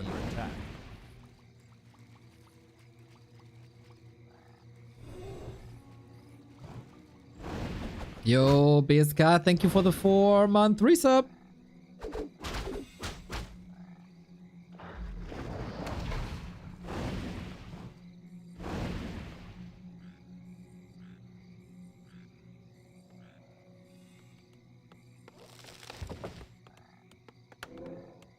A player's forces are under attack.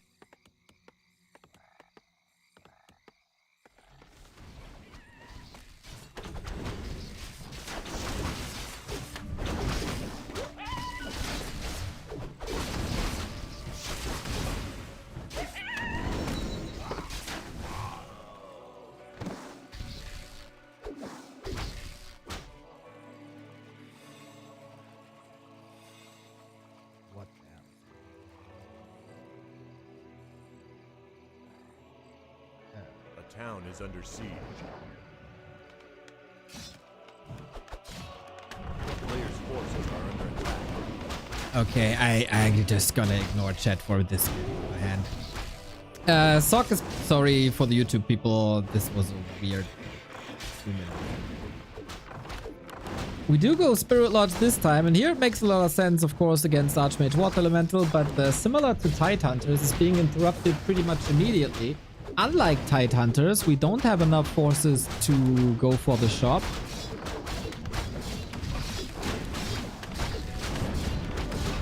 Farseer vs Archmage, both pretty hurt. Can't get that burrow though. Player's forces are under attack. Repair surface area is nice. Footman taken off the burrow. Yeah, this is a strong defense here.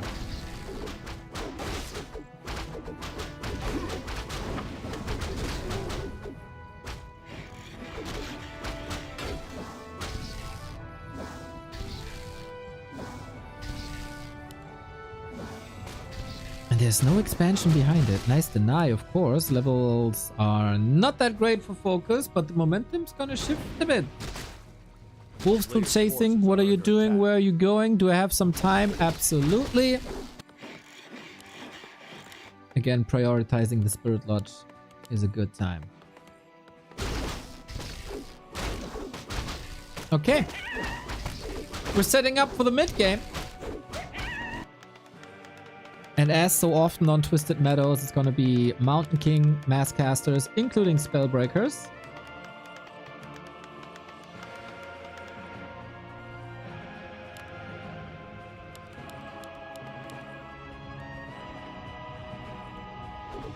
Player's forces are under attack.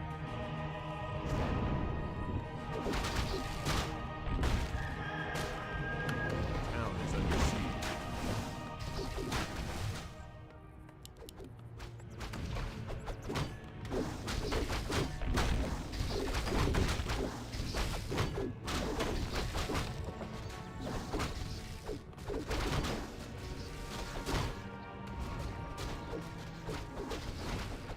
A player's forces are under attack.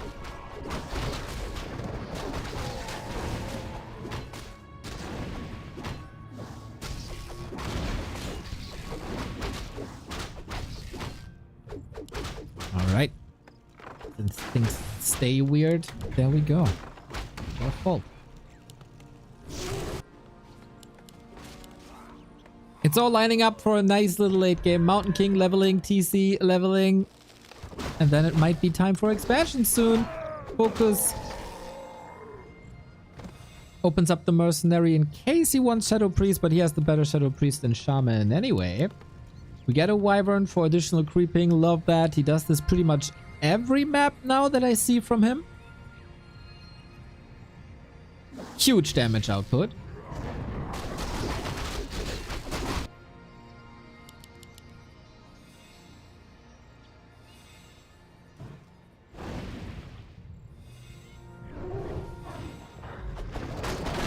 And Sock, like, he's in an okay position, but it's not like I'm feeling he's dominating this game from here on out. Yeah, FoCuS with the first new task for him.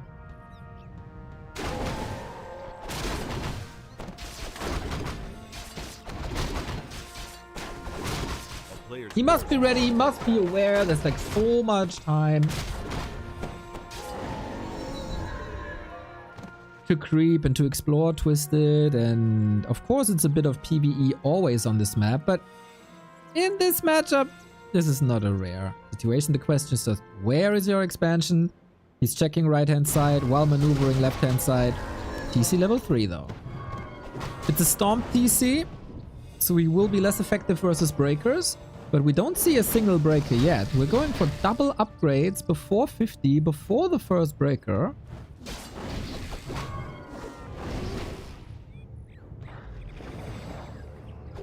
He's got an Invo Potion though on the Mountain King. Stomp, Hero Focus, lots of Hero Focus, trying to trigger the Invo Potion immediately. Militia coming in, was stalling quite a bit. TC, Invul, here we go. Invul on the Mountain King as well, dodges that Stomp in anticipation. If FoCuS smashes this fight, this is very, very likely the lower bracket for him. Archmage, Stomp, but a little bit too early. Fascia, TP, maybe?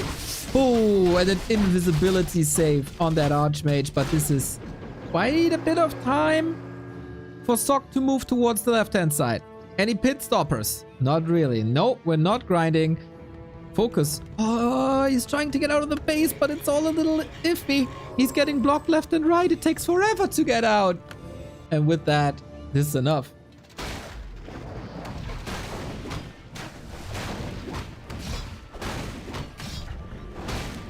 Can't hold this anymore. Huge win by Sock, being the one that forces the other to TP. FoCuS then out of position. Best he can do is to force a TP himself, but Sock is making sure to kill the peon, so he has to send another one to re-erect this expansion.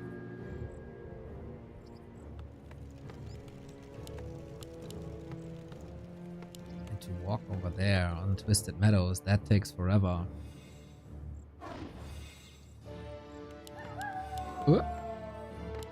What? What's on? Ah, there we go. A player's forces are under attack.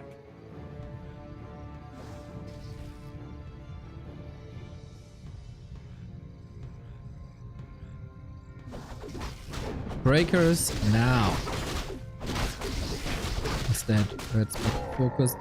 If there's enough breakers, I mean, it's Twisted, the battlefields will be wide open, so creating an unpassable breaker line will be quite hard. Maybe Kodos can work against that. Maybe the TC can reach the back line. He wants that Berserker out of the game. Stormbolt before Stomp, nicely done. Mountain King down to half HP already. Chain Lightning against Militia. FoCuS's timing seem good, but Sock also with the brilliant heal scroll. Piercing damage, focus fire. Trying to take out a lot of casters for the sustain. Lightning shield. Oh, shocking turn of events for these Militia. More movement speed, more attack speed with the Brilliant Aura level 2. You got a Staff of Silence, by the way. What an amazing find. Will trigger a Dispel. Did he use that time for an expo? He did. And now he retreats, licks his wounds, gets the mana back up, and hopefully he's doing a better job then in defending.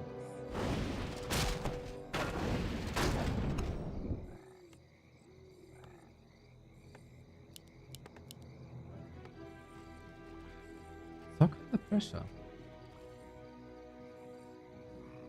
FoCuS sells the Staff of Silence. Bit understandable. It's so much gold. A player's forces are under attack.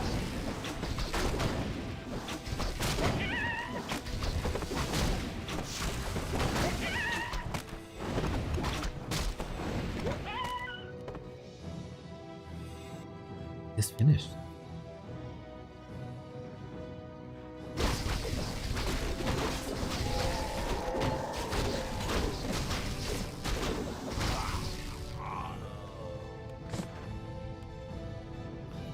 Ruined Braces, the next amazing item that FoCuS is finding. It's amazing versus Stormbolt. And there's no clap in this army for Sok. I feel like this has to be a retrain, but how to afford it if you constantly have to go for heal?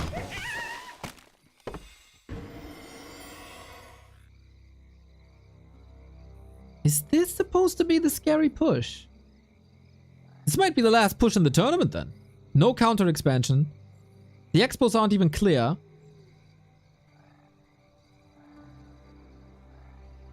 And no TP either. It's all in. This is so all in. FoCuS is 10 foot ahead. He got the better levels. He got solid items. He might delay the mining for a bit, but until he got that Great Hall done, it takes forever. Oh, the decision. Sok sees himself on the very, very last Black Mountain King coming in with the Stormbolt. Okay, takes the Raider. Maybe he'll scroll 1 of 2 are gone. TC far in the back, taking care of the shop, doing well, moving forward, being slowed. Stormbolt, okay, once again, exquisite. Adds a lightning shield on top, being dispelled quickly. Nice execution now, but I think the position for Sok is just not good enough. The Wyvern is laying in so much damage. Nice position on the Shaman as well to not be attacked at all. He's breaking through to the back line. That's the backbone also for the human army. What do you do without the priest, without the sword? Nothing! And that was destined to fail for Sok this attempt. FoCuS got too far ahead after the fights in the mid game and takes the series convincingly 4-0. Sok's run is over. Very sad that we don't get a rematch of him and Happy, because that was a nice series in the winner bracket where Sok got incredibly close. But FoCuS was by far the better player today.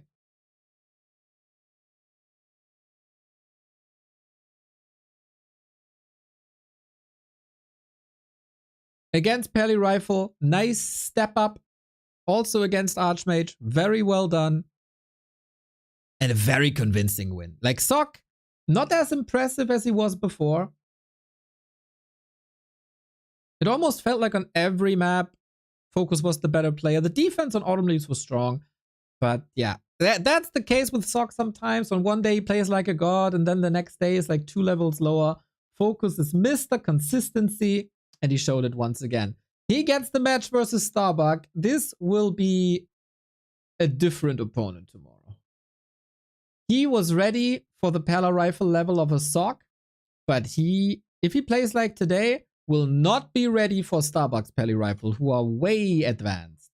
So hopefully he gets some time for even more practice. And that is the second last day of B Cup in the books. Happy dominates Starbuck 4-1. FoCuS dominates Sok 4-1. It was rather one-sided, even though Starbuck fought bravely. Starbuck versus Happy is a likely outcome for the grand final tomorrow. I would be surprised if that's not the case, but never underestimate the FoCuS. I think Starbuck can be incredibly happy to not face Sok, which would have been way bigger problems for him, as he's playing Orc in that matchup. Pala Rifle is his strongest strategy, and this is also where FoCuS is rather weak against. Plus, Starbuck has game tape of what he's doing from the matches today, which he was watching and casting. Fanboy. Just speaking the truth, everybody. Just speaking the truth. And Happy is waiting in the grand final. He was struggling a bit versus FoCuS in the winner bracket, and definitely struggling versus Sok. Here today, I think, yeah, game 1 was a bit overwhelming, but he made great adjustments. Map to map to map, it got better. He shut down Archmage openings. He shut down expansions. He shut down Pally Rifle. So Starbuck has some work to do for tomorrow if he wants to get the grand prize and finally take his first title in a B Cup. The final last time was a first time. He wants to reach it back to back for sure. That is very doable. Can he claim the throne of B Cup though? That's the question. In 2 hours, we're back with Carson's PTR Invitational. Leon, Neutron, Tiesiok, and Kraft are playing on the new balance and see what the outcome of these currently PTR 2 tests are. This should be fun, man. Round robin, everybody plays against the other. We're gonna have some material in every matchup. And Carson cast is great. Tomorrow, we have the B Cup Grand Final at 1 p.m. We also have the War 3 Champions Finals, the Wild Card Qualifier. April 4, 6 p.m. is the start to 2 weekends of War 3 Champions Finals, which is hopefully going to be grand fun. We're going to have amazing players in a Wild Card Qualifier. We're going to hand out 2 spots for the close qualifier starting one day after, which already has an amazing lineup. Guaranteed fun. These matches should be pretty close. We're going to see Lemes, Teko, Knopf, Biko, Kevin, Nabu / Smurf, and the winners of the wildcard qualifier. And then the winner of that close qualifier will advance to the main event, where we have Death Note, Hawk, Leon, Cash, Tiesiok, Jens, and Sonic. So hopefully you enjoyed all of this here today. You certainly raised my spirits a little bit. It's been a gauntlet for sure. And it's getting more and more challenging every day. But yeah, gotta keep grinding. Gotta keep bringing you the Warcraft. So have fun with Carson in 2 hours. And we see each other for the big B Cup final tomorrow. I'm gonna rate you.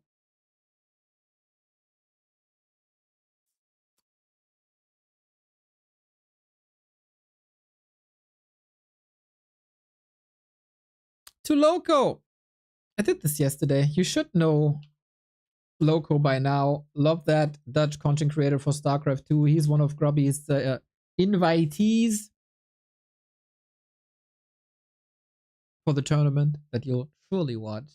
So let's see if Loco made progress after he got coached by Grubby yesterday. Thank you for choosing me as your entertainment for today, and take care.